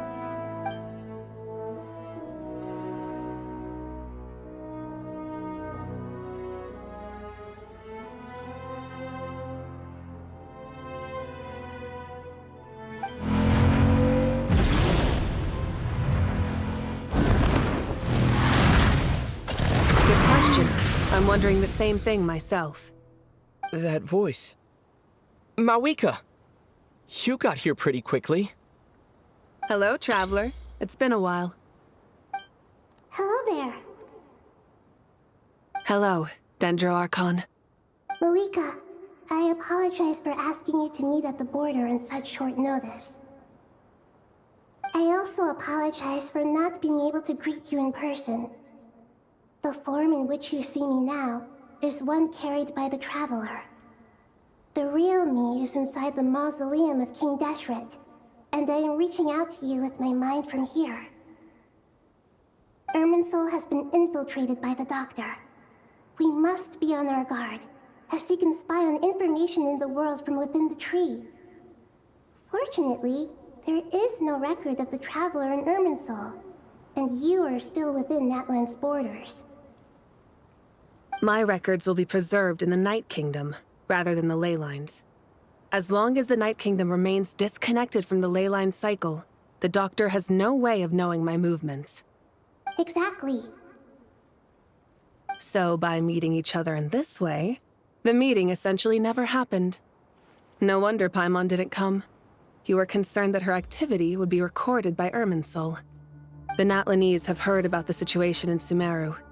With the borders sealed off, merchants have been forced to stop their shipments. It's pretty serious, and you're the ones bearing the brunt of it. I'd like to address the question you raised at the beginning. I can offer a brief explanation, although it will sound rather cruel.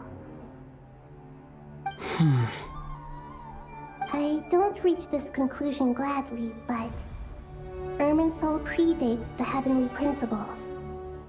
It existed long ago, when the dragons of Natlan were at the height of their power. So even when the people of Sumeru became ill because of pollution, it was not a critical issue from the perspective of Irminsul itself. As long as it continues to function normally, the barrier will not be activated. But this time, the Doctor's invasion has directly affected the tree.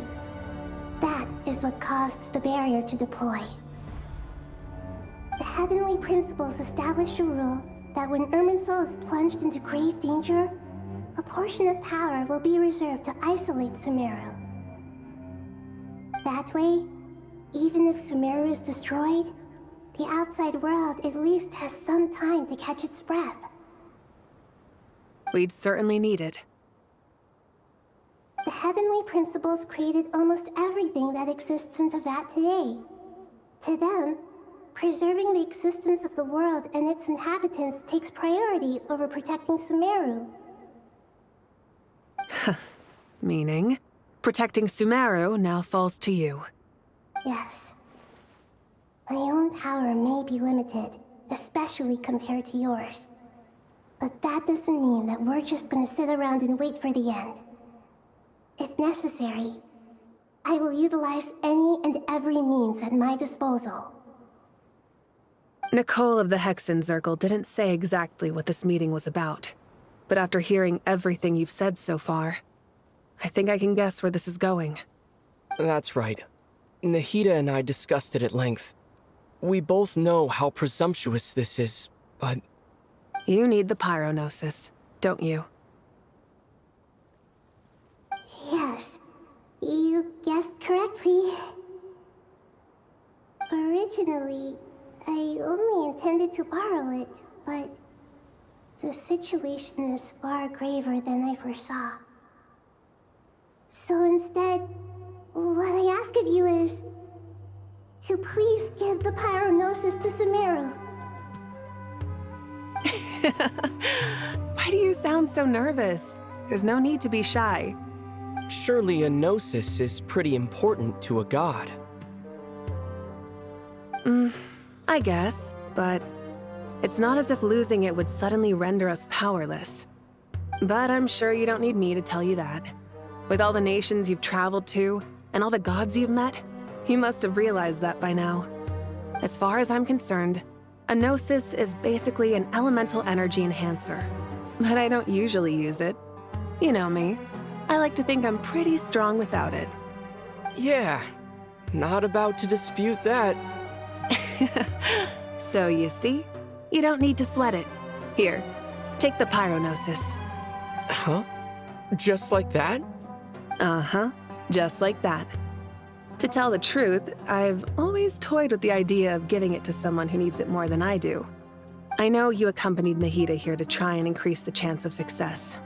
It's a good thing you did, because your involvement is one of the main reasons you've managed to persuade me. Are you sure about this? Handing over your gnosis just because of me? I won't try to quantify it, but trust me. Handing over the gnosis to Tumaini is far from the craziest idea I could think of. Besides, even if you hadn't come here personally, I think I still would have agreed to Nahida's request. Irminsul doesn't just affect Sumeru. It impacts all of Teyvat. I know all too well how difficult it can be to protect the things you care about. So logically, morally, or however you want to cut it, helping you is the right thing to do. You don't need to tell me the specifics of your plan. Where the Gnosis is involved, the tighter the secrecy, the higher your chances of success. Marika, my heartfelt thanks go to you and the people of Naplan. Don't mention it. But now for the hard part. How do I actually give it to you? The Irminsul barrier is right in the way. I have an idea.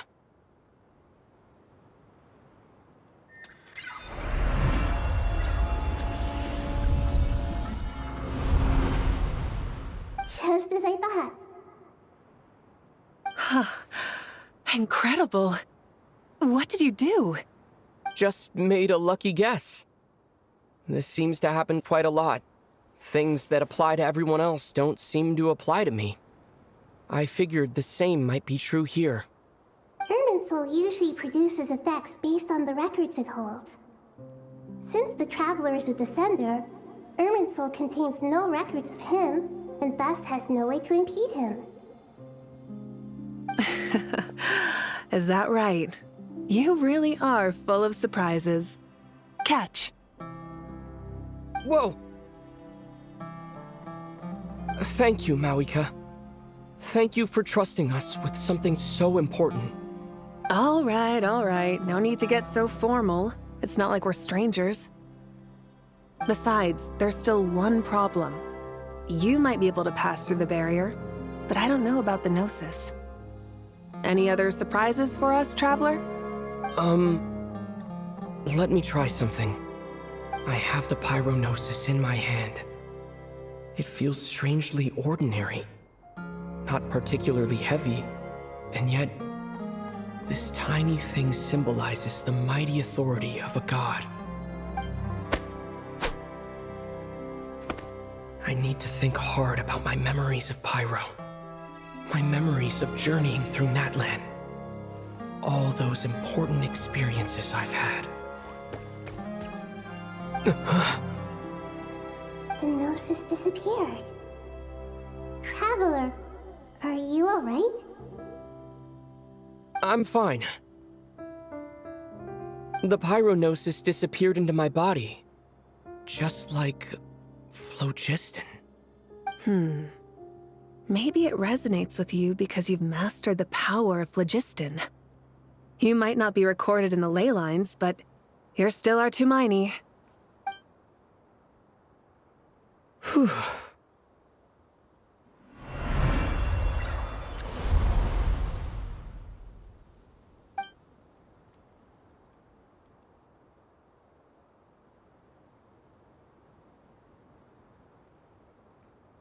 Please allow me to express my gratitude once again, Marika.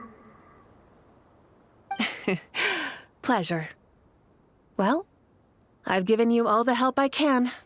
The rest is up to you. Good luck. We won't let you down. Yeah. We aren't about to lose.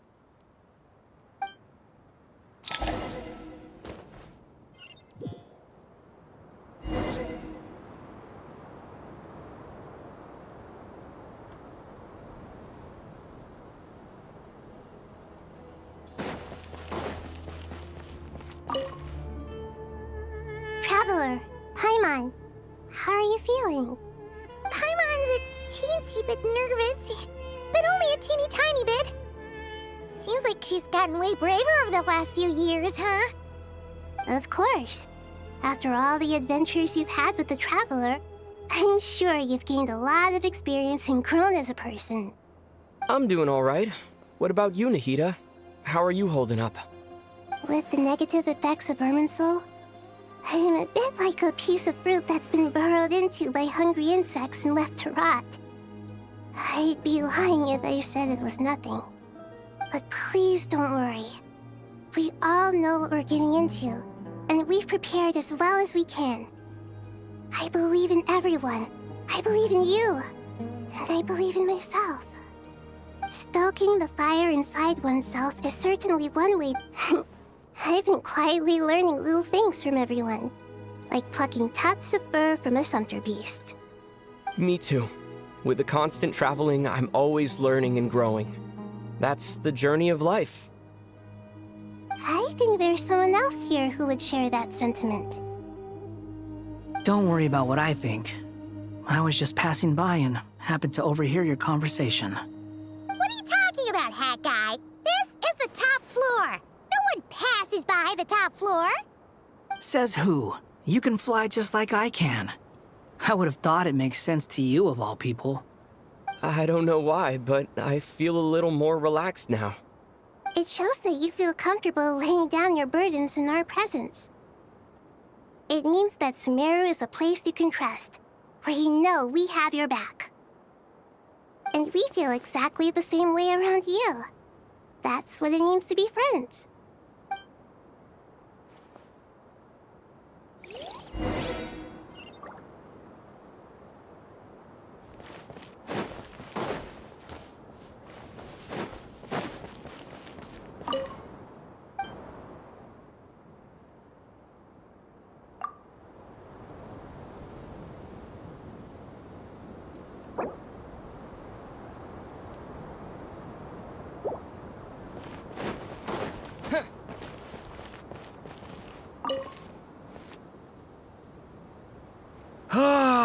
It's finally done.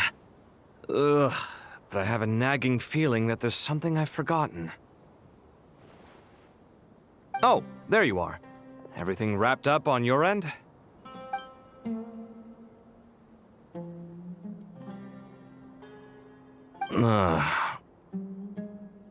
Okay, fair enough. That was a pointless question. We were working in tandem, after all. You must really be exhausted. Well, it's been a busy day for both of us. When work ends, you clock out. No looking back. Yeah, we're definitely due a break. Probably a little late to start drinking now, though. I'll stick with water. Here, this one's for you. Thanks. You want a bite to eat? I can grab us something. Or wait, I think there's a stove nearby. Let me take a look. Are you nervous? A little, yeah. Unlike you, it seems. How are you not feeling at all nervous? Because everything that happens next is beyond my individual control. I don't worry about things I cannot influence. What do you mean, cannot influence? You're the one who came up with half of the strategies we ended up using. There's only so much I can do.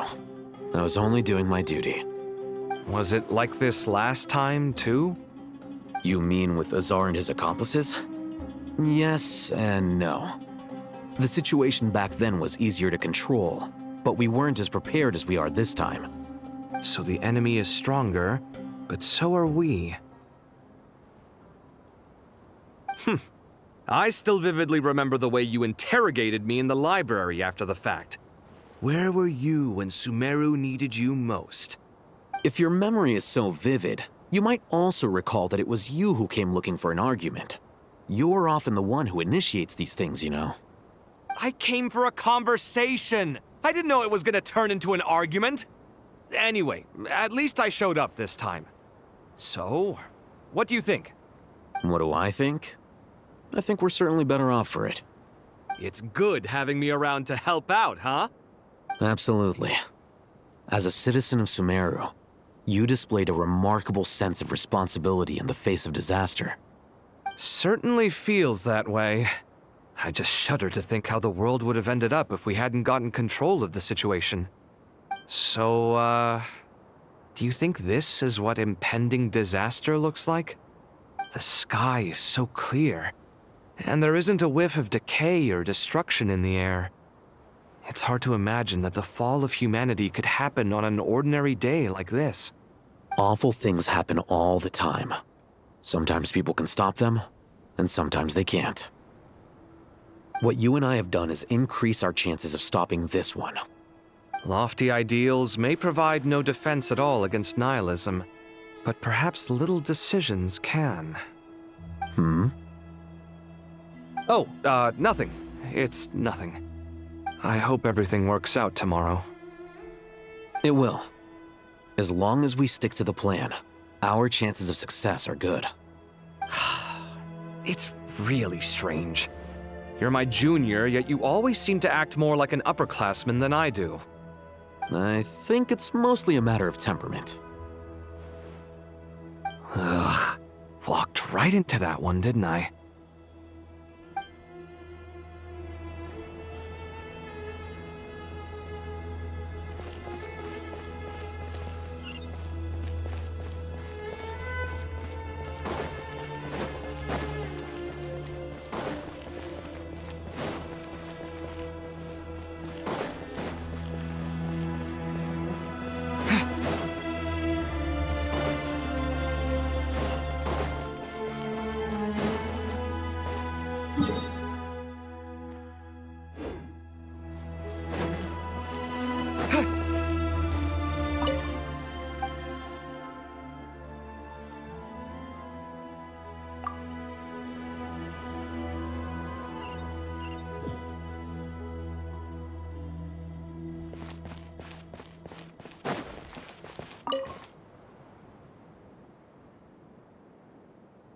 We'll make our move after sunrise tomorrow.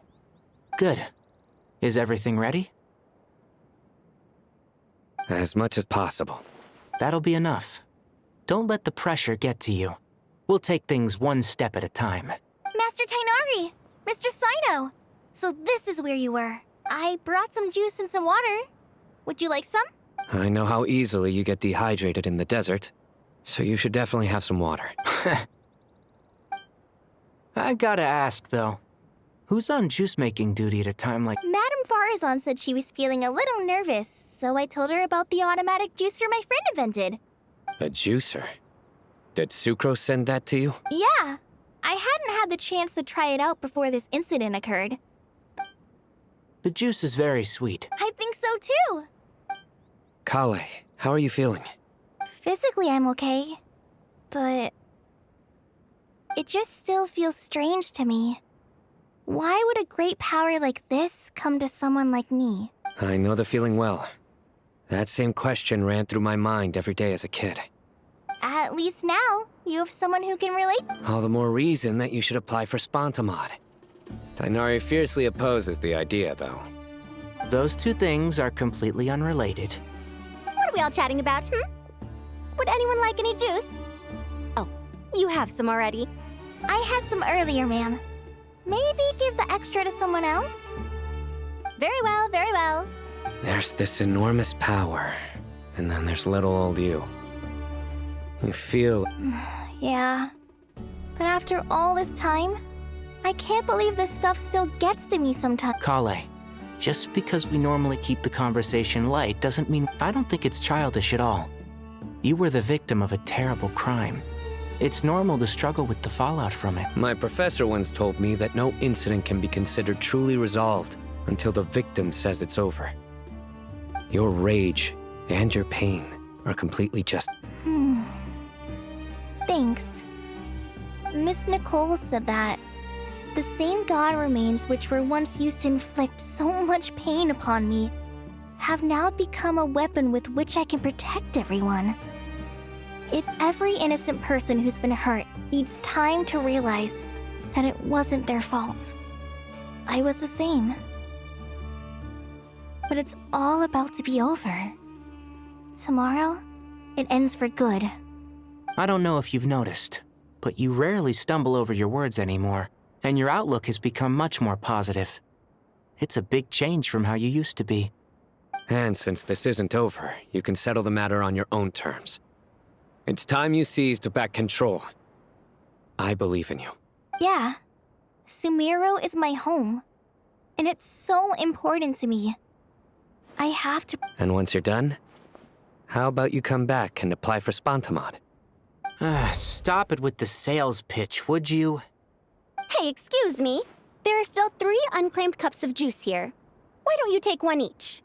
Ugh, my arms are getting sore from carrying them around everywhere. Madame Farazan, why are you... Thank you, Madame Farazan. Drink up and enjoy my handiwork. I think I'm going to make something else now instead. Please, try to relax, Madame Farazan. Your nerves are starting to get the better of you. I know.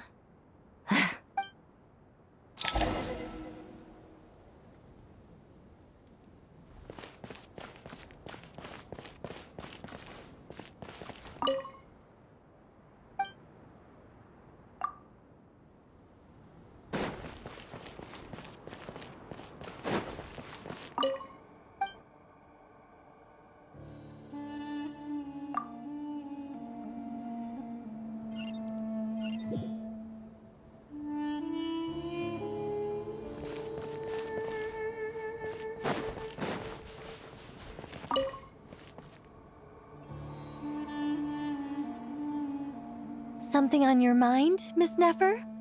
Nothing in particular. It's just... right now, the future feels strange and unfamiliar. But the future has not yet arrived. How can you say how it feels? Some people know that there's an impending disaster. Others remain blissfully unaware.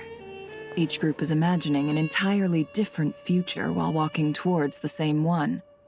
But when they get there, they'll still find they feel differently about it. People are shaped by their circumstances. Different circumstances create people with different perspectives. I've always found the perspective of the Vahumana Darshan to be a particularly incisive one. Even at the height of the crisis in Nodcry, people held diverging opinions. But things are different this time. Indeed.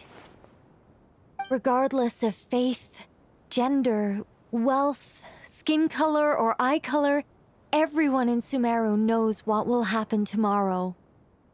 The world has never been an especially fair place. Yet now, against all odds, a moment of unprecedented unity and equality is about to take place. It's fascinating. If only my father could have lived to see this era. Era. To me, that term represents a much greater span of time. It can be an unsettling word. I would even say I'm afraid of it. Do angels even feel fear? Yes, at least I do. I fear the gap that grows wider with each passing day, and the never-ending flow of time. Time renders all memories insignificant and reduces all splendor to nothing. But those memories are the one thing I do not want to lose. You're very human in that regard. If angels draw too close to humanity, our wings burn away in the bright flame of awareness, and we fall to the earth. After spending so long among humans, I have lost much of my former glory. Maybe that's a good thing. You're more human than some humans are. I've been talking to Kale a lot in recent days. We seem to be in completely opposite situations. I suppose that makes us good case studies for comparison. Case studies for who? Myself, I suppose. After comparing the two of us, I suddenly discovered that I desired more than before. It was a gentle, pleasant sensation. Just as most people pursue glory and miracles, I too am pursuing miracles of my own. Guiding humans to make the miracles in their hearts a reality. That is my miracle. It doesn't sound so bad, does it?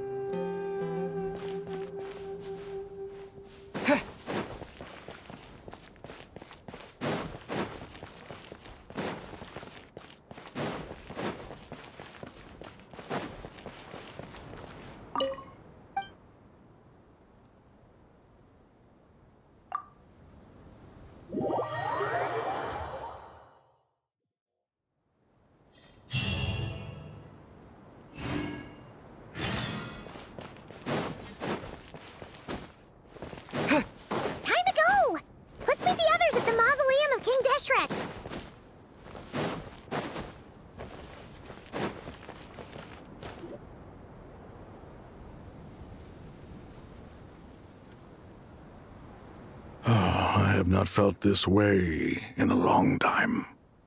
Standing up high, gazing out at the rolling dunes. One cannot know what freedom truly means without first losing it. The golden slumber truly lives up to its name as a dreamland. Though desert sands exist there too, no mirage, no matter how glorious, can compare to true beauty. Dendro Archon, what is on your mind? I was wondering whose counsel I should seek on the questions in my heart. What kind of questions? So many. More than can be put into words. As I once said to a friend, we look, we see, and we comprehend. But the question still troubles us.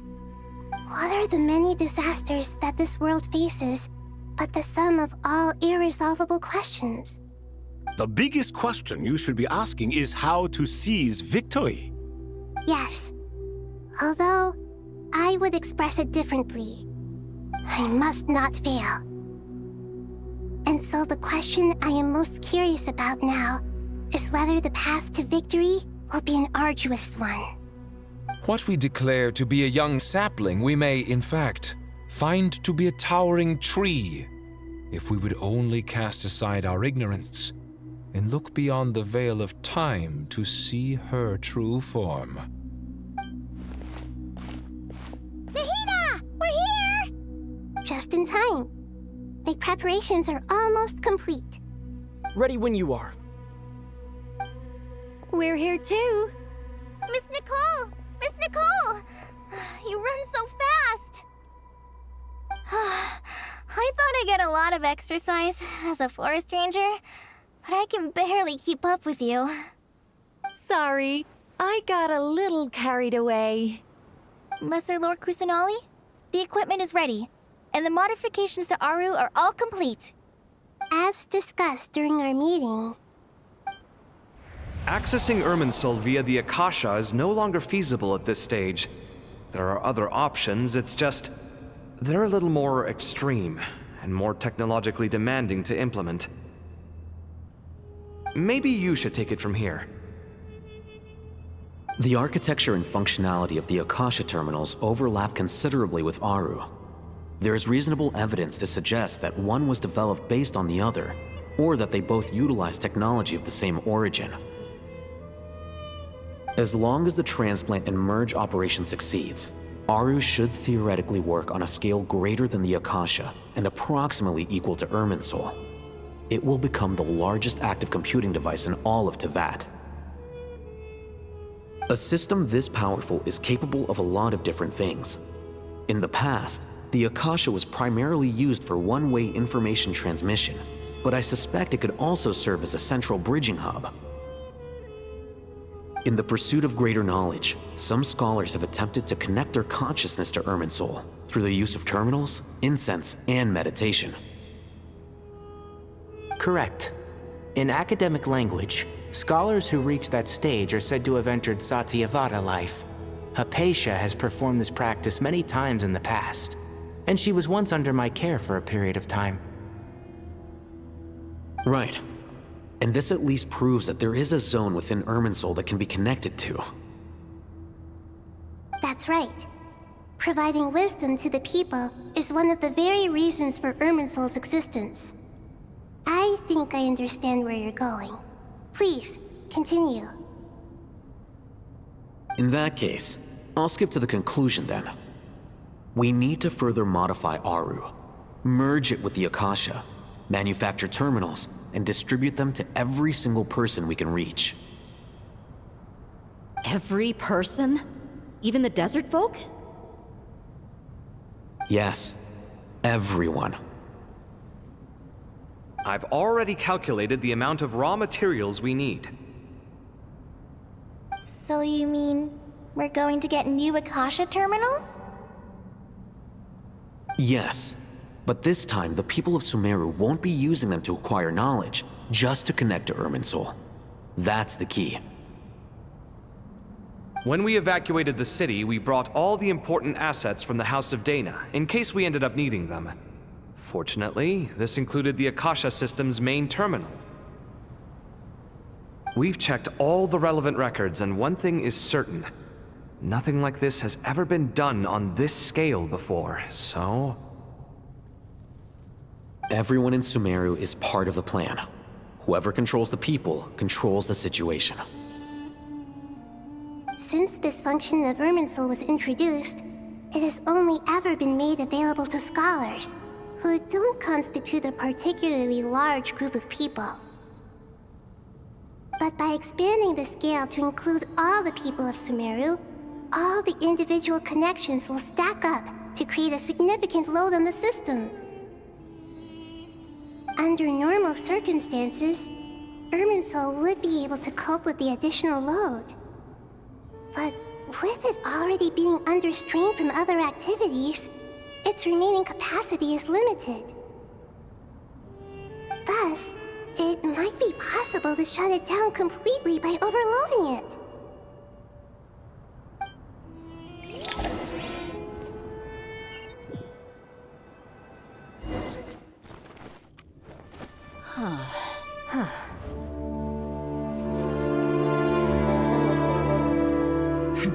Counting down. 3, 2, 1. Are you ready? Ready!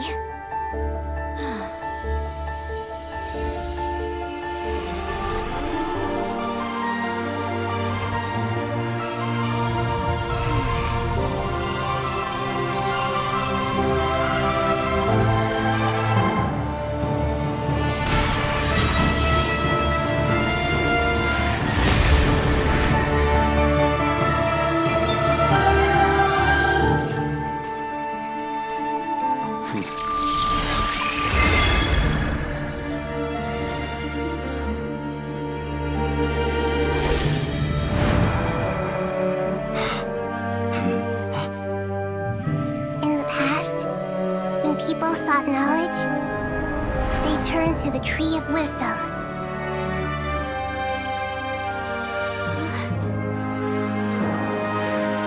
Today, we use it to save Sumeru and the whole world. These boughs that nurtured learning must not become tools for destroying the world.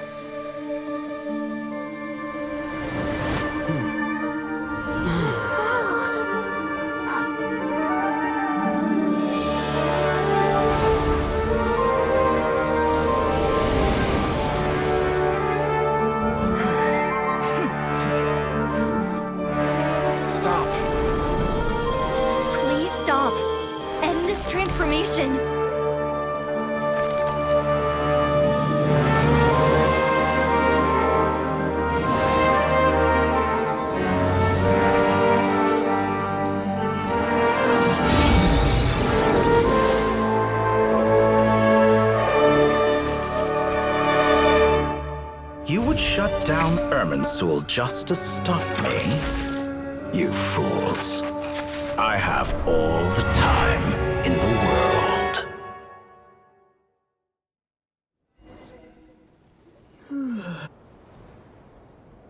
Success! The evil Irminsul tree has stopped growing! Great!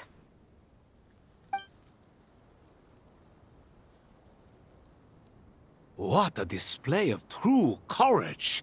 The courage to think and the courage to act! I never thought I would witness the shutdown of Irminsul with my own eyes. Perhaps this is human wisdom in action? Indeed, only humans could do such a thing. Gods are few and far between. What was once created for spreading knowledge is now used for another purpose.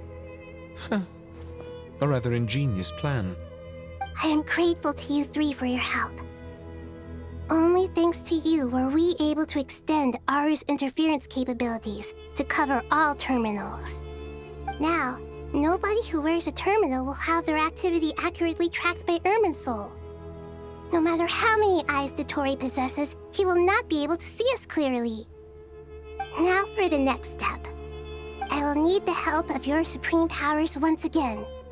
How might we be of service, Lord of Dendro?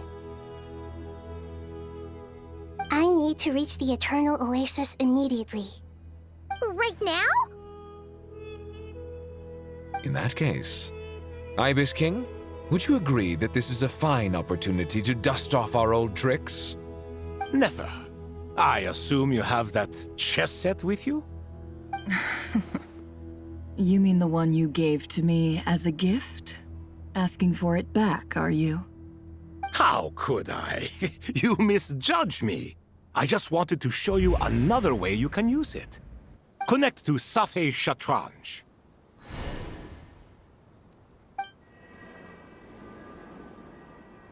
Safei Shatranj? You mean that place in the desert? Thoth's chess set gains its power from the chessboard laid out in the desert by King Deshret and ourselves. All ceremonies conducted using the chess set must be activated via Safei Shatranj. In other words, the chess set is an extension of the chessboard. In the past, moving a chess piece was a sacred and momentous act. Transfer initiated. Entering live combat mode.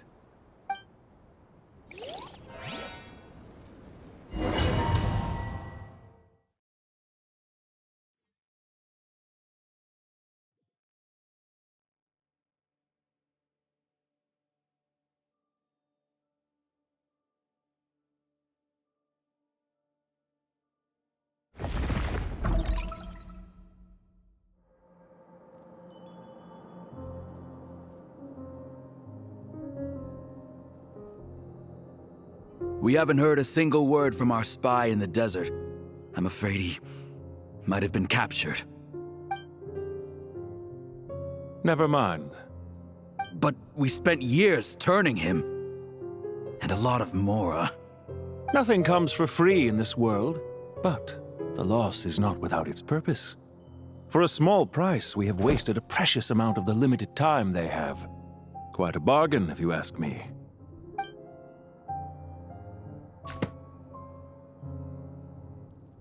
Understood.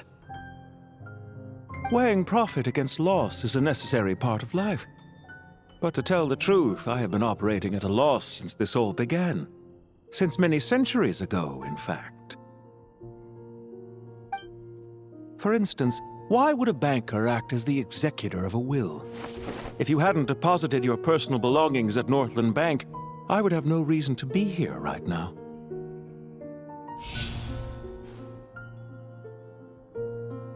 Dottore, I've placed your final data backup into the ley lines as per our contract. I trust we are now square for the safe deposit fees you paid. Is it not a little petty to split hairs like this, given our amicable relationship? I consider sound bookkeeping a matter of principle. Do not forget that you only live to see this day thanks to me. In fact, every day of your life since you met me, you've been living on borrowed time. Why, that's hardly a fair assessment. I will concede that my survival was perhaps at your whim, but I became a harbinger on my own merits. Managing money is not like other professions. Mine is not a role I could have acquired based on your recommendation alone, and certainly not one I could have lasted so long in without genuine ability. The information stored in the ley lines is quite comprehensive. Rest assured, I have not forgotten how strong your pride is. Well, I presume you have no sense of fragmentation while talking with me. How could anything possibly go wrong with such strict measures in place? The remainder of your soul was split in two, with one half sent to Nodcry and the other stored in the most secure vault of the Northland Bank. Though I must say, your disdain for the other segments is quite amusing. Zandik is you, and you are Zandik. Zandik created the segments, yet you, a segment yourself, reject him. That is, Zandik, created segments of various ages in his later years. To achieve this, he had to freeze time and part with a portion of his soul. But as constructive as it sounds, it erases my uniqueness. If each segment is equally me, then by the same token, none of them are truly me. A soul living forever in the past inevitably holds different views than he did in his later years. The same thing that completes me also restricts me. You too might ask yourself which stage of your life you want to be preserved at. The day your business failed? Or the day you were framed by a gang and sold off to a medical lab as a test subject? We needn't dredge up the past. This undesirable plan was eventually scrapped. Lesser Lord Kusanali was quite right. I needed an opportunity to eliminate myself. And after that, I concluded that there was no more effective plan than directly splitting the soul. Once the soul is transferred out, you will find that creating a physical body is far simpler than creating a puppet. The other half of your soul suffered a crushing defeat in Nodcry, you know. And yet in the process, I obtained the information I always wanted, did I not? Because now we finally know where the best testing ground truly lies. I once thought your ultimate goal was to ascend to godhood. But as it turns out, that was merely one of your experiments. Experiments take many forms. Most people are too eager for success, too fixated on the end goal. They forget that the experimental process itself is just as important. A suspiciously vacant seat, a new face. I trust you can put two and two together. The reason it doesn't exist is because someone tampered with the record. What can I say? After all your efforts, you really did uncover the world's secrets. So, is the new world you promised a lie? No, it never was. I am glad to be able to control Irmin's soul from within. Now I shall attempt to create a new world inside the existing one.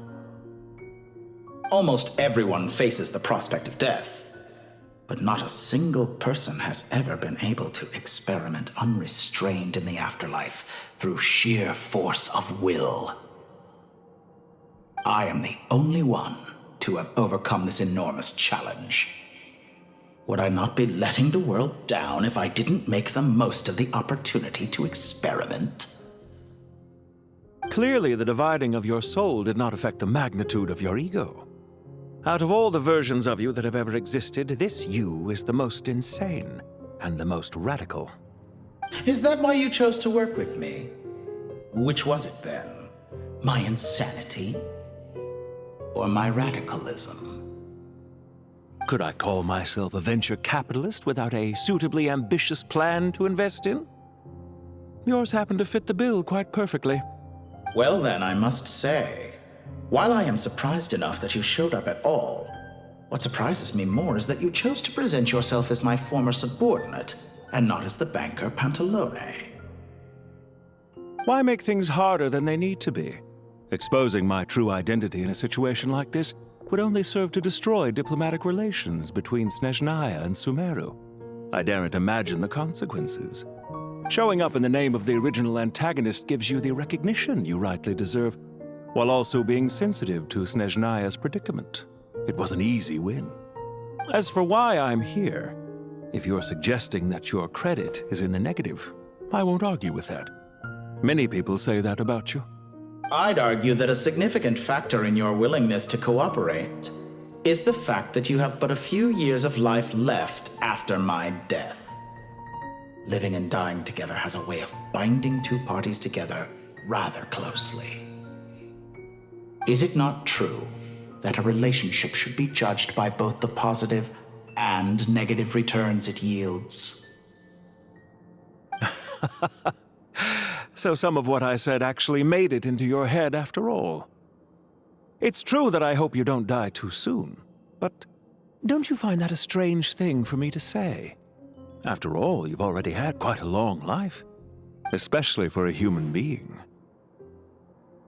Let's not pretend that you're any more innocent than I am. Are we not the same in this regard? We both despise the existing laws of this world, and neither of us enjoy being under anyone else's control. Is it really so greedy to want the world to operate by a new set of rules?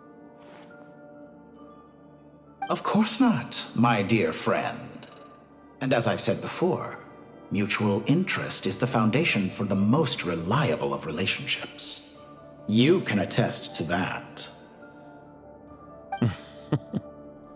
I just hope there never comes a day when I have to work too hard to prove that.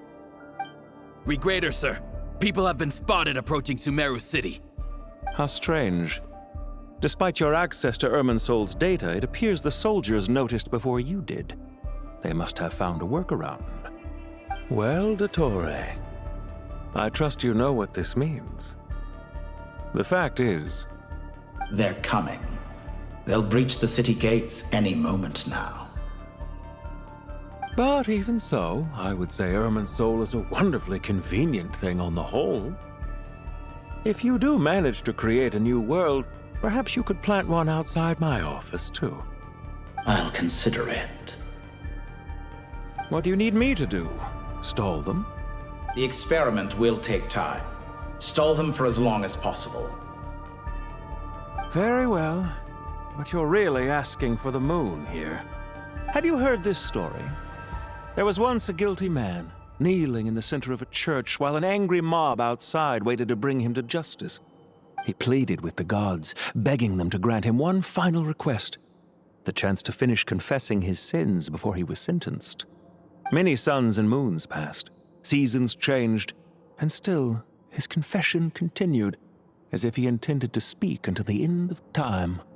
Are you suggesting I worship you as a god? Or were you hoping that I might confess my sins to you? Certainly not the latter. That would make my life miserable indeed. For someone who despises them so, you never seem to have any objections to me creating or becoming one. At first, I thought you'd be furious. Concerned I would terminate our partnership, were you? Not at all. You had reasons why our partnership must continue. Don't you find people's attitudes toward gods amusing? A god descends from the heavens and people worship it unreservedly, blindly following whatever rules are given to them. And yet, when they see an ordinary person gain godlike levels of power by virtue of their own hard work, they treat him with nothing but suspicion, even if he is a compatriot. Is that supposed to be a compliment? No, I was just thinking. I pity the man who would call you a compatriot. There's no need to be so self-critical.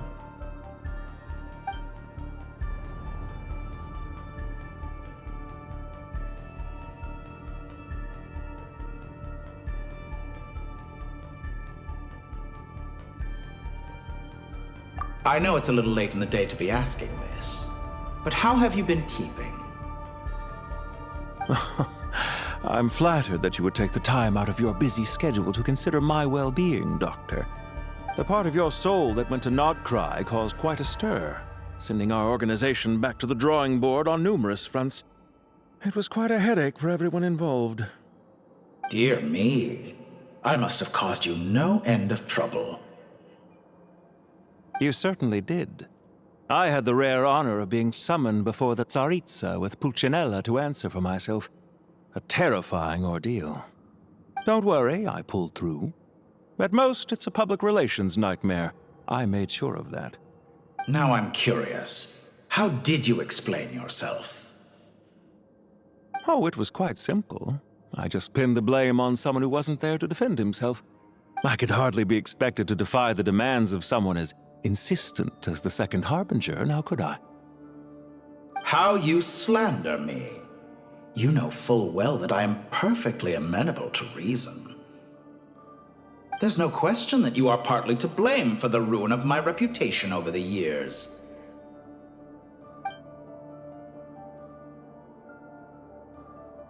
Do you have anything lined up for when this is all over? Hard to say. Field work always takes quite a toll on me, as you know. Once I'm back at Snezhnaya, I'll start with a well-earned cigarette.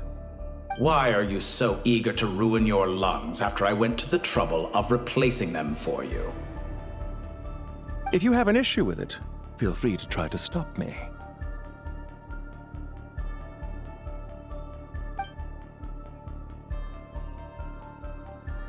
What's on your mind?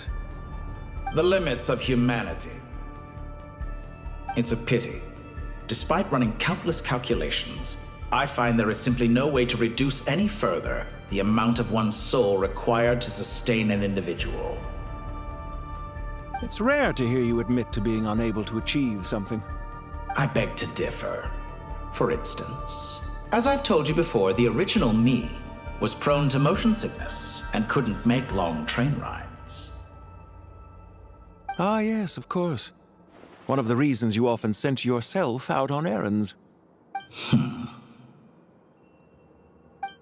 What are you thinking about now? A new experiment. In the event that my soul was depleted, say we extracted my data from someone else's memories, yours for instance, and then combined it with your intact soul as the base material, what would we create? Such a scenario would be impossible. Oh? As long as your current soul survives, there will be no need to create a new individual. Don't forget, you were the one who approved of the present situation wherein only one Dottore remains. And if you ceased to exist, who would be capable of performing this experiment?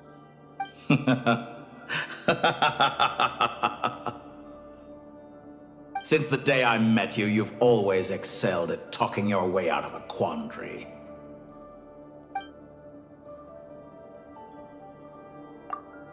Isn't it a little too early to be saying goodbye? Not that I wish to keep you from your business, of course. Very well. Let's leave the conversation there for now.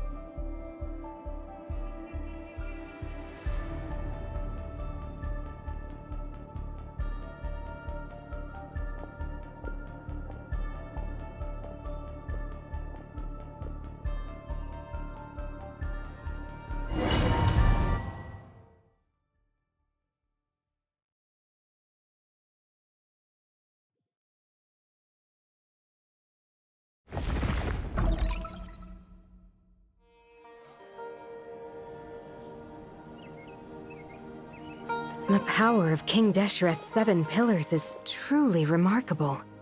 With just a chessboard, you can move an entire unit across the material plane. Yeah, sets us up for a much easier fight. Really makes my day. The last time we stormed the city, it involved a lot more running around. I wonder how many people can say they stormed a city twice in their lifetime. I was just thinking that. I've definitely had more than my fair share of unusual experiences in my life. This is my first time here, actually. We never usually leave Gandharvaville. I hope this will be my last time. Does everyone have to chime in? Can't we just fight? What an amusing comment, my dear lady. Yet humans often alleviate tension via small talk, do they not? Whoa! Why is Candace's shield talking? Because the image on her shield is one of me. And I, of course, can appear wherever I wish to. Huh. Well, la-dee-da. Isn't that fancy? Could I get in on this? You wish for your gauntlet to speak? Why, certainly. Ahem.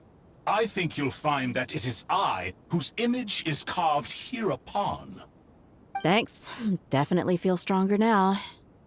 You're welcome, my lady. I am glad to lend you my power.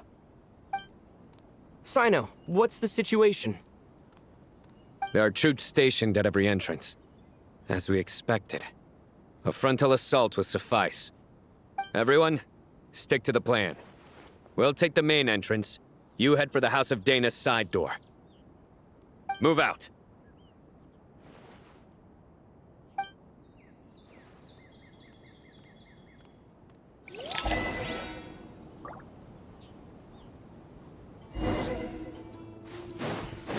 Surrender!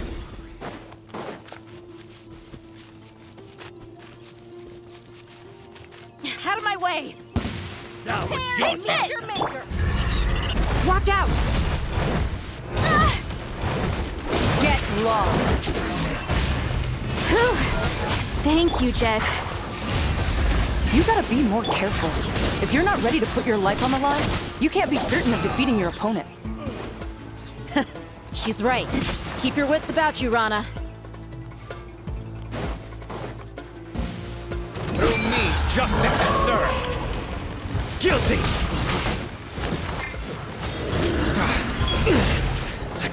Your penance is due! Guilty!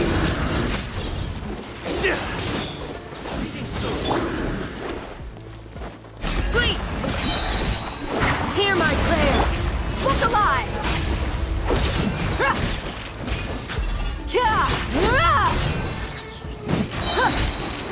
You asked for it!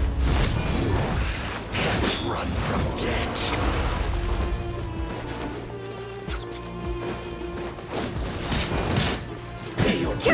Let's get it on!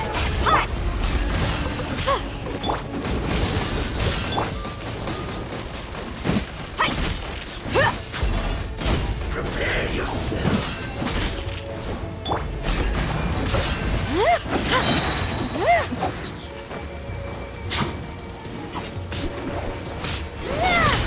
We shall prevail! So soon. Surrender!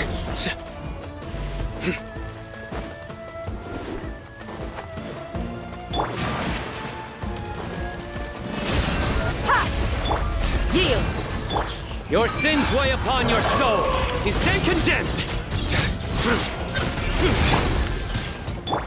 Gloves off!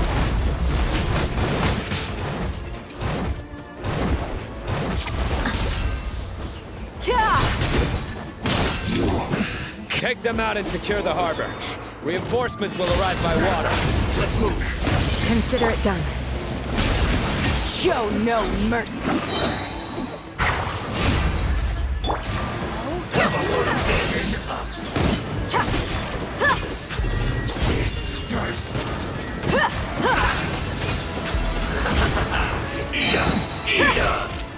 You need to hurry up. You're dead meat!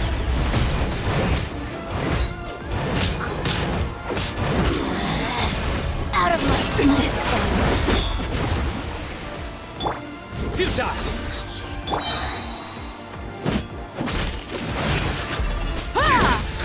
This is the loneliness of death.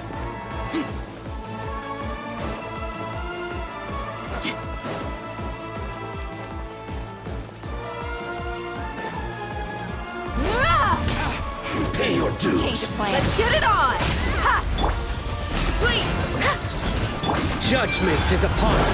Guilty!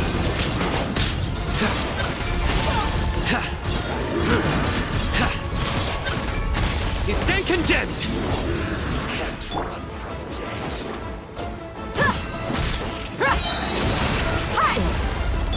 Grant us your blessing! Do your work! Use the force. Gloves off! Sure.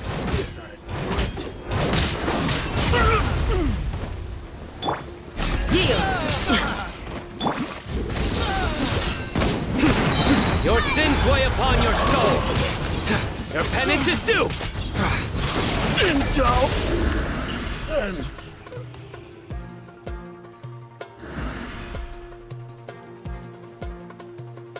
Waterway secured. Brothers! Sisters!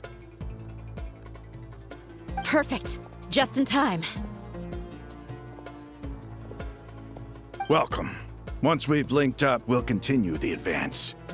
The team has arrived at the north entrance, as planned. Good. Press on.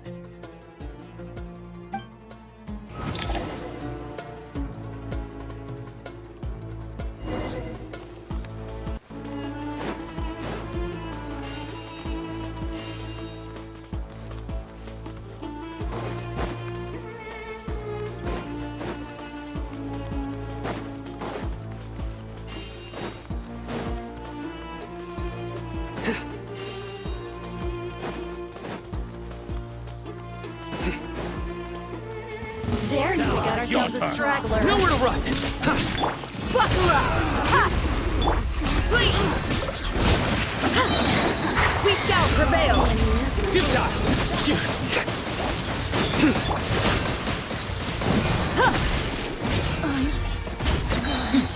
You asked for it!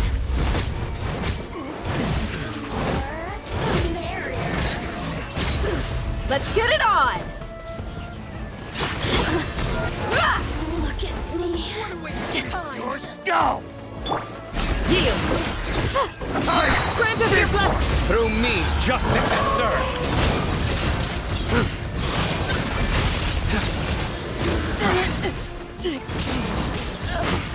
You stand condemned!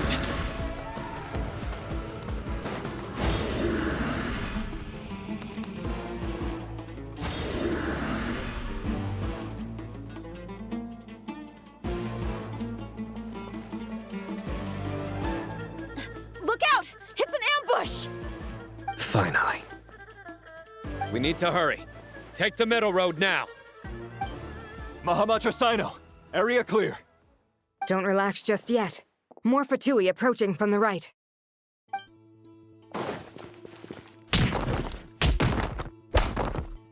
Irminsul cannot track our movements. If necessary, we could split up. Don't worry. We'll wipe them all out. As you can see, our people came raring to go. Good, good. How are things with the Traveler? Can Tainari keep him safe? Don't underestimate Tainari just because he's a forest watcher. He can handle it. All right. You know that's not what I meant.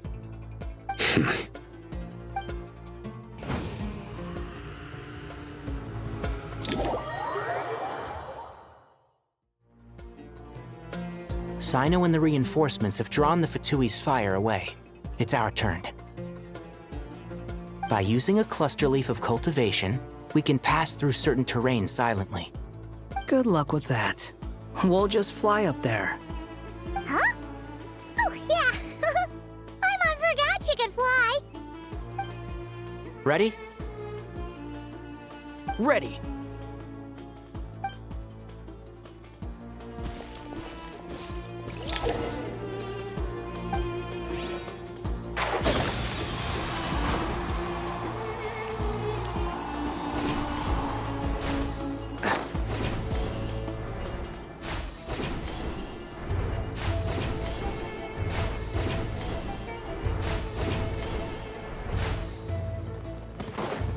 One with the Force.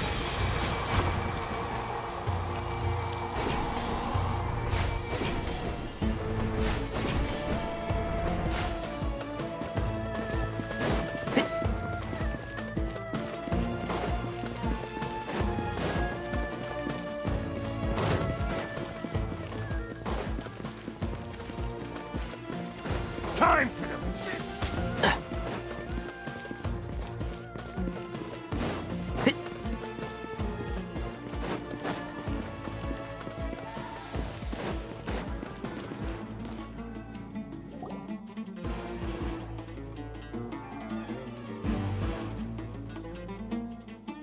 Fatui soldiers up ahead.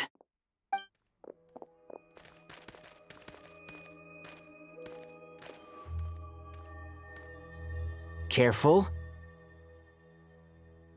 Prepare for battle. Hey! There's people over there. You have some nerve showing your faces here in the center of Sumeru City.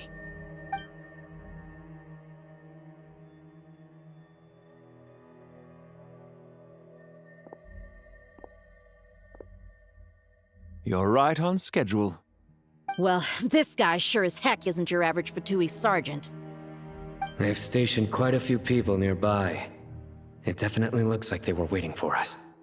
But something feels off. Everything about this guy feels too deliberate. I highly doubt he's just a subordinate of Dottore's. And he's no mere sergeant. Whatever his rank is, it's high. Much higher than we thought. So you've been waiting for us. But it looks like you're geared up for a conversation. rather than a battle. Very clever, General Mahamatra Sino. I know you're the one in charge of this siege, and I look forward to making a deal with you. A siege?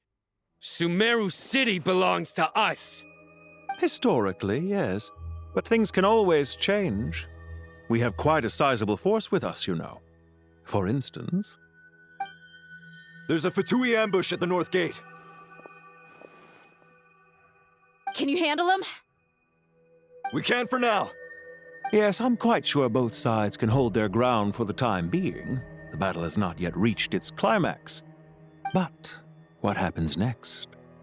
Do you enjoy watching bloodshed? Surely some of those here are people you count as friends. Once a war begins, some people must die. I doubt you wish that fate upon anyone you know. Wait a second. It's a trick. He's not even there. Silence!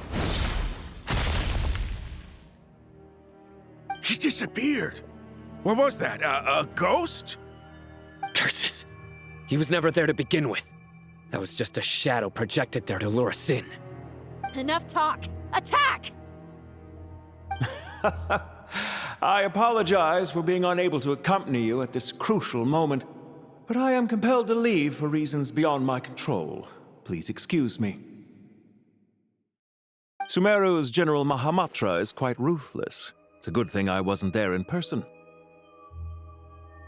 Your illusion held them up for a time just fine. But now that they have seen through it, they will realize you were just a decoy. Decoy or not, what matters now is that they will be heading your way imminently. Not imminently. They are already here.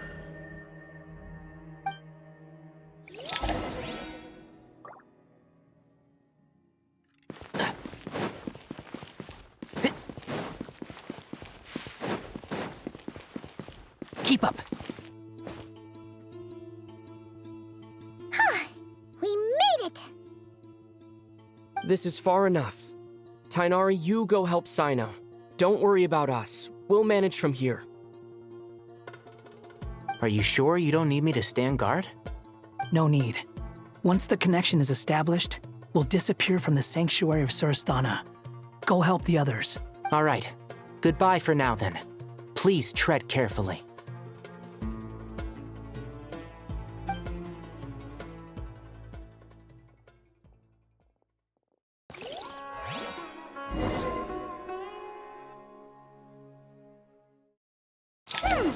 Now where's the interface Nahida mentioned?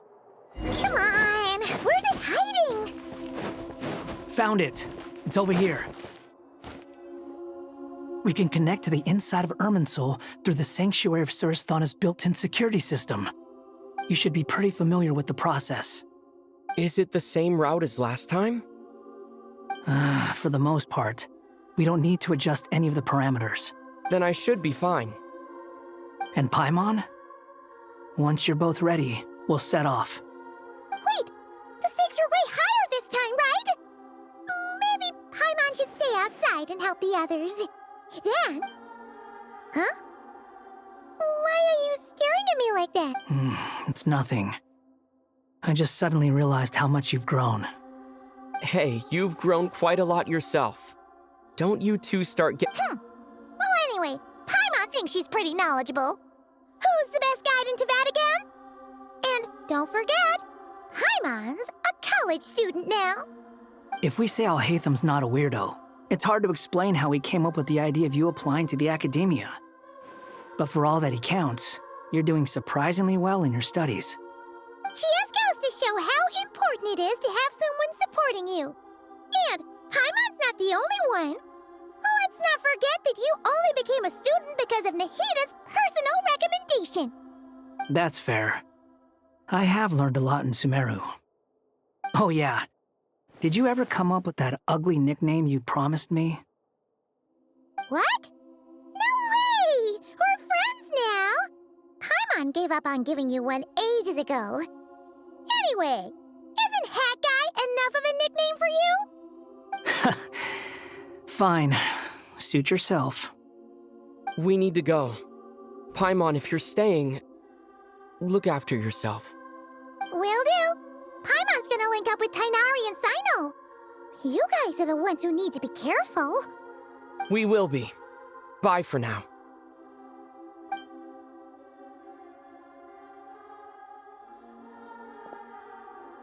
Initiating connection.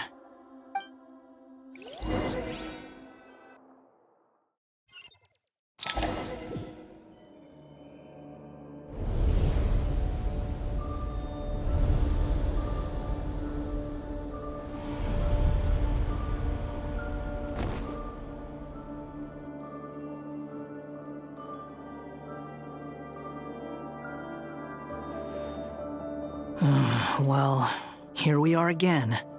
Come to think of it, I still don't even know where we're going. Thanks to our terminals, it should be impossible for Irminsul to read. I can... Don't tell me. Only you need to know. That way, whatever happens to me next, it won't affect your progress. Listen to me. Your safety is just as important as mine. Don't even think about sacrificing yourself for the greater good. We came here together, and we're leaving together. All right, if you insist. I won't argue with you.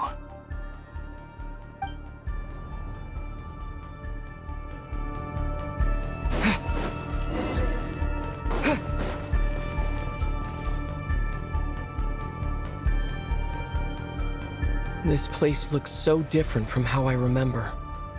It's unrecognizable. It's a complete mess.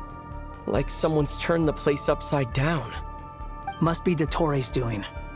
Either he's searching for some information he needs, or... It's still changing. He has to know we've entered Irminsul.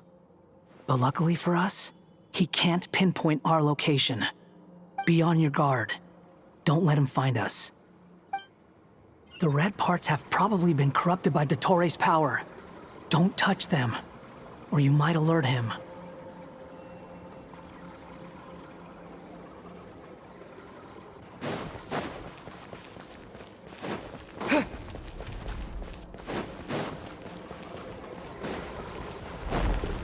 He's looking for us. Tread carefully. That wall could be a problem. Fortunately, it looks breakable. Give it a shot.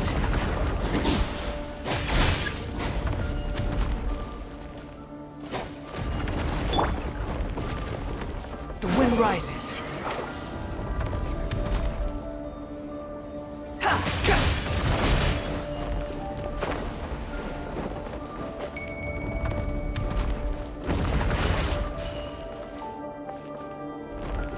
Behold!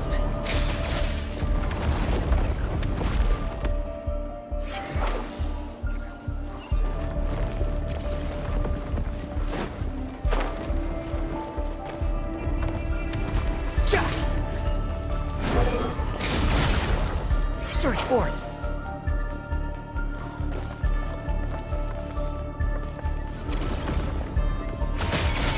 The wind rises.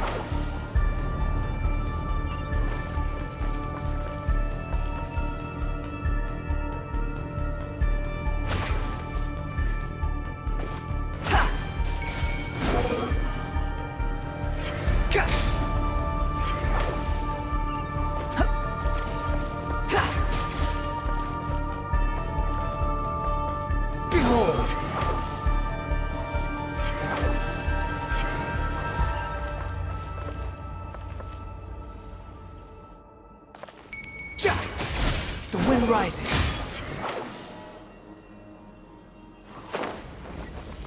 The same old trick again?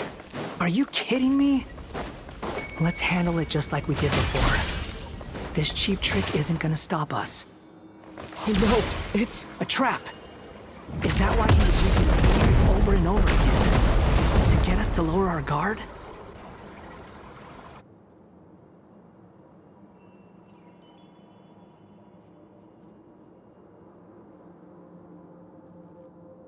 I'm trapped!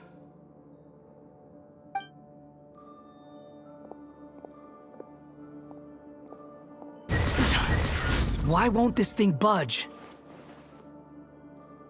Hello? Hello? Can you hear me? Nicole, is that you? Yes, it's me. I'm monitoring your progress from inside the Eternal Oasis, and I have to say, this terminal is simply marvelous. It makes tracking you so much easier. I couldn't see anything at first, but now that you two are inside, I can use your location with support from the terminals to get a partial view of the situation inside Irminsul. It's not the clearest image, but it's better than not being able to help at all. So, here I am. I can't intervene directly, but I can help to guide you out of the jam you're currently in. So please, just follow my lead. Dottore in his current form is a blight upon both Irminsul and the ley lines. Pay attention to your surroundings. There must be sources of his— Is that one of them? Precisely. Take it out. Good work. But we're not done yet. Stay close, and let's see if we can find any others like it nearby.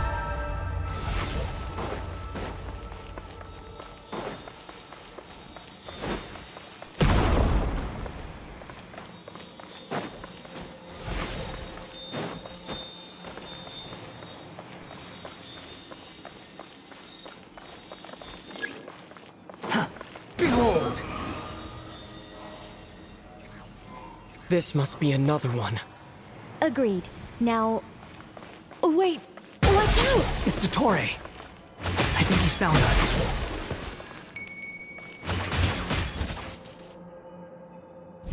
The seal is broken. Quick! Get out of there!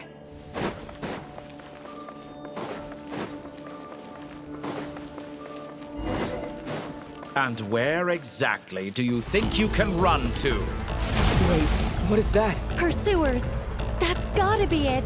Run! Don't let that thing touch you. Dodge that attack!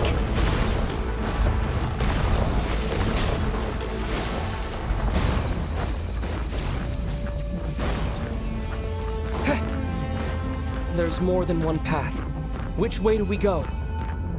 To the left! Trust me!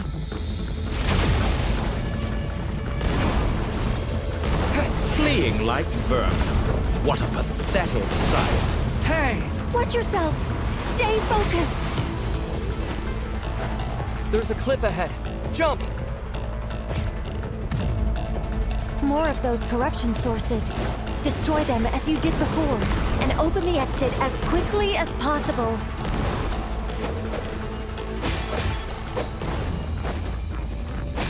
They're relentless. Is he trying to wear us down? You'll just have to destroy these too.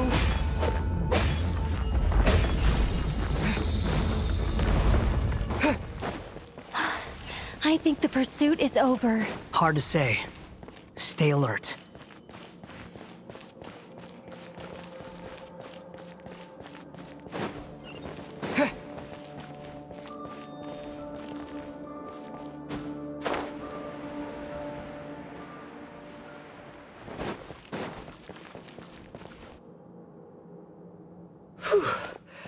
I think we've made it to relative safety.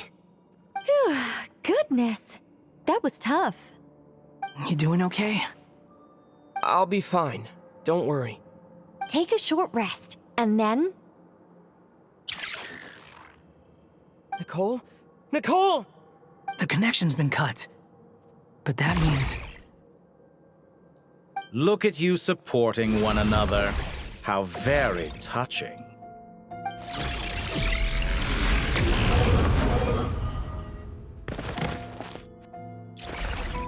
Dottore! Took you long enough to find us. You're more useless than I thought. Oh, really? I think I deserve a little more credit for my methods than that.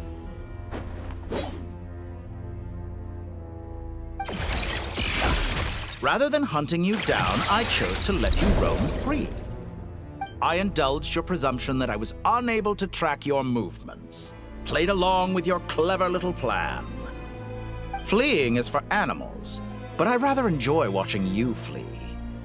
Some things lose the will to run altogether as soon as you put them in a cage.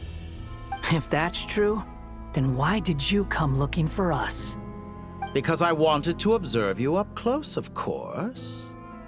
Don't misunderstand me, I'm not here for a fight. Is it so unusual that I wish to greet my old acquaintances in person?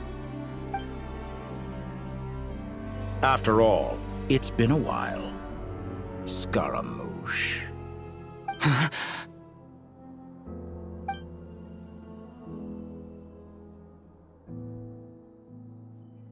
Why are you so afraid? I have done nothing unprecedented in discovering the truth. Nor did I go to any great lengths to uncover your story. You made a bold series of moves in deciding to erase yourself. And with the power of this great chronicling device called Ermin's Soul, you were able to achieve something quite remarkable. Once most people form an opinion about someone, it tends to imprison their mind. Yet you managed to erase every trace of your existence. A novel take on death indeed. However, this meant that you stood out to me all the more when I saw you in Nodcry. I didn't even have to go looking for you. Just the sight of you was enough for me to intuit the truth. For someone in my position, connecting the dots was a trivial affair. It would have been more surprising if I hadn't managed to piece it together. You seem very pleased with yourself for figuring it out. I'm sure you'd even be more delighted to learn the full extent of your crimes. That would hardly be necessary. Besides, isn't there something that concerns you more right now? Something that fills you with dread? Let me put your mind at ease. I have no intention whatsoever of restoring any of the records you deleted. For one thing, it would be exceptionally difficult. But more to the point, I doubt that the prospect of losing your current life is all that frightening to you. Because in your case, the cruelest twist of fate is that you'll never again have the chance to make up for any of your mistakes. Isn't it? Dottore?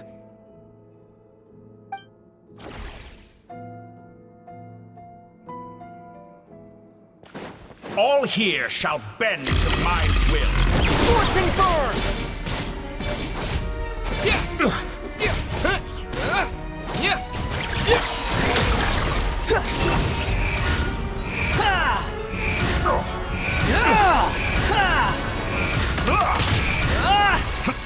Quit following me. Time to ignite!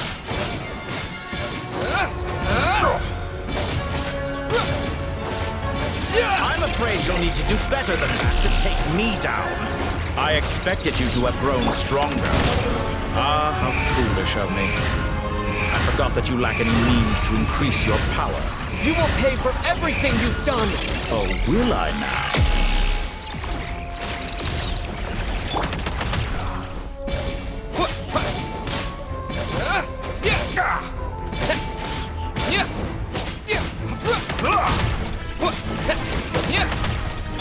Swan Fury!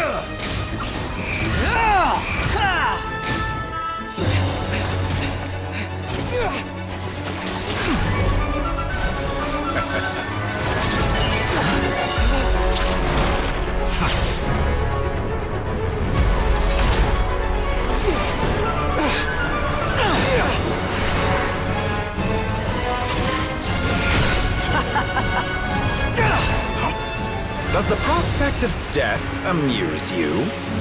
I could ask you the same question! I'll distract Dottore. You focus on the mission. Got it!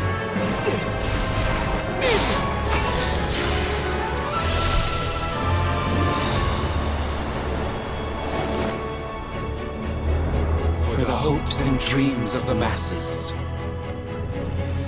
Open the secret door on this enchanting night. May wisdom's light eradicate ignorance and darkness, and hereby fulfill our ancient vow. Commence data extraction.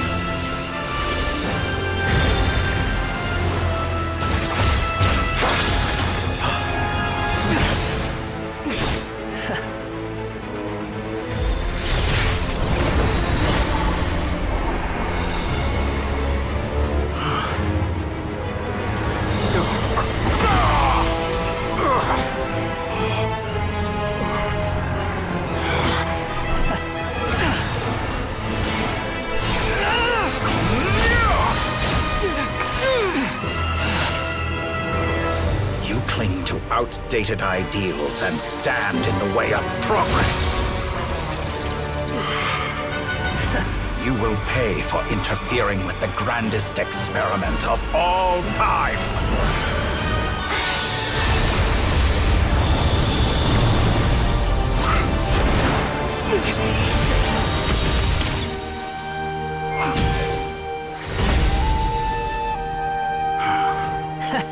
Good timing. Dottore, as clever as you are, you fail to understand wisdom. Wisdom takes many forms, but the path you have chosen eschews them all. Huh.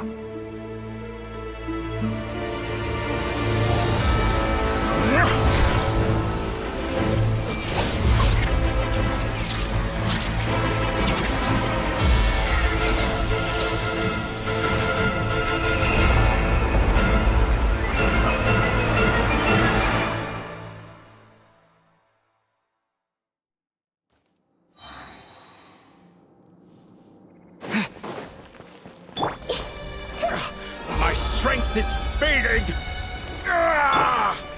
Since you are within Irminson, it stands to reason that any power you wield comes from it. You're extracting the information from Irminson just to strip me of my power. I will find his weakness.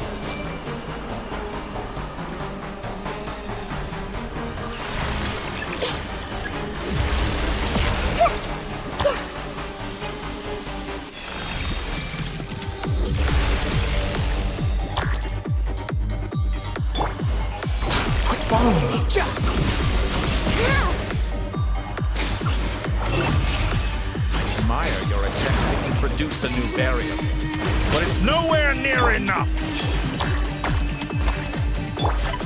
Scorching burn!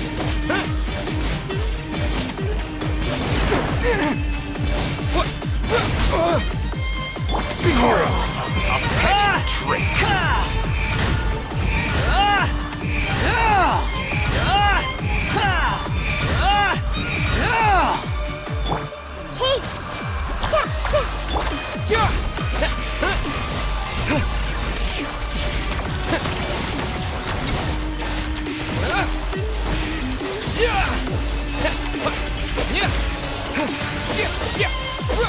This way pretty little. Let's the wind rises. Muso no Hitotachi!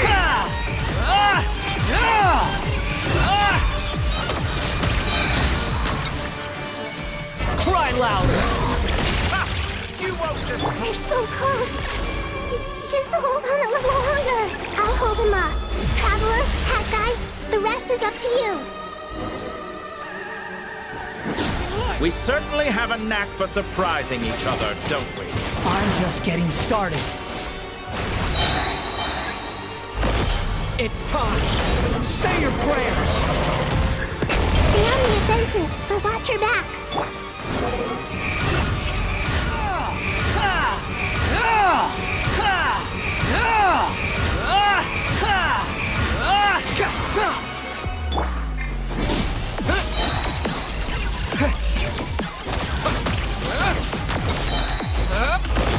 It's time. Say your prayers. Swan Fury.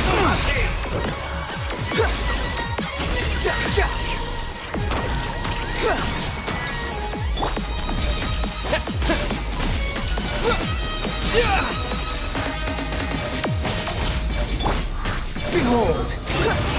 Burn all before you. It's time. Say your prayers.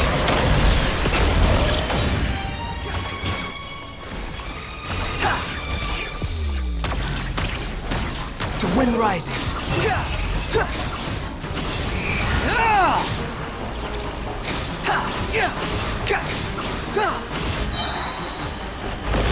It's time! Say your prayers!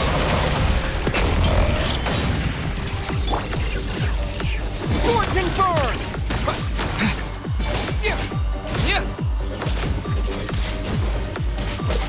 Behold! Burn all the... It's time! Say your prayers! Finally, time for you to die. Excited? Time for me to die? How could I have reached this place if death were something I feared? The last gasp struggle of a dying man is a pretty pathetic sight. It's time! Say your prayers!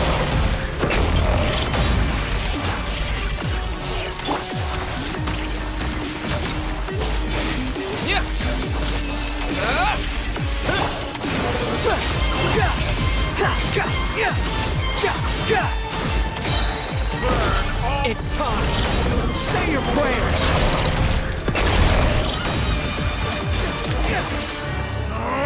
That's enough!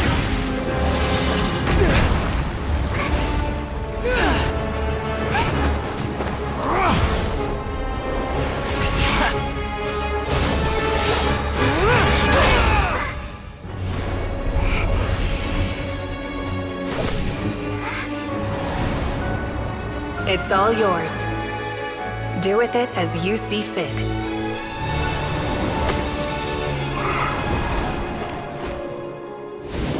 Just as you say, this world is home to some archaic things. And as you suppose, you are a formidable opponent. You have long coveted the secrets of wisdom. So now, I will demonstrate true wisdom in action. I invoke my supreme authority as the keeper of Irminsul. Commend me or condemn me. But give your verdict now!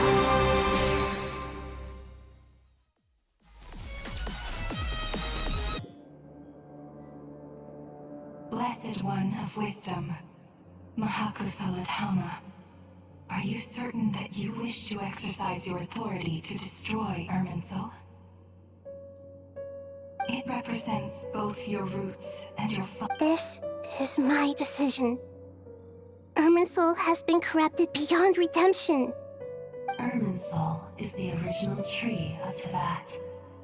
It is the means by which the heavenly principles maintains fate itself. The 7 Archons should honor and revere it, for their authority was bestowed upon them by the heavenly principles. It is precisely because I honor and revere it that I fight for the humanity it exists to protect. Wisdom is knowing how to weigh the options and make the right decision. If you truly care about the fortunes of this world, then it is me you should seek to preserve. Planting a seed begins the chain of cause and effect. Since you have become a great tree yourself, why should the loss of another tree be anything to fear? Till we meet again, Lord of Dendro.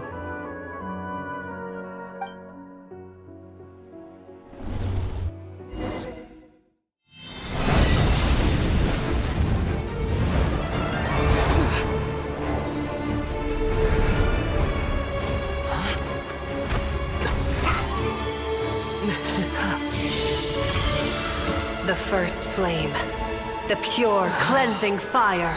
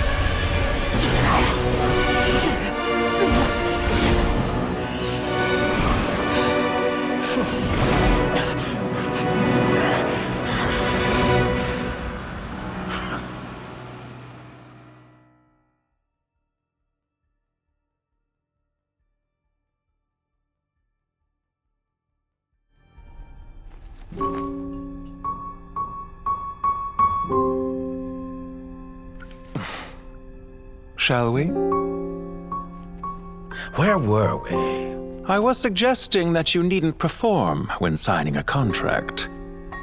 You're only sitting here because your bank demanded an evaluation of the trustee. So you told a story about a young scholar from a merchant family in Sumeru? I told a compelling tale, didn't I? The post-expulsion story is far more captivating. The human experiments or the elixir of immortality? The part where you die. Ah, yes. My favorite part. The 35-year-old segment thought of himself as Dottore, reserving the name Zandik for the original specimen. Of all the segments, he was the most selfish. After his expulsion, Dottore searched for a new direction. He joined the Fatui, studied Elazar in great depth, secured resources. He was rather fortunate in his career. Zandik turned to Conrian technology and successfully created his segments. But this was not immortality. Even with backup segments, his body would still age. Still, thanks to Snezhnaya, Zandik found the ideal base for his experiments. Then a perfect partnership materialized at a crucial moment. The year that both parties realized they needed more time. Fortunately, Zandik succeeded. In a miraculous turn of events, he gained the extra time he needed. I seem to recall it differently. All right, it's true. No matter how much elixir he took, Zandik remained human and continued to age. Then, on the morning he turned 85... Help me up! Call for help! Surely he would be rescued, Zandik thought. But to his surprise, no one helped him. Zandik was too selfish for that. Don't forget, you're one of us. Yes, and we're all waiting. Waiting for me to die. Pantalone arrived for a meeting and happened to witness what followed. He found it unsettling. I never said that. But the Zandiks were unfazed. It was a rare opportunity for self-dissection.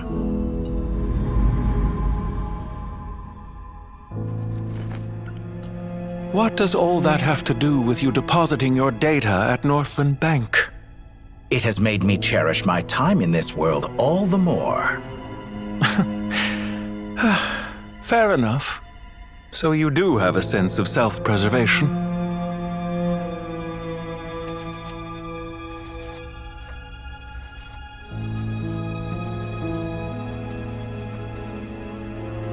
What do you mean? You're hardly normal, and you don't cherish life. You just don't want to admit defeat in the limited time you have. Even so, don't I deserve an interesting ending? I'm counting on it.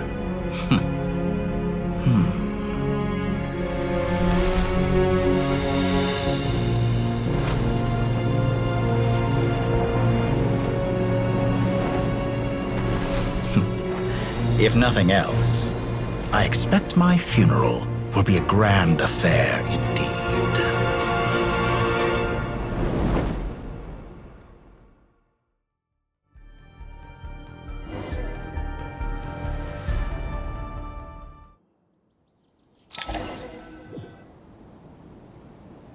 What a magnificent fire. In Snezhnaya, we light fires to ward off the cold. Fire, it seems, is antithetical to ideas such as cold, frozen, and unchanging. Perhaps it has always been that way. From the beginning, fire has been used to drive away wild beasts and warm the body and mind. You could say it's a form of treatment. One that cures the human heart of mortal fear. Mortal fear? Something you haven't been acquainted with in a long time, by the sounds of it. Whereas you, I'm sure, must know the feeling quite well indeed.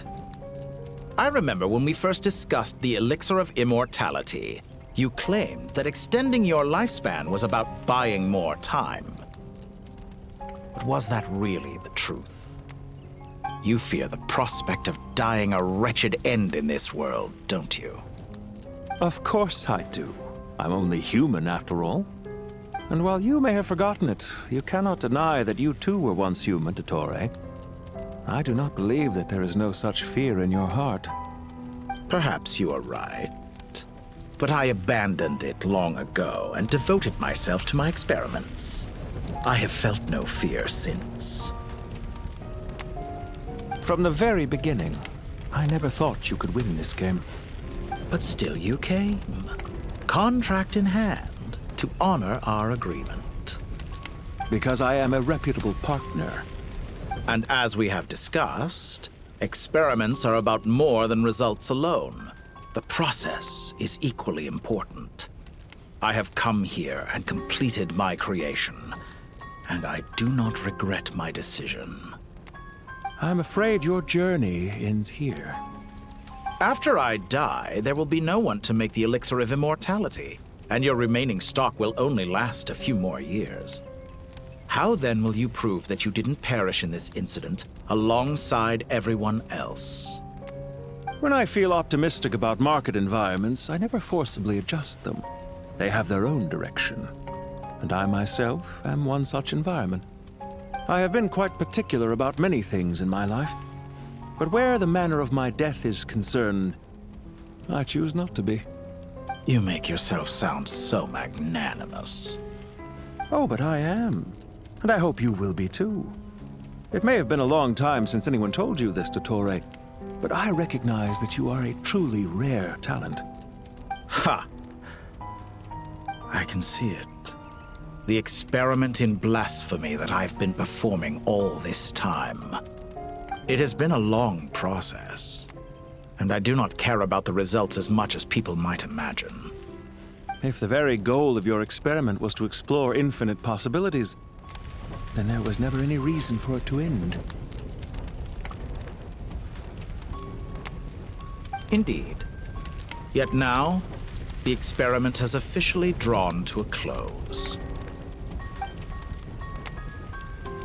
What should I call you? Zandik? Or do you prefer Dottore? Suit yourself. Goodbye, Feofan.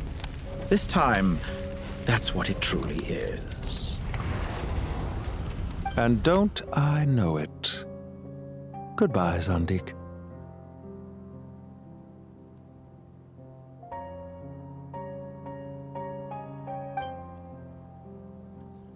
I could have carried out many more experiments, but to me, Lord of Dendro, this outcome is certainly not the worst. I believe you.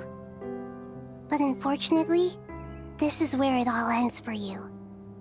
This experiment does not belong to you, nor do any of the results. Experiment? It sounds like you're trying to outdo me in my own field. Wisdom is conveying information in terms that people can clearly understand. You know exactly what I mean. Indeed. I can see no further outcomes. Ha. You have a formidable mind, and you are braver than I thought. Setting fire to the very thing your survival depends on. Your previous threat was empty, but this time, it is real. When necessary, wisdom can be as fierce as an inferno. Some of the flames that incinerate you come from within yourself. Perhaps you are right. You see what lies at the bottom of the human heart, and that is your wisdom. Here is where your journey comes to an end. All that is yet unknown belongs to those of us who will carry on living. It seems I have unwittingly been your arch-enemy all along. But now, it's all over. I do not deny your intelligence. But what you refer to as experiments, I would never describe in those terms. They are events that take place in the real world, and they are so much more than mere data. Goodbye. We will never meet again.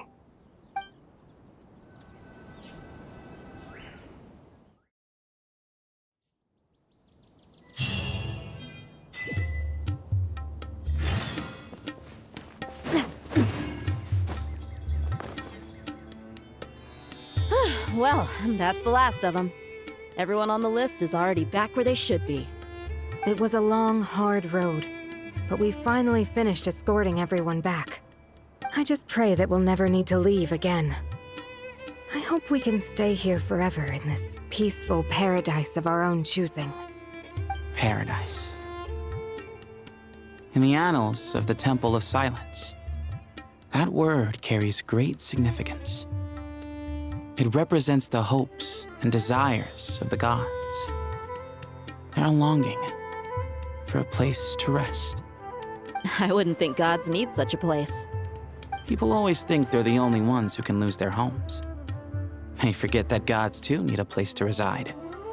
As the Goat King once said, "A god without his people shall cease to exist."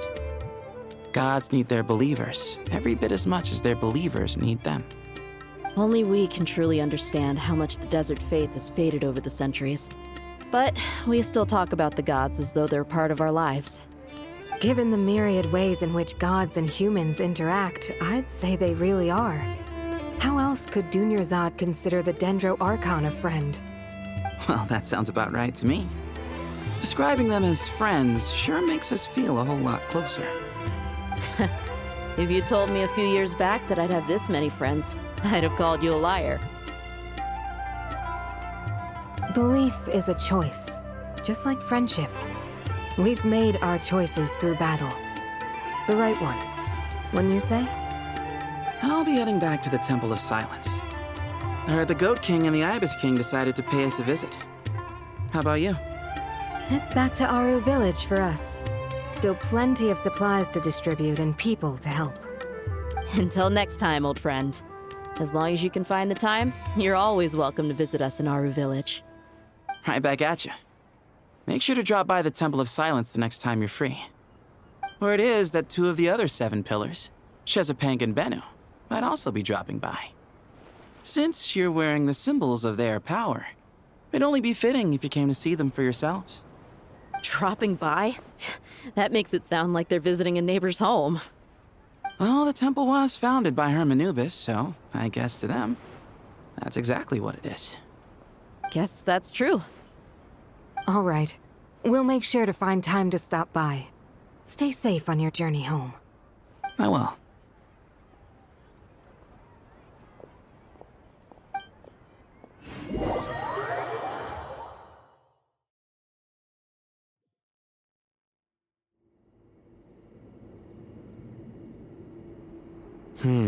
You do have a point. See? Retirement has always been a problem, especially for old-timers like us who've been locked away all these years. You finally step out into the light, and bam! You're face to face with a whole different world. Naturally. What do you think, Layla? Huh? Why would you think to ask me? How could I possibly be qualified to decide where the servants of King Deshret should live? Sorry if my question was unclear. Do you think their statues will stand out too much if we place them here? Hey, I never agreed to this. How could we possibly allow our statues to be left in Hermanubis' home? That would be like breaking into someone's house, then pretending it belonged to you in the first place. Different beliefs can coexist. We still need to respect one another. By which you mean, you two plan to stay at the Temple of Silence, for a while at least, but you have no intention of relocating your statues here. So, you see this as sort of a family visit? Is that correct? Family. You could say that. In a sense, Hermanubis would view this as his home. Just look at this place. Magnificent, is it not? The sad truth is, in the past, all 3 of us invested so much into misguided ventures. We failed to build what we should have, and wasted so much time instead. And what do you mean by that? I mean that for the most part, time spent associating with the likes of Sobek, and, let's say, Thoth, might reasonably be considered wasted. Why does that not surprise me? Go on. Anyway, given how much time we'll all be spending together, I'd say that the bonds we built will end up proving to have been a sound investment. Once Sethos, the current leader of the Temple of Silence, returns, you can discuss the matter of staying here with him. But judging by the expressions of everyone here, I imagine you'll receive a very warm welcome. This sacred ground houses untold knowledge, after all. What better place for the servants of King Deshret to appear in the mortal world? How about we share a meal together first? I imagine it's been many years since you last tasted fresh food. Oh, that sounds wonderful! After so many hundreds of years, I can only surmise that desert cuisine has become a lot more varied. Are we having a get-together? If you'd like, I can help prepare some food. After all, Lord Thoth, you helped me so much in the desert, and I still haven't properly thanked you. Oh, my, that would be wonderful. I'm touched that you still remember. How the times have changed. To the people of today, it seems the Ibis King has become a kind and passionate god. And you, Mr. Herreshoff? What kind of god do you wish to be? To be honest, I haven't given it much thought. How about you, Dendro Archon? Do you have any hopes for your future?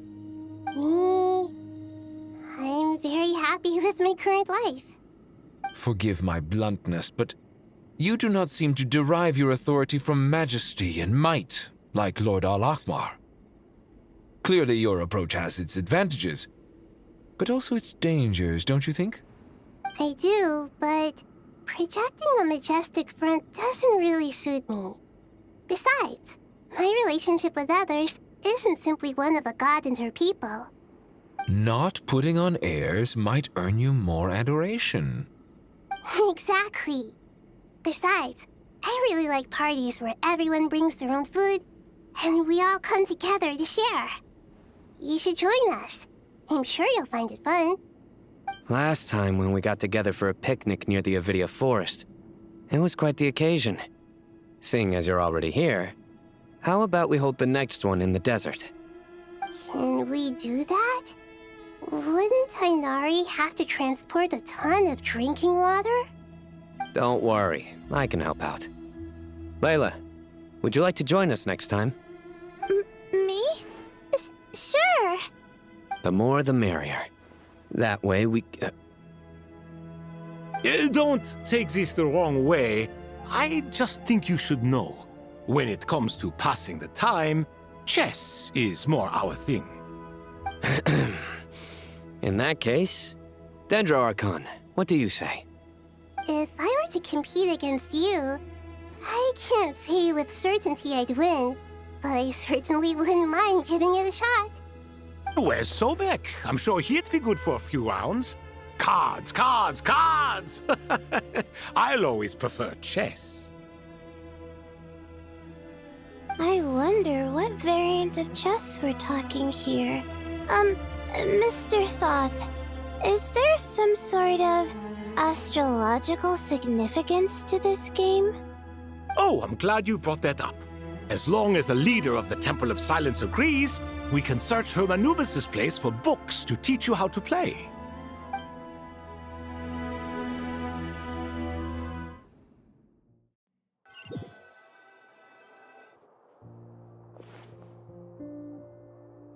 Such devastation visited on Sumeru City.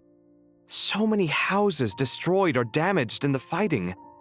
Who could have foreseen this? Look at all of this. It's going to take me forever to tidy up. I suppose living below the academia doesn't always work out to your advantage. I would have thought a little appreciation of my sincerity and effort in helping to clean up this mess might be in order.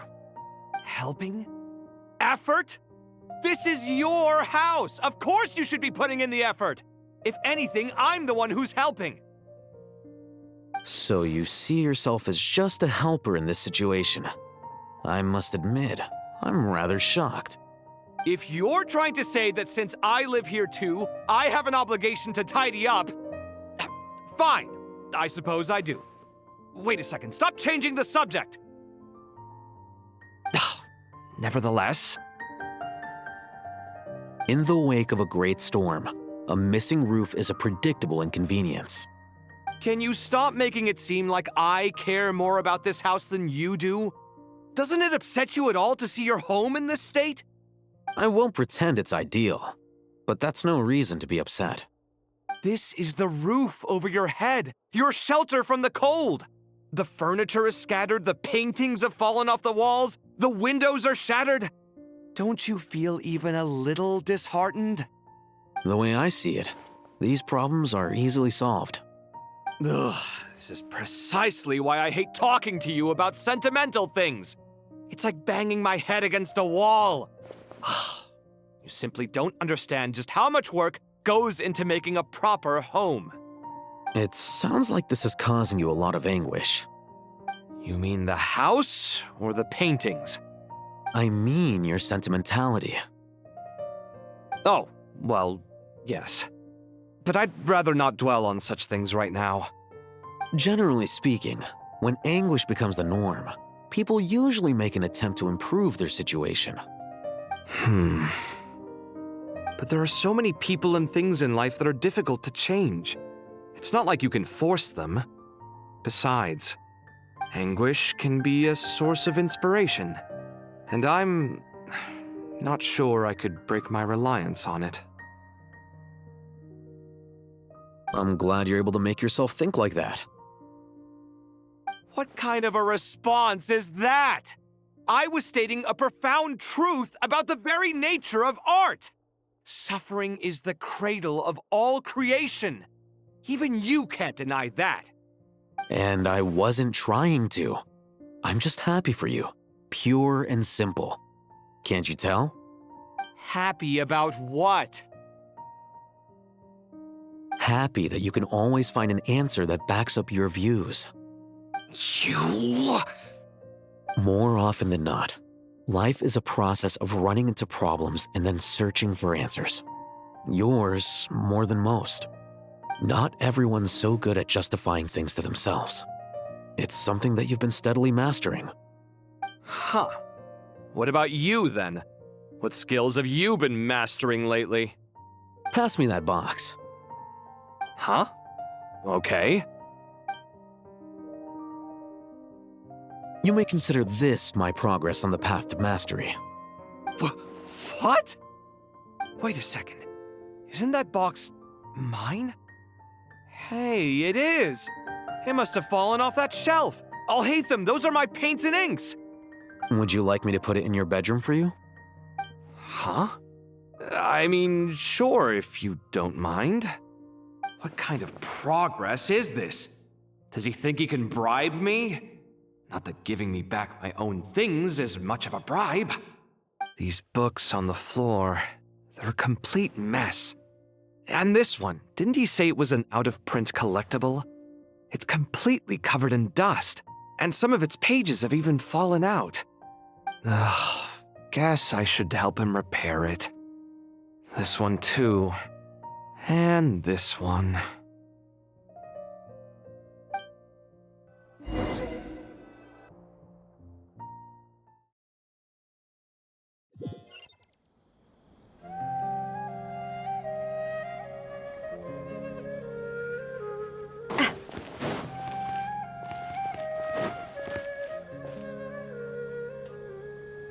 Local subterbeasts, imported goods, such a bright future ahead. I can picture the Mora just rolling in.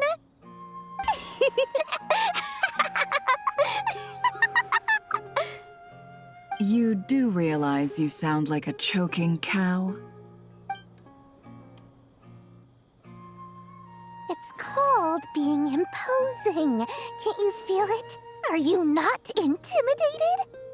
Oh, I'm positively shaking in my sandals. What commands do you have for me, oh mighty Lord Sangamabe? You've got a lot of nerve, Nefer. You went and told Candace and the others everything, didn't you? Seriously, do you have any idea how differently they see me now? Surely that's a good thing. I presume they're more disposed to actually like you now, maybe even view you as a friend. You traded my secret for sympathy! Thanks to you, I've lost every last shred of my mercantile majesty. How am I supposed to make anyone think I'm a big, scary investor now? The dark days of Lord Sangama Bay are behind you. Why not take this chance to make a few honest friends? Speaking of friends, since when did the notorious Lady Nefer gain such an admiration for holier-than-thou types? A moon chanter here, an angel there? Who'd have thought it? A coming together of fates, nothing more. No need to throw around accusations of admiration. Forget it. You're right about one thing at least. Making friends is never a bad thing for a merchant. So, I really took a loss this time.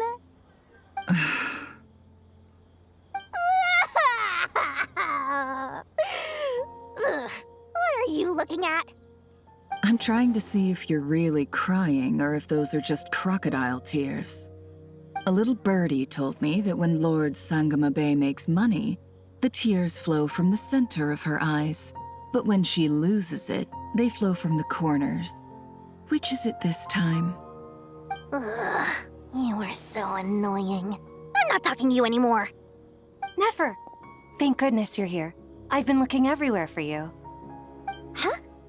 Well. If it isn't the House of Dana's very own librarian. What can I offer you today, Miss Katayun? Oh, no. I'm not here to buy. I'm here to bring Lady Nefer a book, and a fascinating one at that. We agreed to meet at the entrance to the mausoleum of King Deshret. One more thing. I bought this copy with my own money. It's not borrowed. Reasoning knows not time of day, but suspense always follows a blizzard. That's quite the mouthful. Huh? Isn't that the one that... It was all the rage for a while. People throughout the city were clamoring to get their hands on a copy. The names inside were all circled. Everyone thought it was a riddle. Don't bring up that book in my presence. I don't even want to hear its name. That thing was nothing but a scam. Surprisingly enough, I've actually heard of this book, though it doesn't seem of much consequence. So what truth lies behind it? You're from the Vahumana and you're asking me what the truth is? I'd say the actual truth was about the least important part of the whole episode. I brought you this book because it probably has the most interesting backstory of any in the House of Dana's collection, at least in recent years. As for its quality, well, you can judge that for yourself. Don't tell me it's actually any good. You may not know this, Lord Sangama Bay, but Lady Nefer has a fondness for books with... how should I put this? Mixed reviews? No eye for good literature, huh? Perhaps she feels that bad books hide interesting secrets? But I shouldn't put words in her mouth. It's probably fair to say she prefers the conversations that books can spark over the substance of the books themselves. Suits my style as an intel broker, wouldn't you say? Very interesting, thank you. I'll return it to you once I'm done reading. And as it happens, I have something for you, too. Incense? I imagine you've already used up the incense I gave you last time. Here's some more. This batch is from Nodcry, so the scent won't be quite the same. Well, actually, I've been saving the incense you gave me. I couldn't bring myself to waste it without a special occasion. But I'll gladly accept this, too. And I promise I'll use it this time. Katayun, you haven't changed a bit.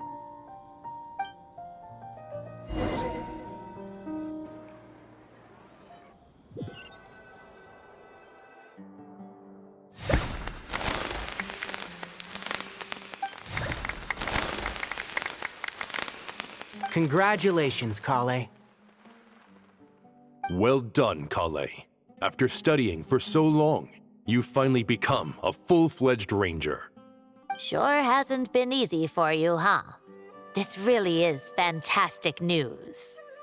All grown up. No longer a trainee, but an official forest ranger. Oh, the next step is to secure tenure in the academia. Thanks, everyone. It's true. I'm an official forest ranger now. Master Tainari, thank you for your guidance and support. I wish Mr. Sino were here so I could thank him too. Sino had a matter to attend to at the Temple of Silence. I don't imagine he'll be back for some time. But don't worry, we can celebrate together once he's finished. I'm afraid the party will have to wait. Kale still has some matters to attend to first. Kale? Is everything all right? No, it's not what you think. There's nothing wrong with my health.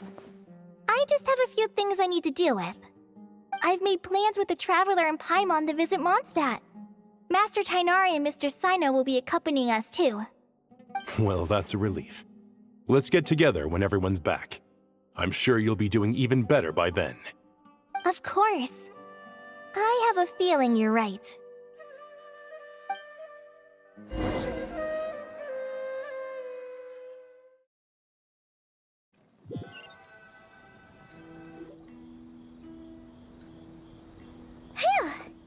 After all that catching up on sleep and food, Paimon's feeling full of vim and vigor again. For someone who spends so much time resting, your recovery routine is surprisingly simple. Hey! Paimon's been working her butt off too, you know. She flew all over the city helping everyone out. Don't worry, I saw how hard you worked. Alright, we all know you're the most hardworking person in Teyvat. As long as you're rested and full, that's what really matters. Paimon's been looking around the place, and it seems like the city's already on the mend. But Paimon's been wondering how Nahida's doing. We should check in on her.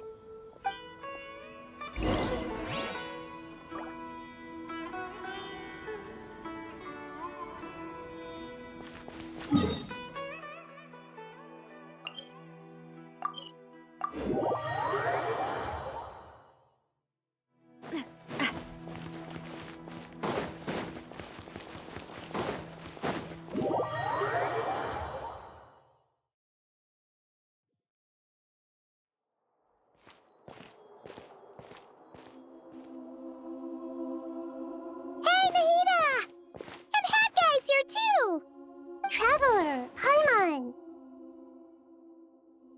What's going on here? Nothing much. Nahida was just expressing concern for my physical and mental well-being. Oh, the Traveler told Paimon all about that. We've both been very worried about you. Are you feeling alright? You make it sound like I'm on the brink of some kind of breakdown. Truth is, I'm doing much better than you might imagine. If we can just get to the bottom of Dottore's intentions, we can minimize his negative influence. That's the sort of thing I excel at. Just listen to that newfound optimism. It seems like having you enroll in the Bahumana was a truly inspired move. I can really see the positive influence. Observe, a classic Sumeru specialty. Chalking everything up to education and learning. To be honest, even I can sense the change in you. Everything Dottore said to you was a way to manipulate your mind. Fortunately, you're no longer under his sway. Can someone as old as me really continue to grow? If it helps, just think of yourself as a late bloomer. It's all a matter of phrasing, and it comes down to what standards you measure yourself by. For a puppet, developing at such an age is perfectly normal. But if you choose to call yourself a late bloomer, it sounds more like you consider yourself human. However you see yourself, well done. All right, I see what you mean. Anyway, what's your next step? What else can I do but complete my current courses? Everything else can wait. Anyway, that's enough chit-chat. There are still things in the city I need to help out with. I'll be heading there now.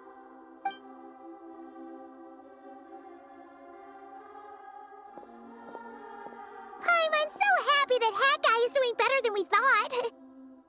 But what about you, Nahida? How are you holding up? The pyronosis burned down the corrupted Irminsul. The flames blazed for 7 days and 7 nights before they finally subsided. All that was left were the parts underground. Now, Aru shoulders the responsibilities that once belonged to Irminsul. The situation was contained before it got out of hand, so Tevat's most vital information has largely been preserved. Irminsul has a strong influence over you, doesn't it? How will you cope now that it's gone? There is no need to worry.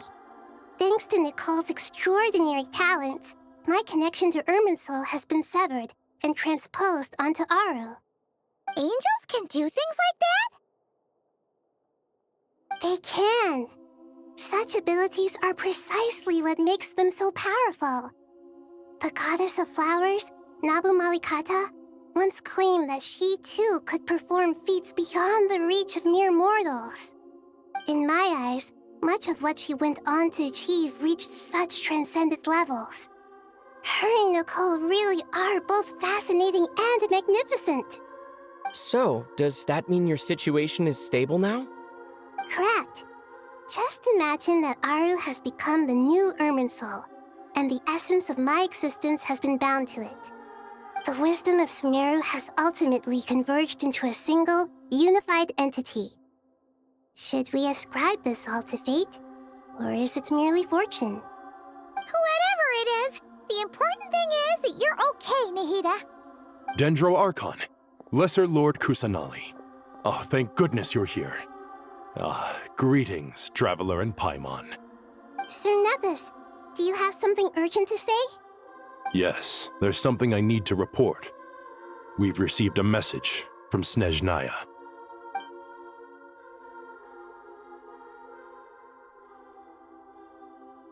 The Fatui Harbinger, the Rooster, sends us his sympathies, along with all the usual pleasantries. His stance is that, following the unrest and Nod Cry, Dottore was subjected to internal censure. This madness was the act of a rogue element, one who cannot be seen to represent the Zapoliarni Palace. No less than can be expected. Snezhnaya paid a heavy price working to stop him. They even lost one of their own harbingers. The letter goes on to say that even so, Snezhnaya cannot claim to be blameless. Apparently, they will deal with Dottore's subordinates in accordance with Snezhnayan law, holding all those involved in his crimes accountable. Additionally, they are supplying relief funds and supplies, which are already en route. They hope this will aid in Sumeru's reconstruction. Sounds like he's got an answer for everything. True. But as diplomatic rhetoric goes, it's highly effective. Completely watertight, both in logic and sentiment. This disaster has had a profound impact on Sumeru. There is much that I will keep in my heart. The matter of Dottore can be seen as settled for now. We are sure to cross paths again in the future, and in that light, Snezhnaya would do well to uphold their responsibilities and keep a tight rein over their actions. With Irminsul burned, the flow of fate now carries many more possibilities. I will be watching carefully. Perhaps we can move on to a less serious matter? Dendro Archon, will you eat with us once this matter is dealt with? Everyone wishes to celebrate together. Your presence would be most welcome. Of course! Junior Zod, Sino, and Hypatia all told me the same thing. If there isn't enough room for everyone, we can arrange back-to-back feasts. What a wonderful idea. That just leaves the question of what we should eat. Not more tomatoes, surely. More? Dendro Archon, what do you mean by more tomatoes? Those good friends of yours are always talking about tomatoes.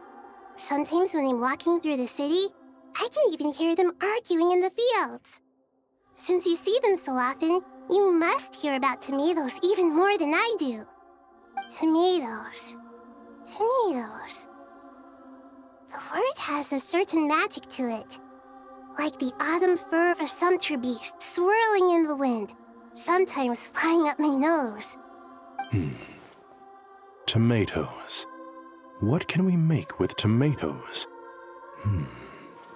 Wait, why tomatoes? Take your time, there's no need to rush. The traveler, Paimon, and I still have somewhere we need to visit. You'll have plenty of time to think it over before I return. Does this mean you're going to Natlan? Meet them there in person. It will require a long journey. I know. But this is necessary. I must go myself. Traveler, Paimon, we'll set off as soon as you're ready. Is that all right? Sure. We'll be ready whenever you are. You'll hear no objections from Paimon. We should grab some snacks along the way, though. It'll be just like going on a long holiday. Wonderful. I'm looking forward to this so much.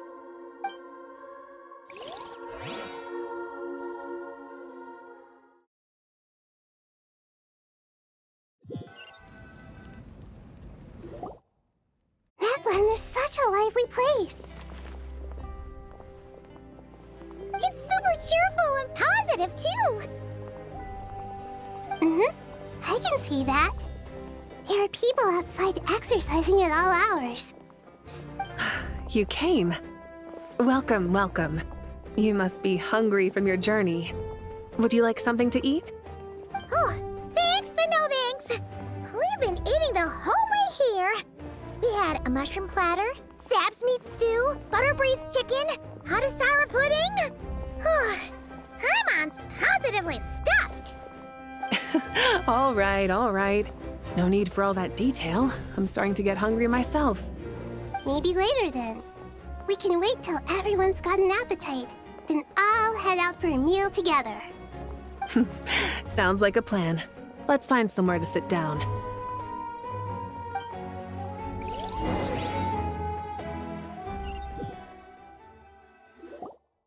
I should tell you, I already have some sense of why you've come.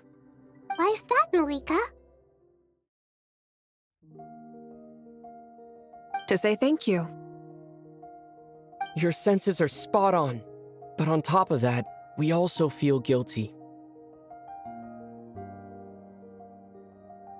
Because the pyronosis has vanished? I sensed its loss.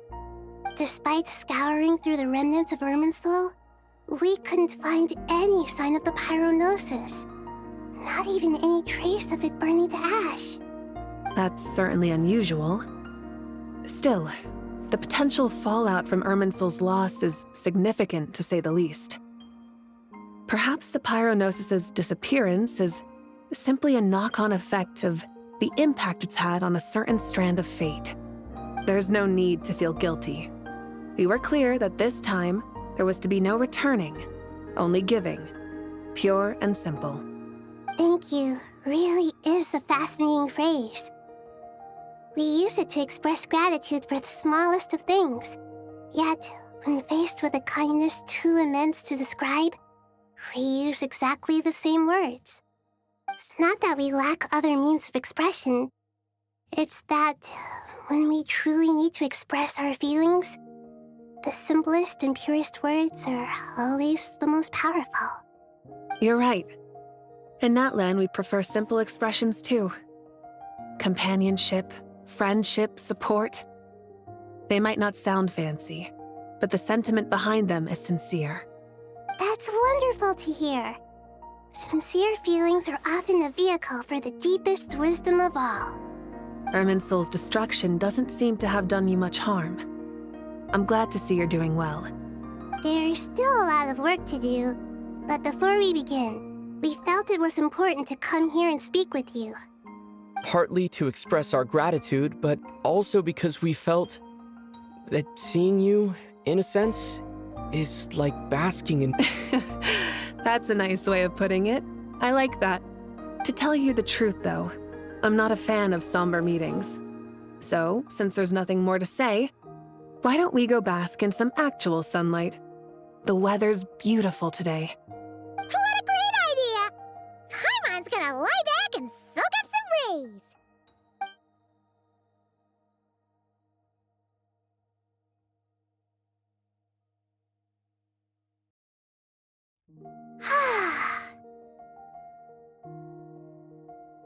In that case, I think I'll lie down for a bit too before we head to our next stop. And where might that be? Mondstadt. Paimon and I are gonna head back there with Kale and the gang. Long ago, I sensed that the god remains inside Kale had come from the goddess of flowers, but I kept it a secret. Those remains weren't hurting Kale, not as she is now. They simply exist. Besides, I could sense a deep yearning within her. A yearning for an ordinary life.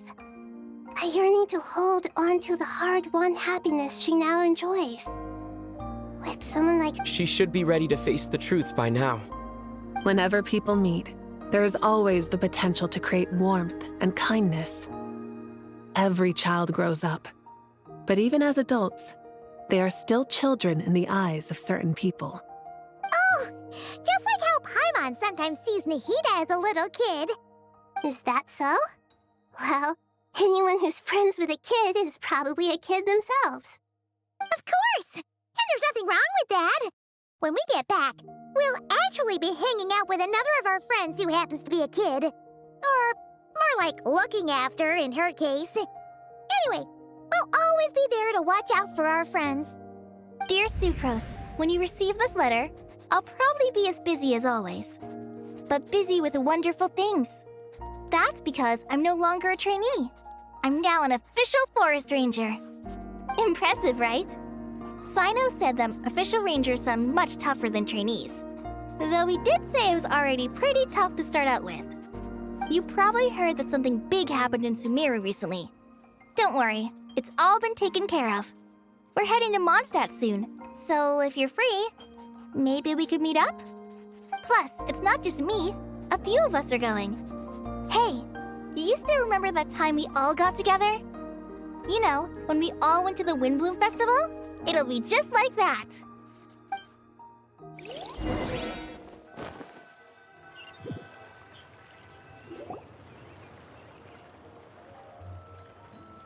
Dainari, is that... Don't you say it! Is that the great Vayu-Vyastra?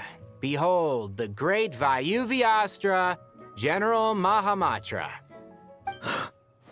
How times have changed. I wasn't expecting you to beat me to the punchline. You've changed. You've really upped the aggression in your battle against Sino's jokes. Kale, how did you know what I was going to say? For the love of... Hey! Traveler! Paimon, you're right on time! I hope we haven't kept you waiting. Kale! Sucrose, it's been so long! How have you been? I've been well. Everything's going great. What about you? Are you still busy? Not at the moment. Oh, right! That juicer you gave us works amazing! Farzan loves it. Seriously? That's wonderful. I don't suppose you drew up a detailed test report.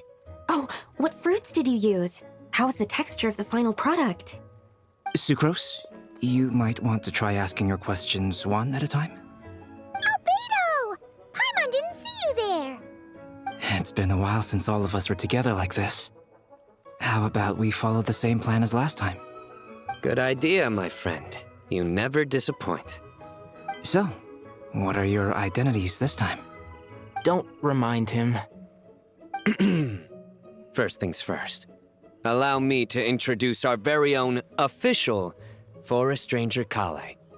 The rest of us are simply her humble travel companions. This sounds like one of those mushy stories that gets people hooked on some corny, heartwarming premise. Oh, is our story not heartwarming? If I recall correctly, there was even a scene like this in King of Invocations. Besides being heartwarming, our story's also about tough, impressive-sounding job titles.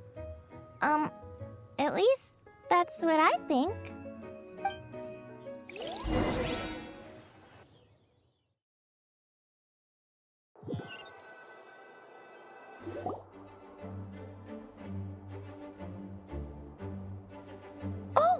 You're here already?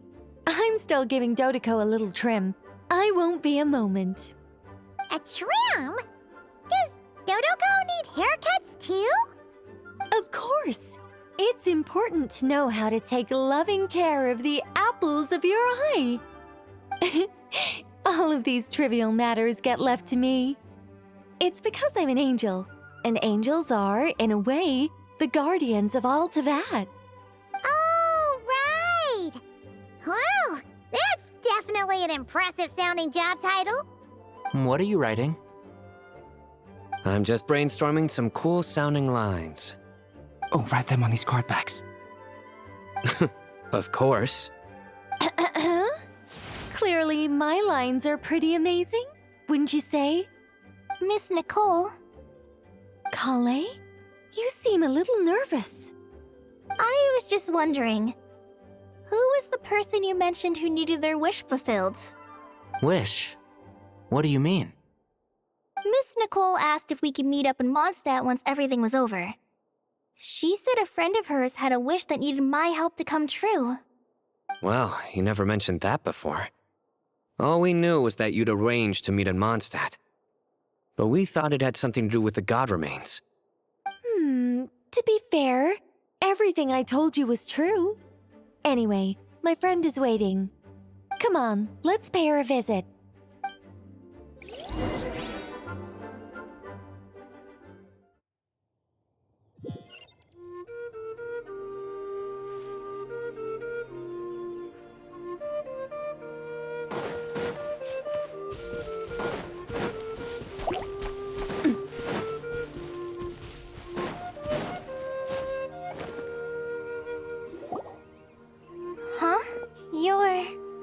Surprised?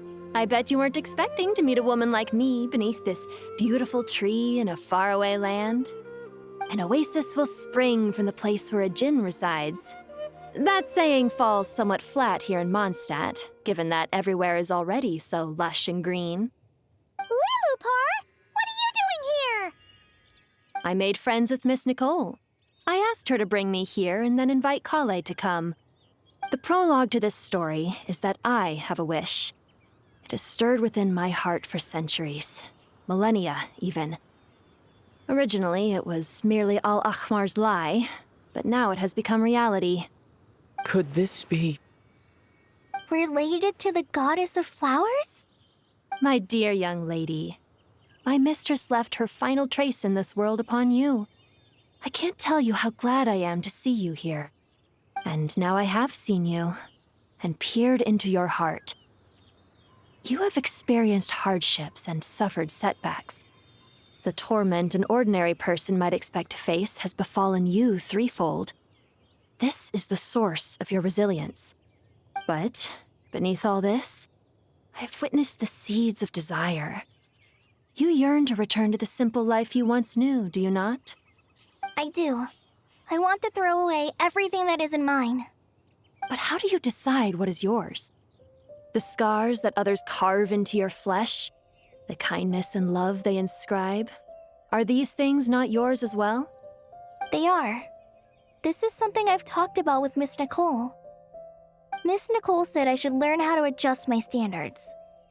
I just want to live as an ordinary human. Anything beyond that isn't mine.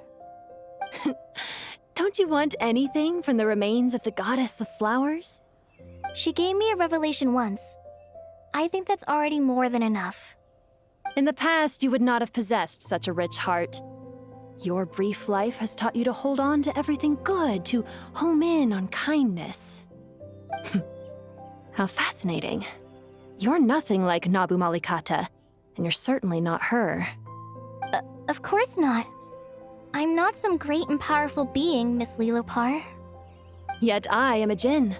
We exist because of the Lord of Flowers. We revere and love her. My wish is to see her one last time, to give everything for her. Kale, can you do this for me? But her remains won't be easy to remove. Are you sure this is what you want? That's beside the point. First, I need to know. Are you willing to do something for the soul of this lonely, wandering woman? I'm willing. But look, you know nothing about me. Even if you have heard the stories about me, all you would know is that I was rightly punished for the many evil deeds I committed. Ah, so you do know. Your lips are quivering, your eyes trembling, and still you're willing to do something for me. Life has been cruel to you, and yet you've learned to be kind. My dear young lady, to repay your kindness, I too must play my part. Are you sure about this, Lilupar? I yearn to see my mistress. For this moment, the world can burn to ashes, the universe be engulfed in flame. I care about nothing else. And you, Kale, I can give you a gift. You'll become just another ordinary human. But Miss Lilupar, what will happen to you? My wish will be fulfilled, and I can die happy. Why would you wish for that? A long, unending life might seem desirable for one who has never possessed it, yet it brings torment to one who has. My remains are scattered across the yellow sands, but my soul can find no peace. Since you've promised to grant my wish, give me that release. Allow the dying to die, and let the dead rest in peace. You have my thanks. Kale, there's no pressure on you. What she said, it's all true. A wish is a genuine desire, after all. It's as if you want to use the last of your life to give me a better future. Nothing so selfless. We'll be using our futures to fulfill each other's wishes. This is a noble act, a beautiful and secret transaction between two women. I understand. Miss Lilupar, I'm ready. Close your eyes, Kale. Then open your soul. From there, I will embrace my mistress. The downpour of flowers is your touch. Like returning to the very beginning. Like surrendering to your grace, my mistress. People say that devotion is beautiful, yet filled with pain. How foolish of them. For me, devotion is beautiful, pure and painless. Devotion is my love. Thank you.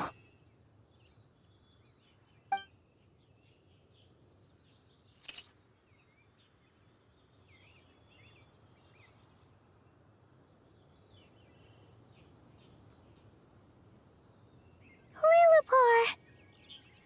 She disappeared? She left, carrying the blessing of flowers. Kale, are you alright? I'm fine. Now that the remains are gone, I don't actually feel any different at all. Those remains weren't hurting Kale. Not as she is now. They simply exist. Besides, I could sense a deep yearning within her. Kale must have already received what she was yearning for. I'm doing fine. I feel relaxed. There's really no need to worry. Then my wish has come true, too. To become ordinary? That's just one of my wishes. Actually, I have a few more. For instance, I want to protect the people I meet and help them find happiness. That sort of thing. So between Miss Lilupar and me, you fulfilled 2 wishes already, and protected 2 people. Wonderful, isn't it? I feel so fantastically happy. I guess that settles things here. So what's next? What do you want to do when we get back to town? Clay, look who I've brought to see you.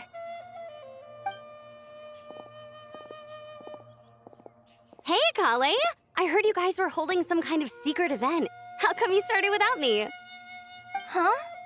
Oh no, it's nothing like that. We were just saying goodbye to an old friend.